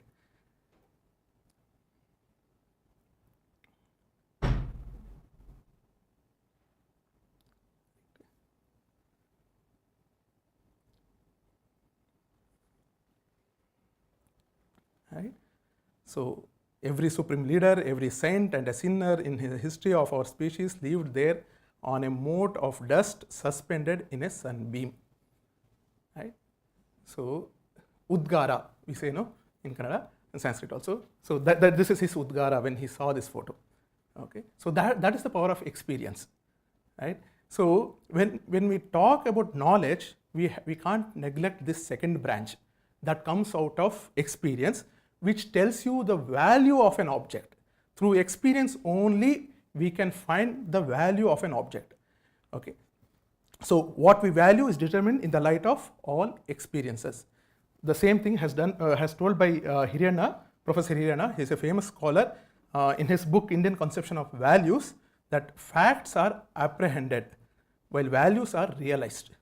Okay, this one sentence, it is like sutra for us. Okay, you have to understand, when we are talking about Indian knowledge system, we need to learn to distinguish between facts and value in this knowledge system.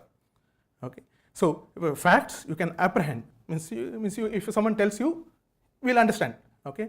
But to tell what, if you search for experience, you will have hundreds of hits, experiential learning, right. So the value of experience is something different, right.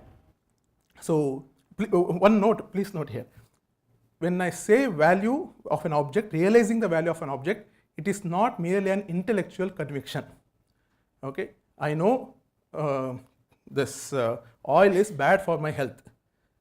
My intellectual conviction is not to eat bhaji bondas, but it does not matter. When it comes in front of you, then you have to experience.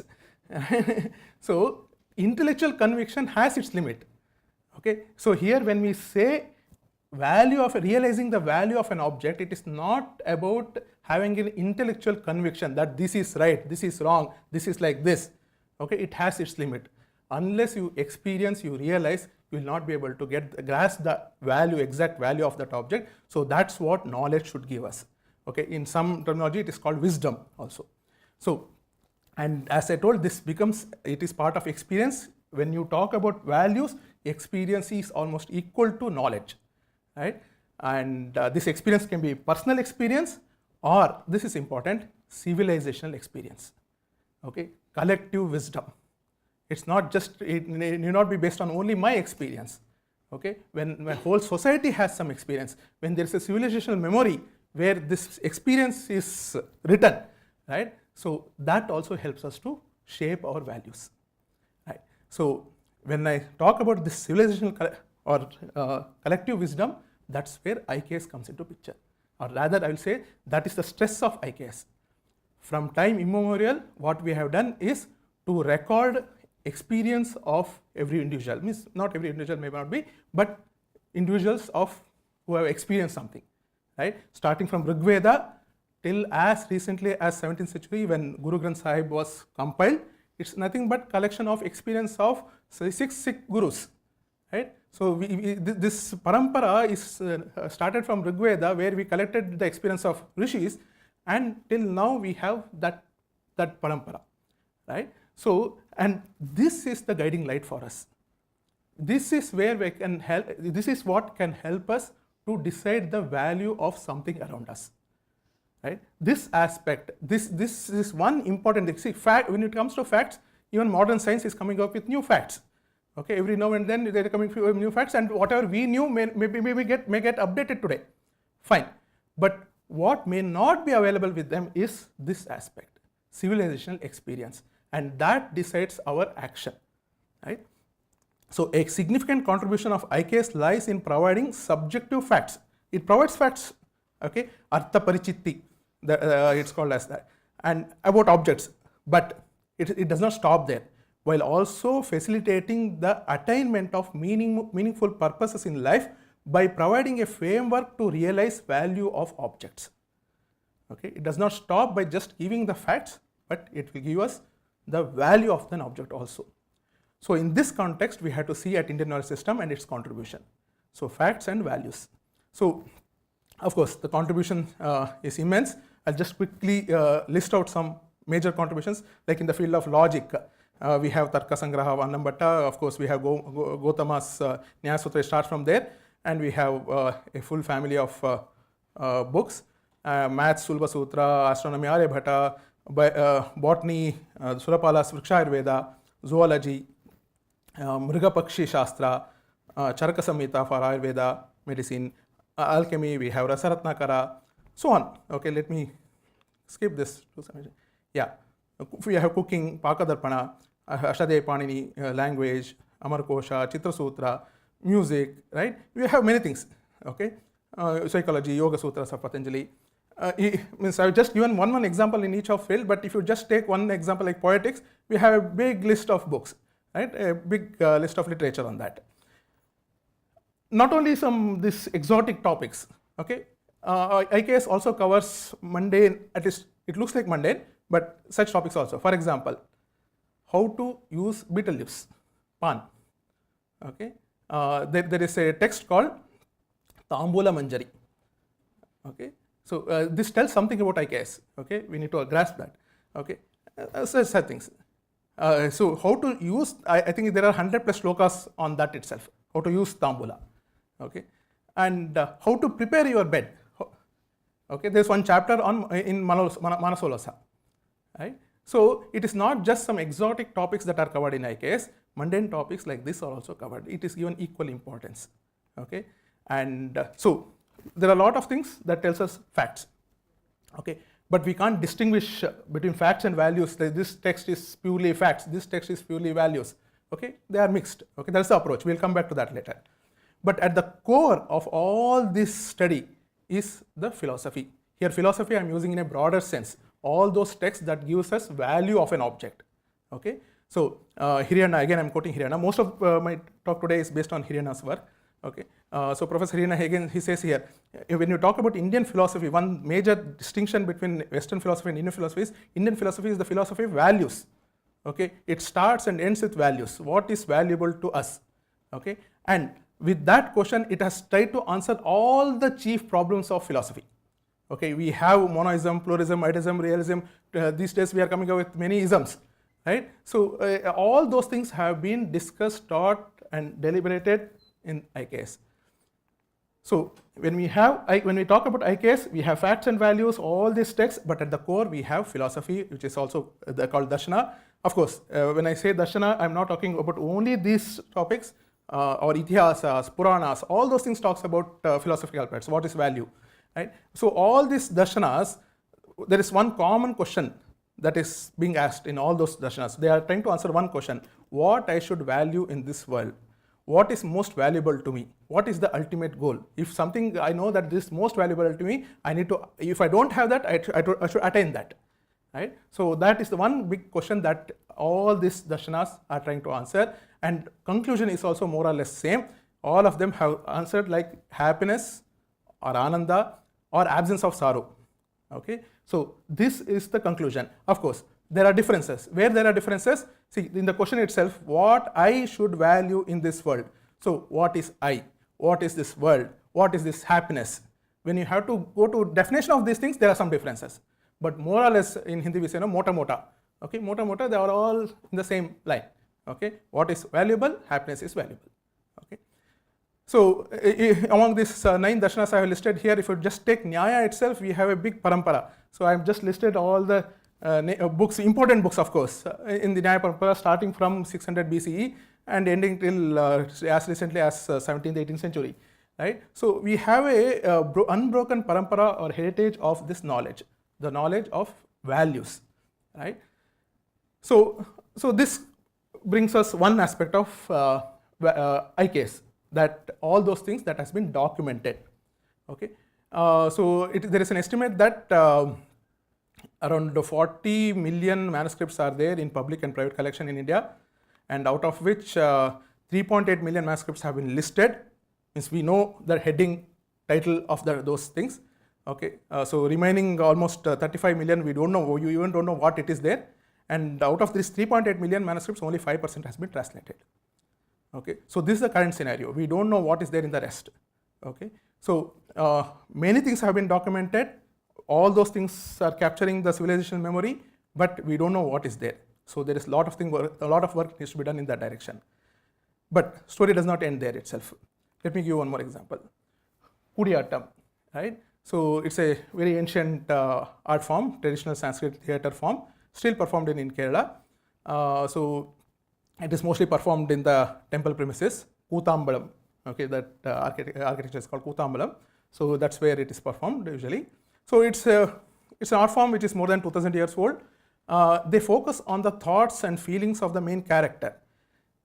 Third, it's very important, a single act may take days to perform, and a whole act, okay, a whole performance may last for 40 days. Okay, for example, if you're talking about Krishna Janana, okay, that itself can take 3 nights. Okay, so it includes both male and female performance. Training happens for 12 to 15 years, and just makeup happens for 3 to 4 hours. But see, as I told, one small act may take full night, okay, 12 hours. Okay, and the script for that act will be less than a page. If you see the script, it will be just less than a page. So with that much script, talking is very less. It's all abhinaya. Okay, it's all emotions, the way you show those emotions, right? So that cannot be written, right? So I want you to answer this question. At least think about this. Is it possible to capture the accumulated knowledge of an artist who goes through 12 to 15 years of training, perfected through years of training under the mentorship of a seasoned master, in an art form that has evolved across generations, 2000 years, and preserved in a written form? Now today I want to write a book on this Kudiyattam, so that after some 100 years, impossible. So, and hence actually UNESCO also has recognized this as masterpiece of oral and intangible heritage of humanity. Okay, so this oral tradition is one big thing that we have completely neglected, right? So leaving oral tradition, we don't have to think about the Gurukula itself. Okay, we don't have Gurukula, so oral tradition is lost. No, we have grandparents in our homes. Okay, there was an unbroken lineage there itself. Every home had an unbroken lineage. Okay, this very nice proverb. I feel very emotional when I read this. When an elder dies, a library burns to the ground. Right? Means that is the amount of knowledge that is carried by each of us. Right? So that is completely lost. That is completely lost. We'll see how. So morning, our Chancellor Varkareji, he's told about Sukasya Moolam Dharma, Dharmasya Moolam Artha, Arthasya Moolam Rajyam, Rajyasya Moolam Indriyajaya. Okay. Till there he discussed. I want to take it further. Last two lines. Indriyajayasya moolam vinaya and vinayasya moolam vruddhopaseva. Right? So that means actually even I was not clear why he is giving so much importance to vruddhopaseva. Okay, we know that vinayam vidya dadati vinayam. Okay, here we are saying that vruddhopaseva will give you vinaya. Right? That means you get vidya, that value education comes from Vruddhopaseva. Such an important thing, and we don't have that in that education system. If some student is helping a faculty, his friends will start teasing him. See, that is the mindset that to that extent we have changed. Right? While Vinaya has to come from that, which is one of the Atmagunas. Right? So, another question I want to pose here. In modern education, laboratories are accessible to students around the clock, 24/7. In our institute, some labs are like that. But are teachers equally available?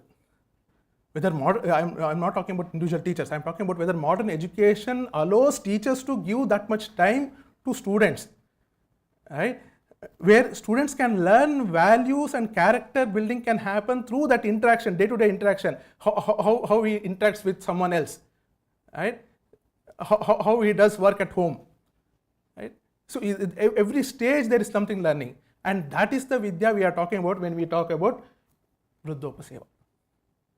Okay, it can be Jnana Vruddha or Vayo Vruddha. Right? In either case, the knowledge transmission used to happen there, and we have lost that. So when we talk about Indian knowledge system, textual, facts and values, but oral. Okay, that is also there.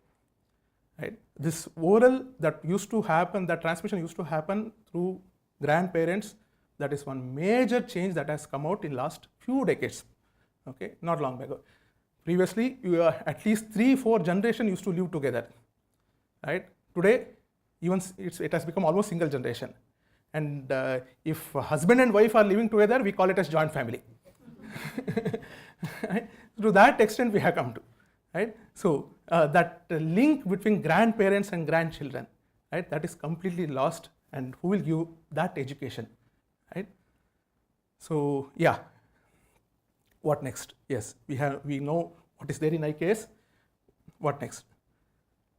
Regarding facts, okay, some of the facts that are there in the ancient texts may appear primitive today. Okay, for example, there is a way to find the east-west direction. Okay, very nice way. Okay, you have to put a stake, you have to observe the sun's shadow there, and there is a process. Okay, it is discussed in Sulba Sutras itself. Okay, almost 3000 years back. So today it may look silly because we have modern gadgets to get it done. Okay, but so why do we need to know that again? Because we have other modern gadgets today. Okay, of course, some of these appear appear primitive. I'm talking about facts aspect of knowledge system. Okay, but it is important to recognize that within the limitation of that era, these ideas represented nothing short of revolutionary thinking. Right? That we have to recognize. Today, what we can understand is how they could come up with that technique to find the exact east-west. See, sun does not rise exactly on the east every day. Right? So on any day of the year, you can use that technique and find the exact east-west direction. Okay, so how did they come up with that technique? That understanding is required because that can give us some light for implementing today in some other manner. Okay, so that is the required there. So, but still many are still important. Okay, whatever facts that they have found, many are still important. Yes, so we need to study those facts and preserve. Definitely it is there. Otherwise what happens? You know about the story of neem. It is called Sarva Roga Nivarini, and someone imported seeds of neem to US in 1971. He studied its pesticidal properties and he obtained patent. He sold that patent to a company, and that company commercialized a neem-based pesticidal product, and they started suing Indians who are using neem-based products. Okay, so a group of NGOs challenged the patent, and finally it was revoked. But this happened because we did not understand, document, preserve. Right? Of course, Haridra, the Haldi, the story is similar. I will not go to those details. Yes. So to avoid these things, Government of India in 2001 came up with the Traditional Knowledge Digital Library, where they documented all the formulations in Ayurveda, Unani, Siddha, Yoga, and because of which many patents have been rejected. They give access to those formulations to all the patent office across the world. So because whenever a person files a patent in that office, they will check this database. If it is there, they reject. So because of that, many rejections have happened. That statistics you can see. Okay, European Patent Office itself has rejected some 145 patents till I took these numbers from last year. Okay, it may have got updated, some numbers, but this is important. Okay, so facts we have to study, preserve. Is there a need for advancing those facts on using our modern science? Of course. If else, what happens? This happens. US does not hold the patent now for neem, the actual pesticide, but they hold a patent for a storage stable formulation of an organic compound called, I don't know how to pronounce that, derived from neem. Okay, so this formulation allowed the pesticide to be stored for long durations. So we lost this patent. We knew this property before, but we lost this patent. If we had used our resources to study on neem, we could have got this patent also. So this is what I mean by advancing. We need to advance that whatever knowledge we have in terms of facts. Second, so this is one thing regarding facts. Another important thing that we need to do is understand the approach of IKS and organically fuse facts and values in modern education. Today, modern education has become just fact-based. If at all we had to talk about some value-based, in the initial school days, we had one textbook called Value Education. What we learned, how to cross road, right? How to help others when you are crossing road. No, I'm not saying that they are bad, but we had such a big value education system. We have lost that, and we have brought it down to one book out of some 10 books that our kids study in our schools. And once they come to 8th and 9th, it's only JE textbook they study, right? So completely lost. Okay, so we need to integrate this IKS approach where facts and values are organically mixed. Out of those texts that I have listed, you can't point out that this is the book which talks about only facts. There is not even a single book, at least I am aware of, which talks only about facts. Everything has something to say about value. Okay, so what is our IKS approach? Let me give some examples regarding that. In contrast to some Western scientific approaches, where the primary goal might be to gather objective facts for their own sake, they say that it's out of curiosity. Okay, but in Indian context, facts are tools to serve a higher purpose. Facts were not understood just for its own sake. Maybe there may be some exceptions, I'm not denying that, but more or less it was for some higher purpose. Sulba Sutra was for yajna, right? astronomy for Jyotisha, right? Shulba Sutra, sorry, yeah. Okay, means there was some higher purpose for which the maths, astronomy, whatever we talk today, we have arrived. So let me give one more example to show you the difference between the Western approach and Indian approach. Today morning, Varkadiji also spoke about this. History in West is seen as a compendium of spatio-temporal facts, right? So when we teach history, what is transferred to the student? Our headache. Because how do you teach? This era, this happened. This era, this happened. This was the king, he was the king, he killed him, right? So we transfer our headache to the student. But what was Itihasa in India? Okay, Itihasa does not refer mere to factual history. Itihasa concerns itself more to values. So facts are secondary there, and lessons from factual or sometimes even fictional episodes are primary importance. Okay, so when we talk about history, Itihasa, when we ask our kids to read Mahabharata, one of the questions at least my son asked was, that Bhagavad Gita, it happened during Yuddha time, right? Whether they had so much time to have 700 shlokas recited there. You see, this is the question. Okay, we have to reflect on ourselves why this question has come instead of some important aspects that is discussed in Bhagavad Gita. Right? Because we are not able to distinguish between facts and values, what gives us value, right? Yeah. So one more example let me give, Vishnu Dharmottara Purana. So King Vajra, he goes to Maharshi Markandeya, and in the third kanda here, he asks one question. What is the question? It's the first shloka of third kanda. I'm reading the second line. Asmin loke pare chaiva kenapnoti mahat sukam. Okay, asmin loke pare chaiva means here and hereafter, by what I can attain highest sukha. Okay, a purely value-based question. Okay, so Markandeya says that, see, there are two types of yaga, Antaryaga and Bahiryaga. You have to perform that to attain that. And to do Bahiryaga, you need to do puja to a Archamurti, okay, a sculpture. So he asks, then tell me how to have an idol. Okay, so then he says you have to study Shilpa Shastra for that, or Chitra Sutra. Okay, then ask, okay, first teach me Shilpa Shastra. From that I will make a good idol, and from that I will do Archana, and then I will attain the highest sukha. Markandeya says, no, for understanding Shilpa Shastra, you need to understand Nritya Shastra.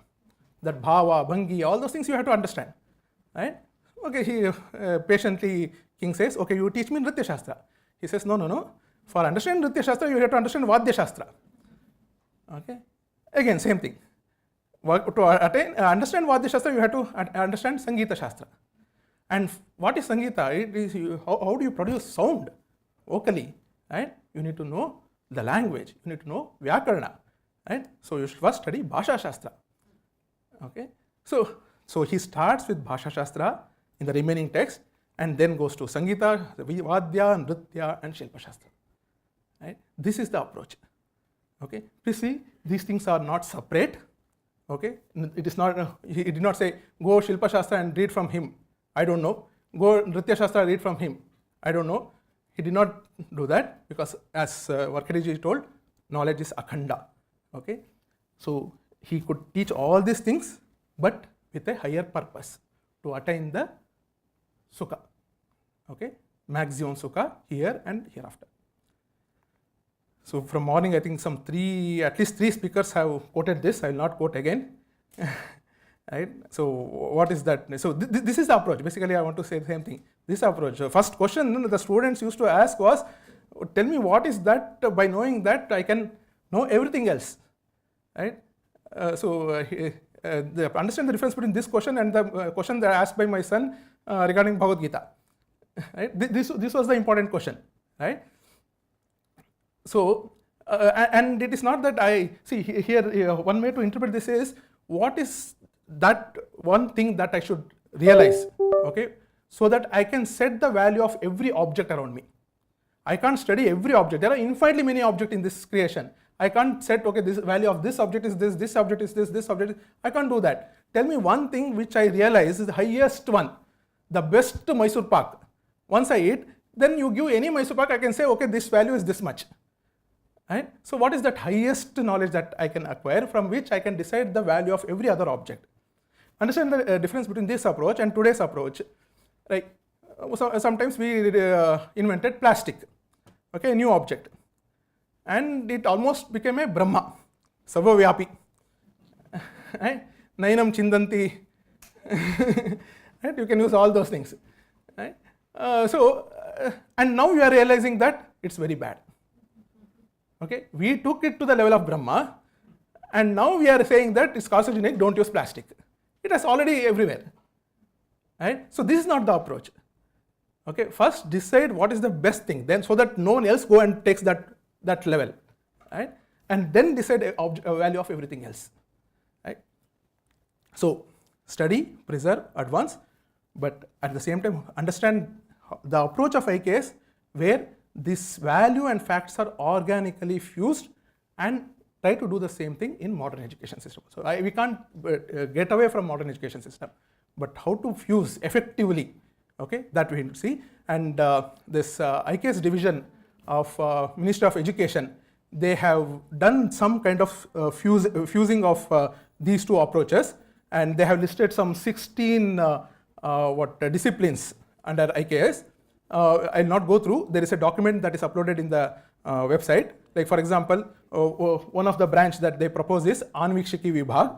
Okay, after listening to morning's Varkade's lecture, I think we should call it as Shakha, not Vibhag. So V-IKSHA Shakha. So where Bharatiya Darshanas, Upanishads, Prasthanatrayi, Yoga, this can be clubbed with, studied along with Eastern and Western philosophical thoughts from humanities and social science department, whatever they are studying right now, ontology, epistemology, philology, all those things. And from STEM, science, technology, engineering, medicine, from there we can bring in cognitive science, neuroscience, psychology. So we can club all these things, do a multidisciplinary study of all these things, and document the mindfulness in Indian tradition, a role of inhibition in yama, niyamas, so all those things, and apply our data science to create tools, maps, and databases of our Bharatiya knowledge system. So there are opportunities. So like this is V-IKSHA Vibhag. Similarly, Itihas Evam Sabhyata Vibhag. So they list 16 possible what you call multidisciplinary disciplines where IKS and modern education can be clubbed together to come up with better solutions for today's problems. Okay, so I'll not go through this. This document is there in the website. For the want of time, I will quickly go to the last few slides that are remaining. Anyway, so point is we need to fuse facts and values. Basically, we need to bring in value education properly, effectively, not through just one book, to our modern education, right? And sculpt our future in the light of experiences of past. But there is one last problem that I want to discuss here. This experience has got distorted. We want to sculpt our future based on the experience of the past and decide our value for the future, but this has got distorted. Experience has got distorted. Why? See, one is colonialism. Right? This question, I wanted to ask this question, was economic exploitation the sole outcome of colonialism? We say that our GDP was this and now the GDP is this. Okay? Because of colonialism, we lost that economic advantage. Right? Was that the only significant impact? But no. There was a much bigger impact that we can't even realize. That's the problem. At least GDP we can measure and know that, okay, this has reduced like this. But there is one more thing that has happened. I'm taking this sentence from Balagangadhar ji's book, What Does It Mean to Be Indian? Okay, he says there, he defines colonialism. Colonialism is a process of actively preventing description of native experiences except in terms defined by the colonizer. We can't experience our own, means what we go through in our own method. Okay. Morning again, when we were planting the sapling, I think Varkadeji, he said today's kids should play with the mud. Okay. The way our ancestors used to look at mud, way our kids look at the mud. It's dirty, right? So that difference, how it happened? Okay, there is a we saw it as mata, right? Means we call the mud as annadata. We get all the things from that, right? But for our kids, it's dirty, right? So how this transformation happened? Okay, it's not just our kids, because this idea with that experience was lost. We can't experience our own things in our own ways, right? So this colonialism has done that. It alters the way we look at the world, and it displaces native ways of experiencing the world. Okay, this was the major impact, and unfortunately we can't understand this ourselves, because we ourselves are corrupted. Okay, so that observer is also corrupted. How to observe properly, right? So it's a major thing, and hence Balgangadharji himself says that decolonizing is an intellectual and cognitive project. It's not some simple teaching in the class. Okay, it's a cognitive project spanning multiple generations. We may not be able to achieve in one generation also. It has to go through multiple generations. We have to decolonize our next generation to some extent. They can do it better, and so on. Right? So how it happened? Okay, anyone recognizes who said this? A single shelf of a good European library was worth the whole native literature of India and Arabia. Macaulay, yes. So, okay, we must, this sentence is very famous. Every IKS starts almost with this, discussion starts with this sentence. We must at present do our best to form a class who may be interpreters between us and the millions whom we govern. A class of persons Indian in blood and color, but English in taste, in opinion, in morals. That is important, and in intellect. Okay, other things fine, morals, right? Even in morals. So thanks to his education, we created a new species, right? An anglicized Indian. Okay, now he does not know Sanskrit, right? He can read only English. So he has to learn Indian history now. Okay, what he did? Okay. James Mill, he wrote a book for our own people, okay, History of British India, okay, and this became a textbook. Okay, this happened in 18th century, and what was his opinion about India? Just read that highlighted sentence. Europeans were to be placed in an elevated rank with regard to manners and character and their manliness and courage.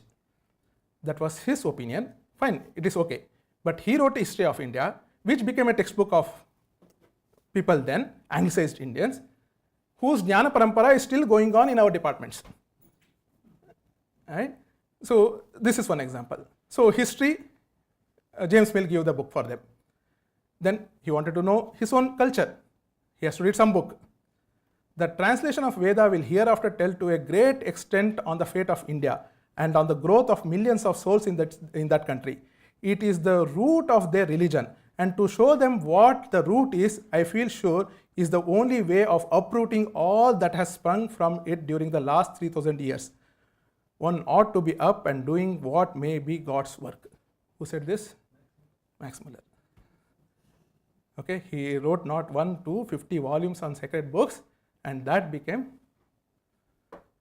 Bible for learning the culture. Okay, all the Vedas, Upanishads, Puranas, everything was translated. Okay, our ancestral species did not know Sanskrit. He had to depend on this translation, and he happily read that. And they say, no, Sone pe suhaga. What is more than that? Both these gentlemen had never visited India. Okay, without visiting India, they wrote everything about India. Now look at this image again, with which I started. Understand the damage that has been done. Okay, understanding India through this image. We are trying to know what is temple through that image. We are interpreting temple through that image. Right? So that has happened, and we are there now. So study, preserve, advance, fuse, but before that, one important study that has to happen in every education institute is decolonization. Okay, we have to. There are some very good literature at the end I'll show. Okay, and see, world needs IKS. Why? Okay, this is from Noah Harari. You may know, he's a famous author, bestseller. He has written a book on Homo sapiens, right? It has become one of the world famous book. He says the biggest question for humans now in the 21st century is that we own so much power that we can destroy not just other animals, but also we are in danger of destroying ourselves. And if we don't find a way to translate power into happiness, right, how to be satisfied with what we have, instead of running after more and more, there is a very big danger that we will destroy ourselves. Okay, so many of them have come to this conclusion. Now we have to give IKS to the world. First, we have to get it ourselves and then give to the world, and we need to solve today's problem. Instead of going in that same way, there is some solution here, especially on the value aspect of Indian knowledge systems. Okay, so why IKS should be part of education? If I have bored with all this discussion, please remember this one slide.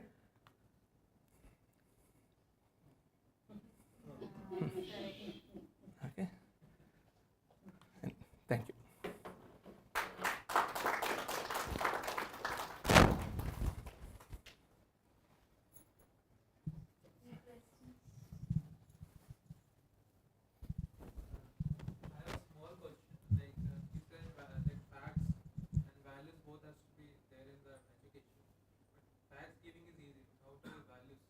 That's what value has to come through experience. That's the experience. So how can they experience what is most valuable to them?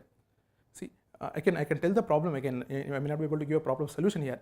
See, when you see a lot of issues in today's world, like many suicides our kids do because parents did not give them a mobile phone, right? We hear them.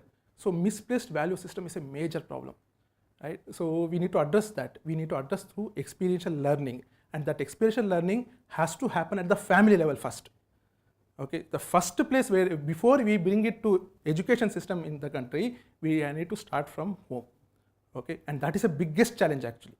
Okay, our families have to go back to value education schools. It means it has to become value education school. Okay, that's where it can start because experience can happen there itself. Yes, yes, sir.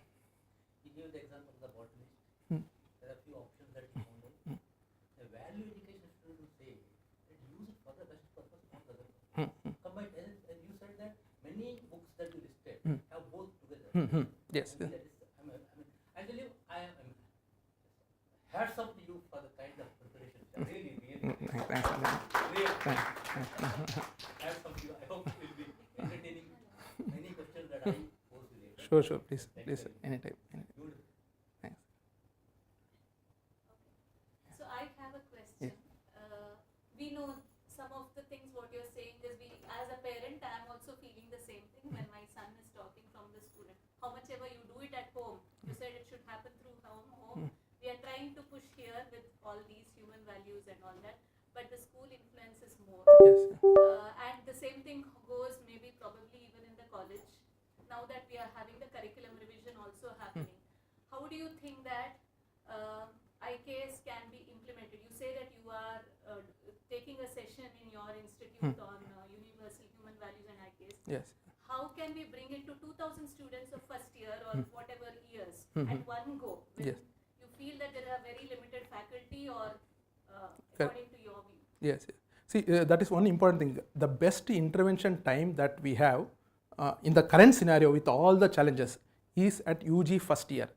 Why? Because till then, they were kids till 6, 7, they will not understand much of it. After that, it is only JE preparation. So kids even don't go to a temple during those years. Right? So after 12th only, they will start looking at other things. So there is first year UG is the best place to intervene. In our institute, recently we also had curriculum revision. We introduced two things. One is we have reserved few credits for extracurricular activities. Means if they participate in any extra, like for example music, drama, dance, anything, okay, we give credit, extra credit for that. It comes in their marks list also. Okay, so that is very important because our students are trained to do only when there is a credit. Okay, so and till we see after 7th, if someone was good at painting, they would have stopped painting also. Of 7th, 8th, 10th, like that, they would have stopped all extracurricular activities. So first thing at the institute level, we need to introduce those extracurricular activities, and we need to force them in the sense that you give credit to that. So out of 160 credits, we have reserved 5 credits. Okay, it looks small, but still 5 credits means 30 hours for 1 credit, so 150 hours. Okay, they have to spend in some activities like this. There are, so to cater to that, we have started some 25 student clubs. Okay, dance, drama, literature, all those things, and one of the club is IKS club. IKS is a Club, students. Not a subject. Subject is also there, but they learn it as a subject in the 7th semester. Okay, it is too late. Okay, in the first semester, first semester, if you can introduce, that is very good. And there also, in our curriculum also, in the IKS subject also, some 40% is about astronomy, maths, other things. 60% is about our Itihasa, Purana, the value system. Okay, what Buddha said, what Jaina said, all those things. Okay, so Purushartha, that is discussed based on Hiranyana's work actually. Okay, I teach that value system based on Hiranyana's work. Some the value aspect, yes, based on his, yes. Okay, we concern is we have 2,000 students in first year. Yes, and yes. IKS has to go to first year. Mhm. So that was the reason. Yeah, no, our challenges are slightly less because we have isolated activities. This is the minimal start. Hopefully in future,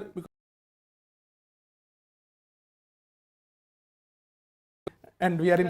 One problem that I perceive here is, yeah, even I have read most of these articles which you are showing, and if not all, maybe I can do a little more learning. But how many of us will be ready to come in and do this?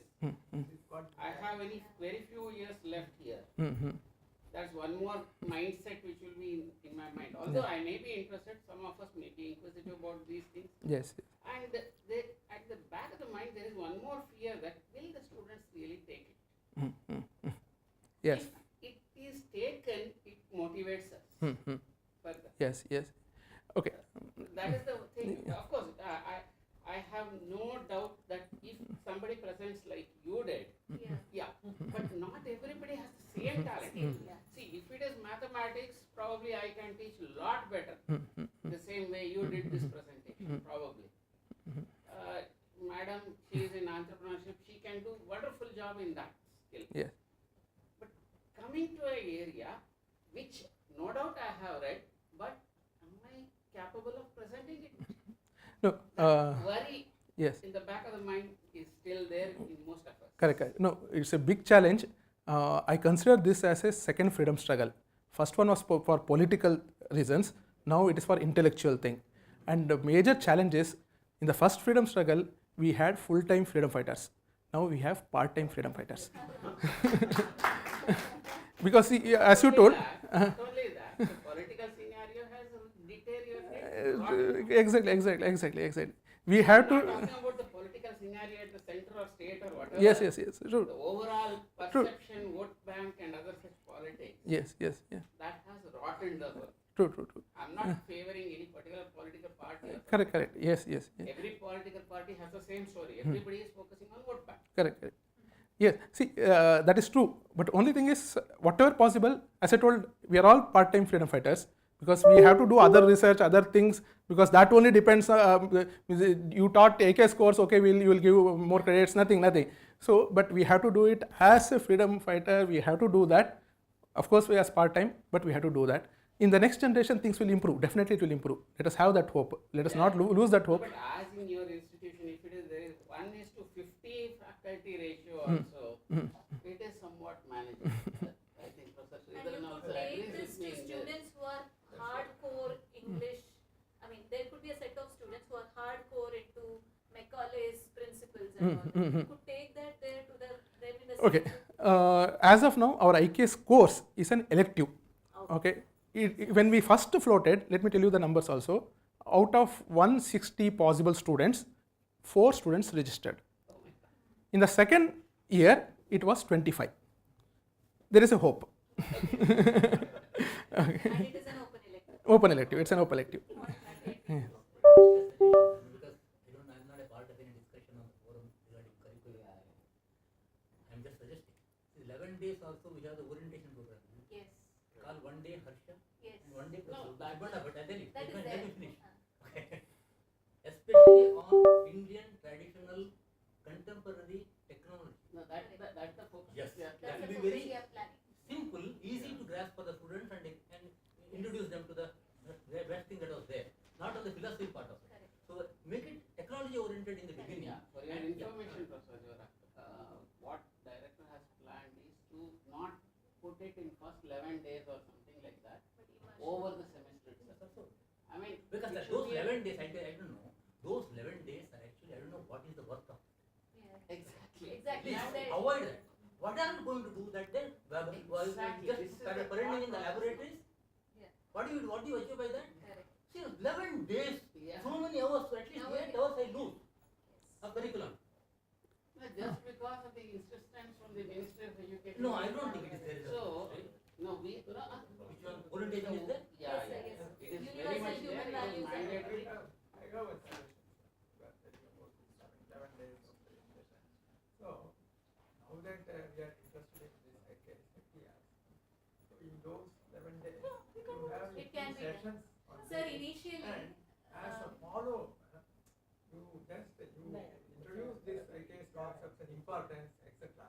And then from there you try to give them some projects or something, so that those who are interested, they will have some opportunities. orientation to Sir, immersion. in this regard, I just want to clarify this point. We had the orientation program as such. So it used to be on an average of 2 days per section. Okay. 2 days maximum.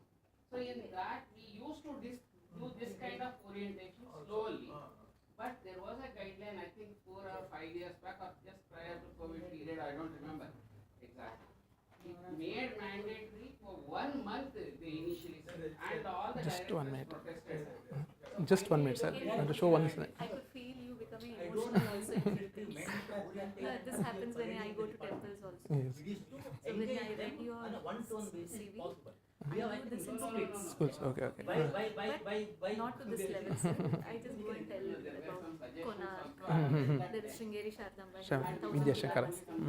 where the paper kept under the pillar. Sure. I think we should collaborate. Sure, sir. Sure, madam. Definitely. Just to one point. Okay. See, where is the best place to start IKS? Okay, with all the challenges, is to start with the decolonizing the minds. There are some very good literature. Okay, I'll just show some of them. You may be aware of this. One of the places, Dharmapal's. Okay, one major thing is to tell the students how was our education system, that beautiful tree. That book gives, means whether there was a caste-based education system, that means our mind is colonized like anything with such information. That beautiful tree gives statistics, okay, from different castes, how many students were learning in different schools. Okay, this one place, because this one question, whenever we talk about IKS, this one question that we usually get it from students. Okay, you are talking about all these big things, but it was confined to only one caste, right? So, this gives an answer, very nice answer. And apart from that, Dharmapal's this book. Apart from this, there are 3 good books, of course at different level. The Ruler's Gaze. Okay, how we got colonized. Okay, he has discussed nicely. What does it mean to be Indian? Bal Gangadharji's books. He has many other books. Bal Gangadhar's. He is one of the first pioneering person in the area of decolonization of India in Indian context. Okay, many African context and other places there are other literature. But if you try to bring those literature here, we will be colonizing in a different way. Okay, Bal Gangadhar is one person who has done that. Of course, you may not have to completely. In some of the things, he is very strong in his opinions. Okay, you may not agree with many of those things. I don't agree with some of the things, but that's a very good starting point. He has some other books where he shows whether what we call today Sanatana Dharma, Buddhism, Hinduism, all those things, whether they are really religions. Okay, so he starts from that basic fundamental question in other book. I don't remember the name of title of the book, but look into Bal Gangadhar's works. That's one place which we should read, and when students ask questions, we should be equipped to answer, because these are some of the questions. You are taking IKS, it is Hinduism. Okay, so he answers that question. Okay, and India, that is Bharat, it's an engaging book where I got introduced to colonialism idea through that book. Okay, that's a starting point. Okay, Sai Deepak's India, that is Bharat. And of course, there are some books like Sati, okay, regarding Sati, how it was manufactured story by Meenakshi Jain, British Makeover of Indian Laws, Okay, again Meenakshi Jain. History, if you want to read from our point of view, R.C. Mojumdar is there, and B.B. Lal, he is there. Another that is very important book, The Development of R in Innovation Theory in India. Okay, see, many people have written many books on why it is true, why it is false, both the lines. Forget about it. How quickly we accepted R in innovation theory. Okay, when it was proposed with minimal data, with minimal proof, Indians were very happy to accept. Why it happened? Because it said that Britishers and Indians are brothers. Our mind was so colonized that we jumped into that accepting, yes, we are also Aryans, you are also Aryans, we are, right? So we wanted to identify with our colonizers, right? So this book specifically talks about only that. She does not talk whether that's correct, wrong, nothing. She shows how quickly we accepted that. That's a very good case study of how we were colonized at that time when this theory was introduced. Okay, and of course Helena's Indian Conception of Values. That's a very great book. Will Durant. Yes. That is very important. Yes. Yeah. I have a request for you. If you don't mind, share this PowerPoint. Sure. And definitely, sir. V-IKSHA. I'll do. Amazing session from you in the post afternoon. So thank you very much, sir. It is not a beginning for all of us. I mean, even Subhana Bhatt sir or anyone. It's not a beginning. I mean, it's not an end. It's just a beginning that will take it forward for our students. On behalf of IKS team and NITK, I request Professor Govindraj sir to hand over the memento to our guest.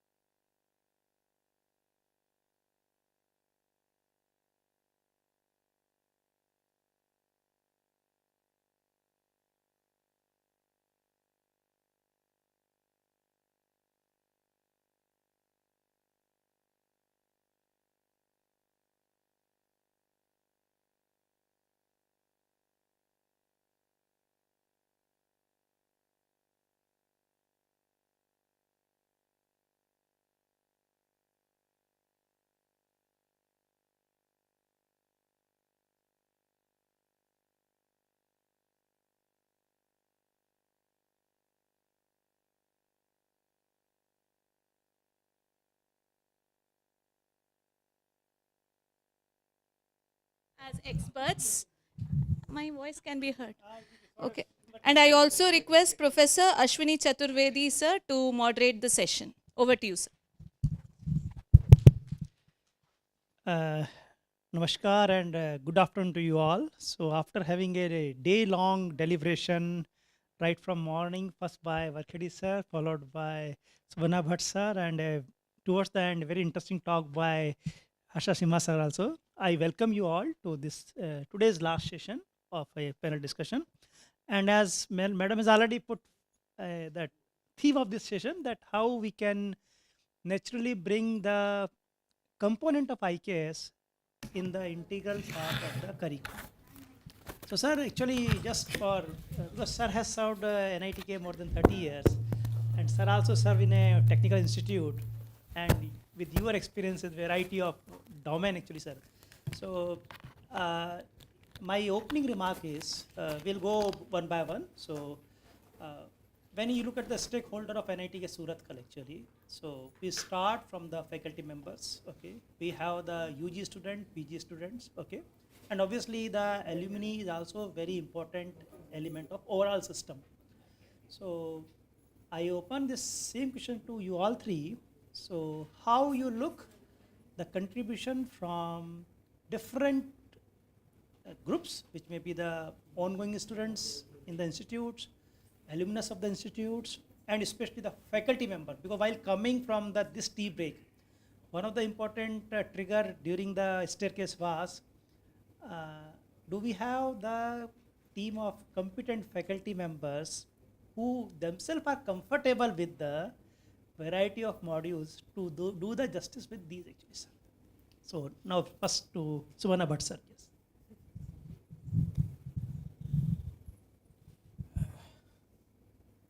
Sir, the point you already mentioned, it is the same point which is in my mind also, that see, if we need to convey something to the students, then first we should know it. The first quality of a teacher is that he should know the subject. And the next thing is that he should have very intimate relation with the student. About whether we have intimate relation or not, we can improve. Whether we have adequate knowledge of the Indian knowledge system or not, that we have to identify and equip ourselves with that. I think we need to identify the faculty members who are permanently in the campus. They should take it up to equip themselves. We need to have a series of workshops where they would get exposed to the Indian knowledge system. First, the resource persons. First. I would take 2 minutes to share my experience with the Jinjasa platform. I left this college in 2007, leaving academics, and went into a company. I was still doing teaching only there. And in 2012, a group of youngsters who had no exposure to Indian knowledge system before, they came to me and asked me whether I would join a group to understand Indian philosophy. I said yes. They were all intimate with me because I had taught them in Sankalp, in the company. So they treat me as their guide and guru. So they came to me and said, sir, can you help us to understand Indian philosophy? I didn't know much of Indian philosophy. I did not know Sanskrit. But then together we started Jinjasa group, and we started lecturing, and they were sitting in the evening at, once a week we would meet in a room like this, and we would have 1.5 hour session, and there will be questions. You mentioned about Jinjasa, the platform name is Jinjasa, consciously chosen that it should be a free exchange of ideas, not what you call as fanaticism, or not, what we take a very hard stand. In our country, there are many philosophical schools, but many of them take very hard stand on their personal viewpoint or on their school viewpoint. They will take very hard stand. We said that shall not be.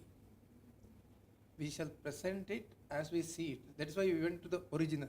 The presentation style that we have developed is that we will quote the original statements only, give a translation of that, and I am responsible for my translation. If somebody points out that this is not acceptable, I will have to explain why I have taken this translation. And if I cannot explain it, I will accept his suggestion and correct it. This kind of thing, this is called the Jijnasa spirit. So we chose the name also, Jijnasa. This went on very well for 8-10 years. We used to have regular sessions in Hubli every week. It worked for us. It worked for us because both the student and the teacher were very consciously cultivated this spirit, and we improved ourselves. So this has to happen in any institution. So if we want to teach IKS, we need to know IKS. We need to know IKS. We need to identify faculty members who will take it upon themselves to do that. Let us see how many are there. Is it only 3? Is it only 4? Or is it 15? We have to conduct a series of workshops for them first, so that the resource persons are trained. And this is part of our IKS, right? The Upanishadic tradition is part of our, so their performance also improve, their attitude also will change. I am sure that it will change, and that is the purpose of IKS. Thank you, sir. Now I will request Varkadi sir to just throw some light, sir. After my education, my interaction with the faculty members in many institutions and IITs and IIITs have given me a kind of idea what exactly is needed for engineering and technological students. Basically, 3 levels. One is very generic idea about Indian knowledge that needs to be given as part of the curricula. And second part is, perception. I mean, it should be part of our life in the campus. Now, if we cut it from the campus, my lifestyle is different and my approach is different, that doesn't work. So some sort of, can we bring certain practices, so infuse certain practices in the lifestyle so that will make them, interested in knowing something. That could be big symbols in different places, library, books. This is one aspect. Second aspect is general notion about India, Indian knowledge. Indian knowledge doesn't mean that it is only for coming from Sanskrit. Sanskrit has bigger share, but lot of many other sources are available. Even local Kannada, Tamil, Telugu, these are the local sources, local literatures that are to be encouraged because easily accessible for them. They know already, the students can understand and feel it. The second part is, in engineering technology, there are certain last 100 years, if you look at the literature written in English in India, there are good books are available. I mean, students may not appreciate it because the writing style and other things, but teachers should have them, read them. And as Suparna sir pointed out, they can one can read one book and then he can share the information with the rest. So at least 100 in chemistry, in physics, in different basic works are available. I mean, with English translation literature, it's available. For example, computer science, for example, starting from Rick Brick's paper in AI journal in 82, 83, there are a good number of papers are available. People like Subhash Kak and many others have written good papers on computers, linguistics, and AI area. So we can start with that. and people will get an idea. Students will get an idea that these are the basic ideas. Already people have explored them, and people have explored with good number of evidences. They feel it, and otherwise, sometimes, if you start something very exaggerating, people will not appreciate it. And concrete papers are given for study because they are published in the established journals. Students will start appreciate. We can give it as part of assessments, and we can part of their project, reading material. All this can be shared. And some established facts can be made part of curriculum. So everything cannot be part of curricula. Some established facts that one part of Ashtadhyayi. Ashtadhyayi is a good one, has to study that, and Yaska's Nirukta, and some elements of mathematics, not Vedic mathematics, ancient Indian mathematics, with rigorous formula. If we can include that in curricula, students appreciate it. Therefore, please don't bring very flowery or very futuristic, or we have everything in Veda. That doesn't work. So that is happening now. As part of curricula, people are bringing very vague ideas, and which we have an idea of electricity in Veda. No, nothing. We need not claim all those things. Such big claims will damage our exercise. Therefore, can we bring readily available, established facts into the curriculum, and some reading materials? Some good books can be shared among the faculty members. These are the starting points, I feel. Thank you, sir. Thank you. Yeah, both of them answered. The question here is, one of the question is, how to bring more faculty members to this IKS, and whether do we have quality required? Right? See, I would like to put this in slightly another way. I want how I came into IKS is not. I was proud of this, but not because of that only, at least. I was guiding very bright students in our space lab.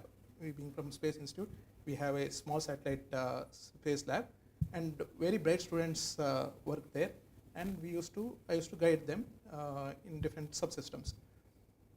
But after 3-4 years of doing that, one natural question came to me that bright students are going out of this lab. Are they the best that you can produce? Okay, technically they are good, they are best, I am sure. But as a human being, are they best? Okay, answer was completely no. Actually, it was opposite. Like these high-grade students, okay, the values were minimal. Okay, that was very discouraging, very, very discouraging. So as a teacher, a natural question was, how can I fill this gap? Should I be happy with only what I am producing, good engineers? Should I stop there, or should I intervene and do something for solving this problem? Okay, so it was a natural progression from that question to today what I am trying to teach IKS. So IKS was the natural answer for that. Okay, it was not just because I was feeling proud that I started teaching IKS, because I felt that here there is a genuine answer to this major problem that our students, I'm not sure whether they are good, are we making them good human beings? Okay, so IKS was the natural answer. So as a teacher, all of us, if we ask this question, we may be working in different areas, VLSI technology, control system, mechanical, aerodynamics, whatever. So finally, are we proud of our students? Technically we may, okay, but as a human being, are we proud of that? Or can we do something? Can we intervene something, somewhere there? Okay, please correct me if I am wrong. Shankaracharya ji, somewhere he says, if I remember properly, so what is the qualification, adhikari, what is the qualification of an adhikari for Brahmajnana? So yeah, there are many things, but if mumukshatva, if that is strong, everything else will automatically follow. Okay, so here as a teacher, okay, as a teacher, what do you want? I mean, if you are single-pointedly, you want best students to get out of you, come out of you, come out of your lab, best student in all sense, then IKS becomes a natural answer. Okay? So we can't stop just teaching VLSI or something like that. Okay? So I think if we ask this question, everyone, our honest answer will be IKS. If there is any better option, definitely let us do it. Okay, as of now, I know IKS. That's it. How many years ago you started this intervention, this IKS? 5 years after I joined IST, I started with Universal Human Values course because at that time I got a chance that AICT introduced a new policy that engineers should teach human values because they are in regular touch, not from the humanities department. Engineers, every 20 students should have one faculty trained in Universal Human Value. So that gave an opportunity, but that did not satisfy completely. Okay, I went through the training, I understood, but it did not satisfy completely. So then IKS, so from past almost now 7 years, I'm in this direction. When I was in part of UGC committee for some value education, so I requested the UGC officials scrap this. Why I tell you. Some in our at home, the samskaras given at home, I mean, it's one tender age. It cannot be part of classroom. What is that we are going to teach in the classroom? Whether it is logic behind the values or the why they are so important in our life, this kind of thinking we can bring into the classroom discussions. But we cannot educate them, or we cannot bring we cannot cultivate the samskara in them in that age, and that it's not possible. But what we should bring, some kind of moral discussions. I mean, dilemmas are there. I mean, students face a lot of dilemmas. Those dilemmas could be part of, if in the beginning of the semester, if we can list out what sort of dilemmas they are facing, then come back and discuss those questions, consolidate those questions, and get some good answers among the faculty members. Then going back to the students and telling them, this is possible. So can we resolve the technique? Can we resolve the dilemmas through using some techniques? Can we give them some techniques so that they can resolve on their own? So this could be the part of the curriculum. Then what is your experience? I don't know, but this should be done. Yes, sir, I completely agree that there is a limit to teach morals through classroom setting. Okay, definitely they have to learn outside. But one extra point I need to add is, as you suggested, this moral discussion about moral dilemmas. Unless what I have seen with students is, unless there is a credit for that, both for students and faculty, a slot reserved for that. Many of us are busy with our own work daily. Means we have to do a lot of paperwork starting from the. We are busy. So unless there is a slot provided in the system, it is difficult. If that can happen, that's the best thing to happen. But this kind of one course on universal human values that provided one opportunity to have such discussions. To that extent, it was helpful. Okay, but there are limitations. As we have a very limited time, so I understand, sir, that NEP is recently introduced, okay, and it has definitely its footprints in the primary education, then the middle education, then the secondary education, and then college level, okay. So responsibility is definitely going to be at all the levels, but because now we have only another 10 more minutes, so I will just request each one of you, because more than, at least we want your queries actually, got it not? Possibly we have the email ID of all the experts. It will not be possible for have your query and response by them, but at least you register your query in front of them. That will be more important for us, and especially for Govindraj sir actually, when it's to curriculum revision. So I will start from this end. So let us just listen to the queries, got it? Because we have only 10 minutes now, okay? Any query? No, sir, then we can. Yes. Hello, sir. I'm Dr. Shivshankar Hiramat. I'm from MIT Manipal. So I'm very thankful for providing this opportunity. I have few questions. Also discuss about this IKS. First of all, my imagine was 3 language systems are there. Means whatever my children are students, whatever they are learning 3 language system. I was thinking I was also wrong, but I was there in last 2 years in Korea. They are one language they are learning, and they are getting other opportunity to learn other courses instead of only like 3 language plus. In India we have 3 language and social science and science maths, and then they are learning many other courses, like even the kids they are learning finance, law, and some of the social in the 7th standard only they are learning. So that I feel that we are lagging starting only that point. Then sir cleared me that point. If you learn more language, you will get more ideas. So that I got to know. And then second point, there is one in Korea and Japan involved. The earlier they are very aggressive. The old generation are very aggressive, and they are fighting each other for getting the land and all. So now new generation, so last 60 years, the new generation entirely changes, and they are very silent and the calm and why. So then I asked my professor why they are like that. So last these 60 years in the school education, they have entirely changed the translation. How they change in school level, they are teaching the self motivation and self learning. So the school, every student they have to do the school cleaning everything, and they have to go to the, nobody will come for dropping my child, I'll go and drop school, but they know like dropping school to the parents and all. Yes, they everything they are doing, and there is independent and free and secure.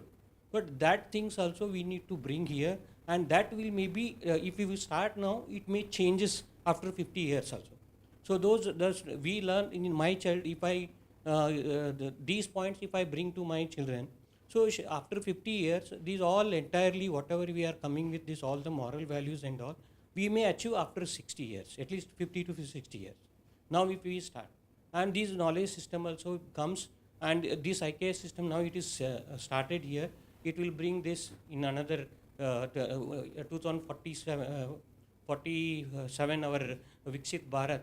So under this scheme, if it is, we may success this with help of the seeing the other country. So some countries, okay, Western, okay, live with them Western. Some other country, they have already implemented. Also when I was visited Singapore, and Singapore and some of the in labs in Korea, so they are preserved. So whenever Kulkarni sir also came to Korea, sir, I shown to sir, small mud they kept with the glass, inside glass, and visited. Sir also visited there is a museum, small pots and all, brick pots, all they have kept very nicely. They kept in that. Then after seeing that, sir, small mud also they are keeping with the glass inside.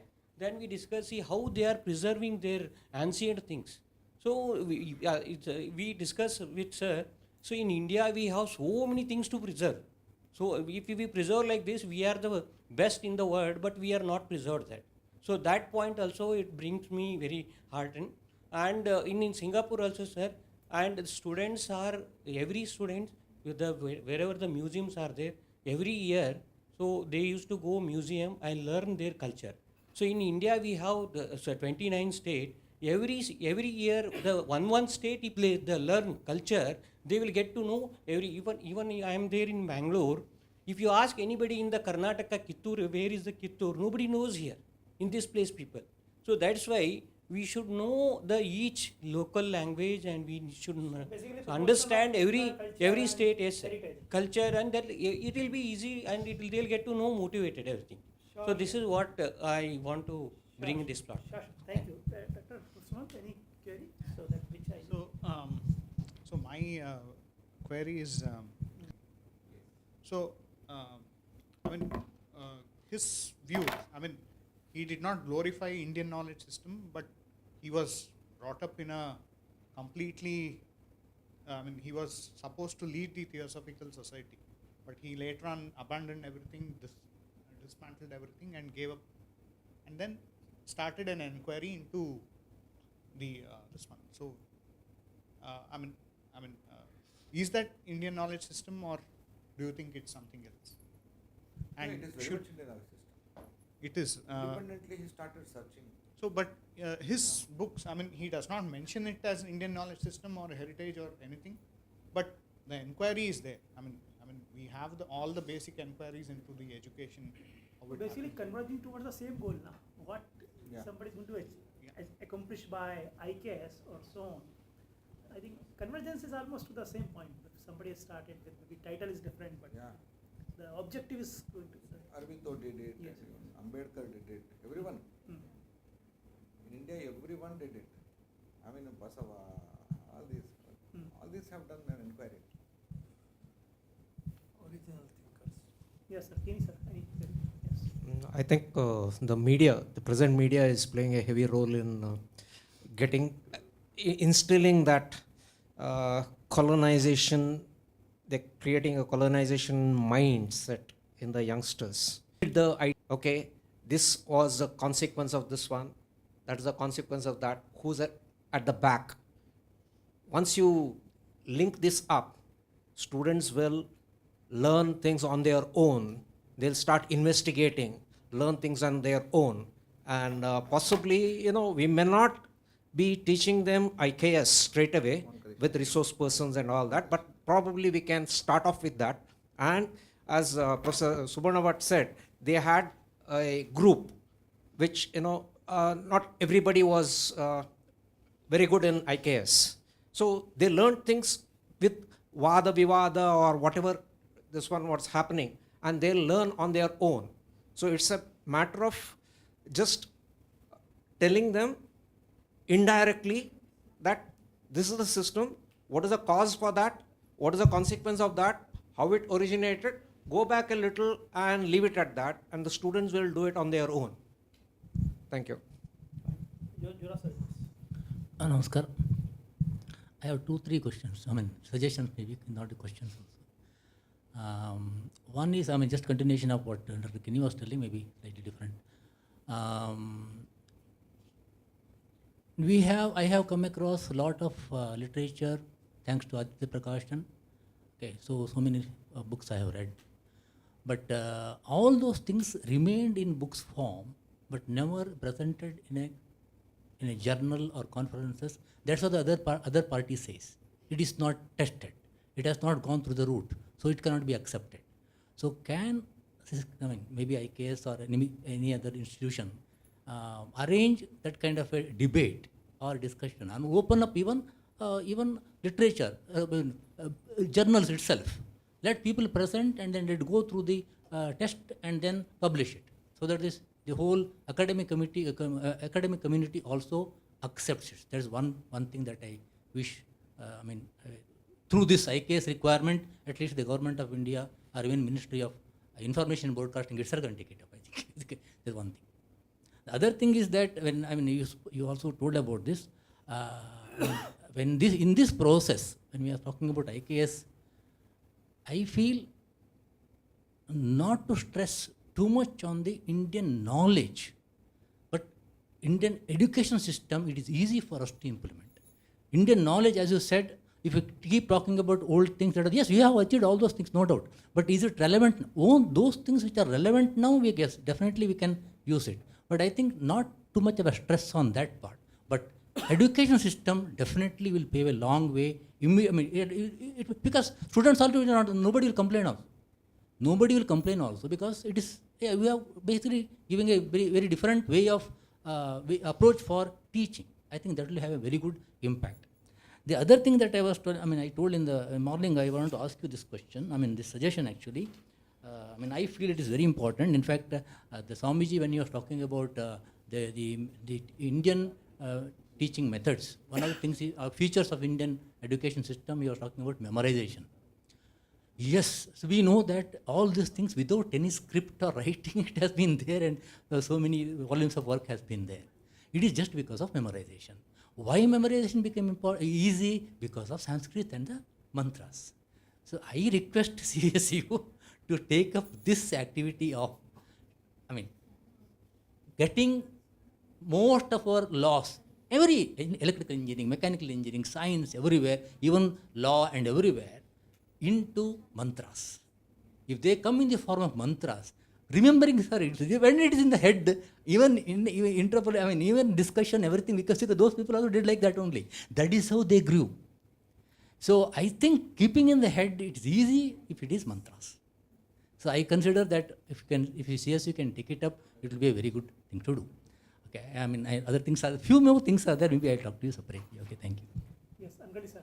I fully agree with you, sir, because you know that in electrical engineering, when we look at register, B.B. Roy, you know that registered. Yeah, that is just one example. But no, I am not talking about English only. No, what it says, it's just that language. But there has to be. Yes. That's okay. But there's contemporary happening, not. There is some, this one, Ankutiman Katha in Kannada. It says Kavana Nenapige Sulabha. Beautiful. It's actually like a Bhagavad Gita in Kannada. Okay. No, Vedic mathematics has such sutras and such shlokas which talk Same about. thing. Let all the contemporary technological theorems be converted into mantras. It is, I think, That's seriously can take it as a very good. I will be very happy to teach it in the class. Yes, sir. Dr. Harsha mentioned about your curriculum. Just would you elaborate on, you told one course in first year and one elective in the final year. Could you elaborate on how it is taught and what are the contents in a brief? Maybe I request you to share that if possible. First year, it's not a course on IKS, it's a club activity. So they have, for example, last semester, we asked who are students registers under that club. They have to learn something from their village, the temple, culture, festival that happens, which is unique to their village. Okay, they may not be staying, their parents may not be staying, but still go back and study that and give a presentation. So it was a purely activity-based in the first year. In the final year, there is an elective on IKS, which we have divided into 3 modules. 2 modules are on science and technology, engineering of ancient India. And the last module is on value education. Purushartha, basically concept of Purushartha. So more stress is given on the last part. So almost 60% of the classes are taken on the Purushartha aspect, 40% on the remaining aspect. I can share the syllabus, mostly based on Hiranya's work there. In IIIT Hyderabad, I used to offer a couple of courses, very free courses, and I think 100, 120, 140 students and faculty members used to attend my classes. Now weekly twice, and it's a very free class, and everyone at the end, in group wise they should present something. That was the condition, and no examination. Interestingly, many students used to attend the class. I mean, they used to bring a lot of questions and answers, very free classes. And such, I think, without any strict curricula, you can bring that. Topics we should announce in the beginning. I mean, very broad ideas, very big. They should give big picture about the India, not very minute level discussions are not required. For example, mind. Let's discuss about mind. People will be interested. Bring those resource persons, and then God.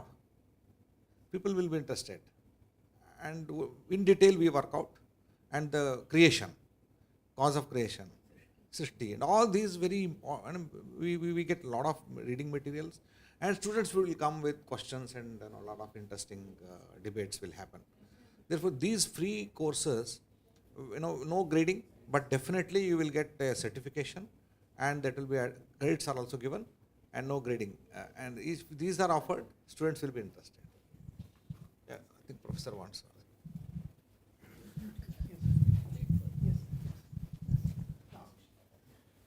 I have a couple of observations here. When we are actually talking of this IKS and its implementation challenges, I have a certain feeling that if you look at the last 2000 years of Indian innovation before the British came, in every field, if you take surgery, I think we had great people. If you take space, we had great people. If you take yoga, we had wonderful people. Now, can we document these things and say there is a sense of pride in being an Indian? There is a sense of pride that yes, it is not the Western society which has done, but Indian society had certain wonderful things. For example, when we talk of the planetary system, I think it was from our culture we said that the Earth is round and then all that planetary revolution, everything.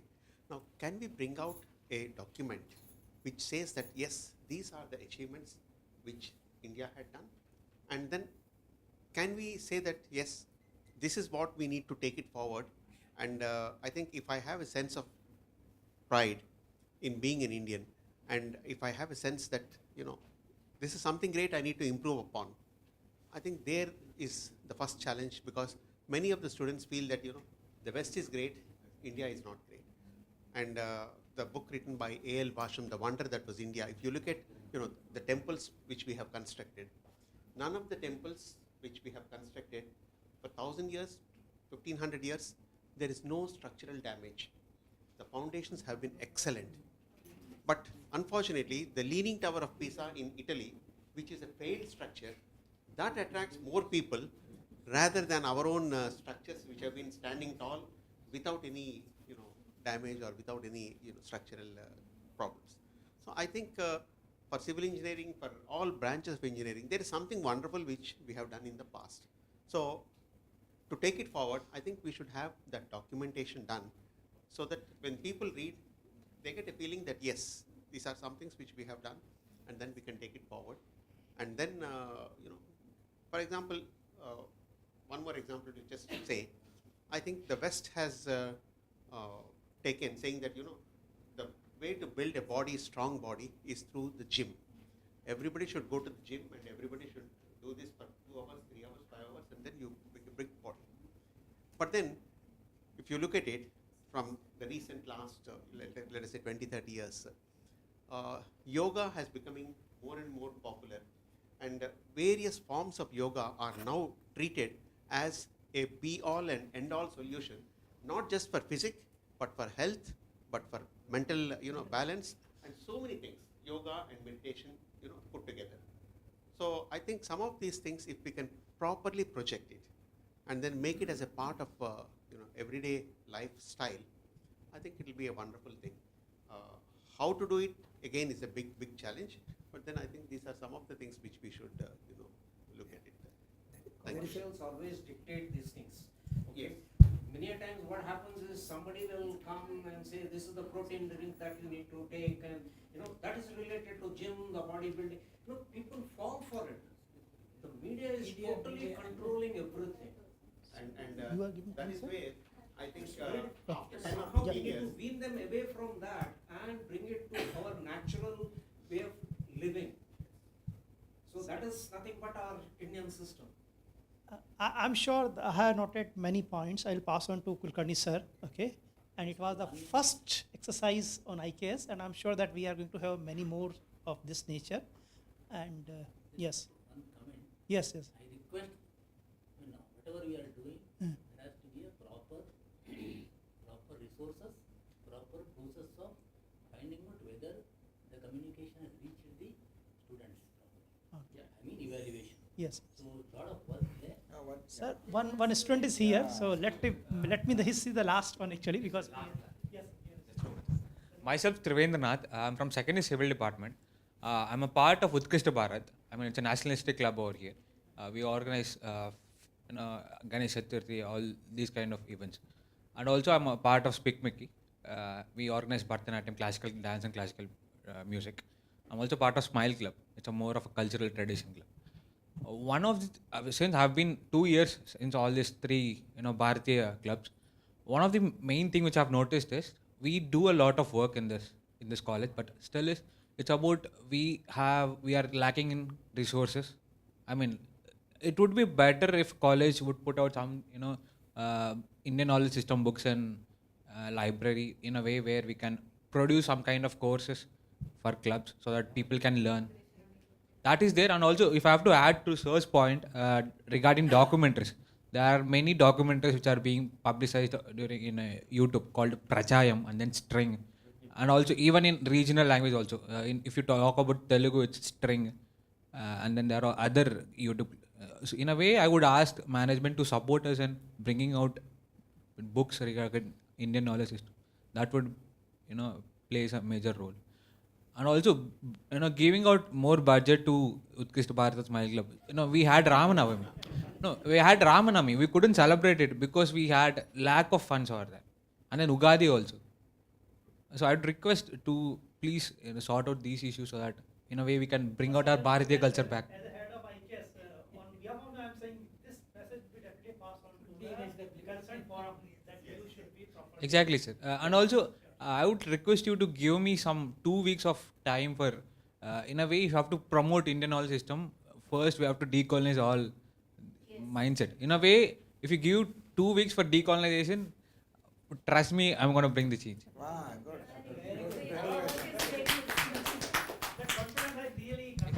Commended. Yes. So now we have only 2 minutes now. 1 minute for madam to conclude, then 1 minute for photograph. Okay, fine. Thank you. अत्र आगन्तेभ्यः सर्वेभ्यः अतिथिभ्यः सहस्रद्धं धन्यवादां समर्पयामि. अन्य उपस्थितेभ्यः सदस्येभ्यः धन्यवादान् समर्पयामि. जयतु संस्कृतं, जयतु भारतम्. सर्वे भवन्तु सुखिनः, सर्वे सन्तु निरामयाः, सर्वे भद्राणि पश्यन्तु, मा कश्चित् दुःखभाग् भवेत्. ओम शांति शांति शांति.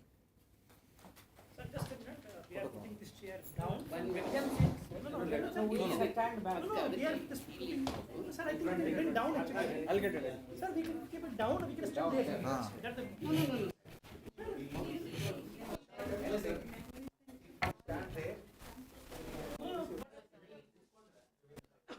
We'll take both, sir.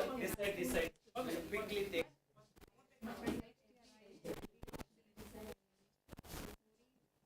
Sir, you please stop.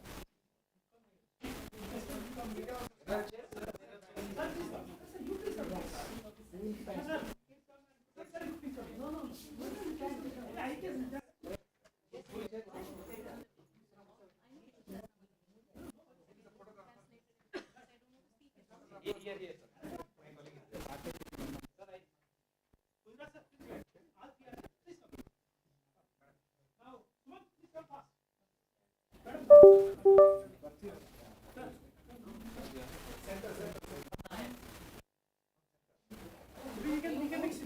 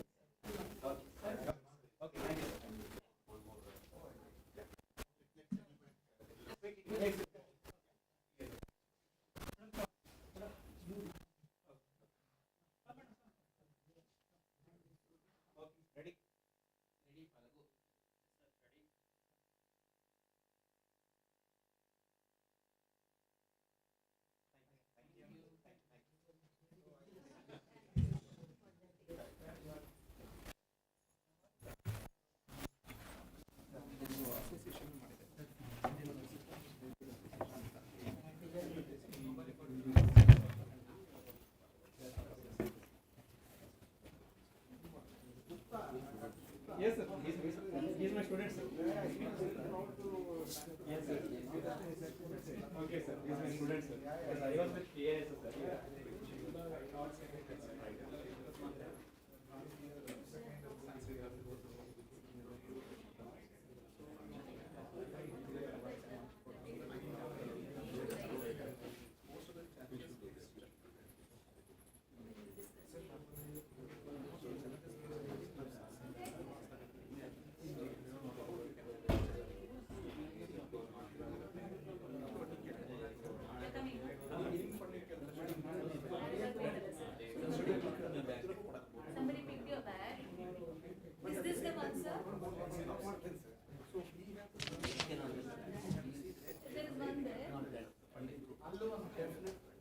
it was here actually.